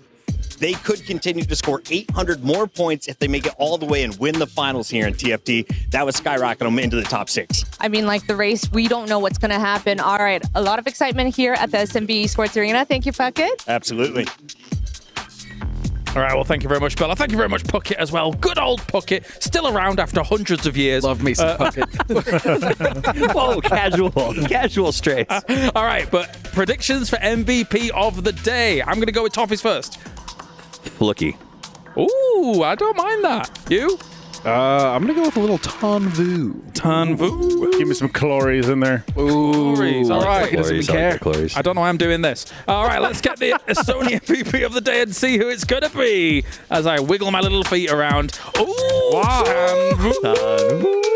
Lovely stuff. 12 kills coming in for him. Godspeed. Well done. Yeah, I mean, he played lights out today. I mean, the Expendables played lights out today overall, especially they had that huge game where they were able to garner a lot of kills. And Tanvu was the tip of the spear quite often for his team in the Expendables. Honorable shout out for Rex that actually has one more kill than Tanvu but didn't get close to the rest of the performance there. So that's pretty huge. Hakatari also 11. Cloris 10. Tied with Rossiter Jr. on 10 as well. Nice. Big for Akatori to be up there. I think it was the points that Navi needed to put last together. game was big. But it all comes down. I mean, Expendables, defending PGC champions. We've been wanting to see things out of them. PGS 100%. Felt disappointing. Yeah. This has not been disappointing, right? This is one of those situations where you can maybe come to EWC and say, there have been naysayers who said that this one-off by Expendables was a bit of a fluke, that PGC was kind of a wild experience. Coming here and making these statements, I think it put a lot of haters to rest. All right, well, thank you very much, gentlemen. You guys at home can keep up with everything that's going on here at the Esports World Cup by going and checking out the app. Just scan the QR code right down and then you can potentially get yourself, not potentially, you'll just get yourself that app, and then you can keep up with all the games that are going on. That does it here for day number 2 of the group stage. Thank you, Avenger. Thank you, Godspeed. Thank you, Toffees. You've been lovely gentlemen as always. Thank you to Kalaris because he's cool as well, I guess. Thanks, James. Thank you. Thanks, James. I appreciate that. All right, we're done here. We're heading over to Barney, who's with Tanvu, our MVP. Woo! MVP stands for Most Valuable Player. Welcome back to the Gadia Esports Arena. I've got Tanvu here from the Expendables. Tanvu, an outstanding performance today. Congratulations. For you, obviously, you put out performances like this like it's every day. So, I just wanted to ask, from your perspective, do you feel like you had a particularly good day, or was this another day at the office? Tân Vũ chúc mừng bạn với lại cái màn đấu vừa rồi ha, rất là xuất sắc. Thì dựa trên cái cá nhân quan điểm của bạn thì bạn cảm thấy là ngày hôm nay mình đã hoàn thành rất là tốt hay là chỉ là một ngày bình thường thôi? Theo em thấy là đây là một ngày bình thường, tại vì bọn em chỉ bắn được đúng một game thôi, còn mấy game kia thì cũng là bình thôi ạ. Em cần phải bắn chắc chiêu hơn nữa để đạt được nhiều điểm hơn, để vào chung kết bắn cháy hơn. I think like today, to me, it's just like a normal day at the office, to be honest, because like we need to do better because only today is the one game that we do so well compared to like last game that we had. We need to kind of like keep it up more to the final game. Yes. I think that's a fair assessment. Also, you wouldn't really be acquiring an MVP award, I would say, if you didn't have the players to back you up as well. So why not give some props to your teammates? How did your team perform today? I know that you said it wasn't quite what you would have hoped, but you've got such an amazing roster behind you as well, right? Có thể là đối với mình thì ngày hôm nay mình đã perform khá là ok thì nhưng mà cũng sẽ không thể nào thiếu được cái đồng đội của mình để mà có thể hỗ trợ, thì mình cảm thấy là ngày hôm nay đồng đội của mình đã bắn ok không? Dạ, đồng đội hôm nay của em đạt được phong độ tốt nên là tụi em giành được cái vé được vào chung kết. Mong là anh em giữ được phong độ cao hơn nữa để giành được chiếc cúp vô địch lần này. Yes, my teammates has done a very good job today, and however, in my opinion, we need to keep it up and keep it stable in order to kind of like get the championship in the grand final. Well, let's quickly talk about tomorrow then, because yes, that's your next opportunity to get into the grand final. I think Group B are going to be coming back into it. I believe you're going to be sitting on the sidelines, in fact. Are you going to be watching anyone? Clearly you've done enough. You're going to be in the grand final. Are you going to be watching for any teams to see if they're kind of putting up good performances that could then challenge you in the finals? Bởi vì ngày hôm nay mình đã chơi rất là ok rồi thì ngày mai là mình sẽ chỉ ngồi để mà mình xem tất cả những cái team còn lại đấu và mình có chill hơn, hay là mình sẽ kiểu như là nghĩ là mình sẽ có một cái kế hoạch nào đó để mà mình vào chung kết. Thì ngày mai tụi em sẽ tập luyện và ngồi xem lại giải đấu để nghiên cứu đối thủ để bắt bài đối thủ trong chung kết.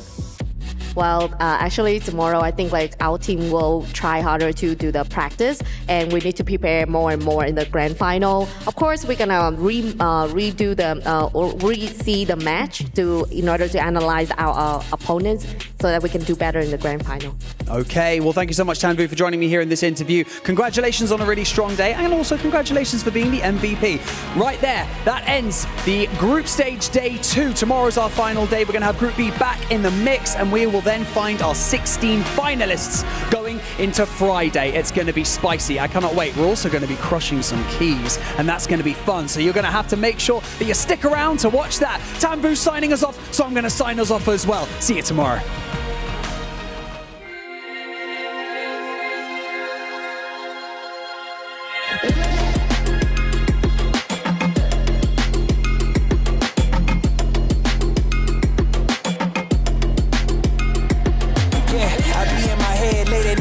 Contemplating all of my goals. Look, will I fold or will I chase them? I got adversity, two options. I can handle it purposefully or I can let it murder me. But sign up for war, point out the target, show me the giants. Hold your applause, just getting started, sending the lions. Ambition ain't for the weak, I see it before I speak. Ready and willing, is you ready for me? With or without your end. Oh, you try to make me say, no, there's nothing you can say, 'cause I'm flying away. With or without my sins. Oh, you try to make me say, no, there's nothing you can say, but I'm flying away.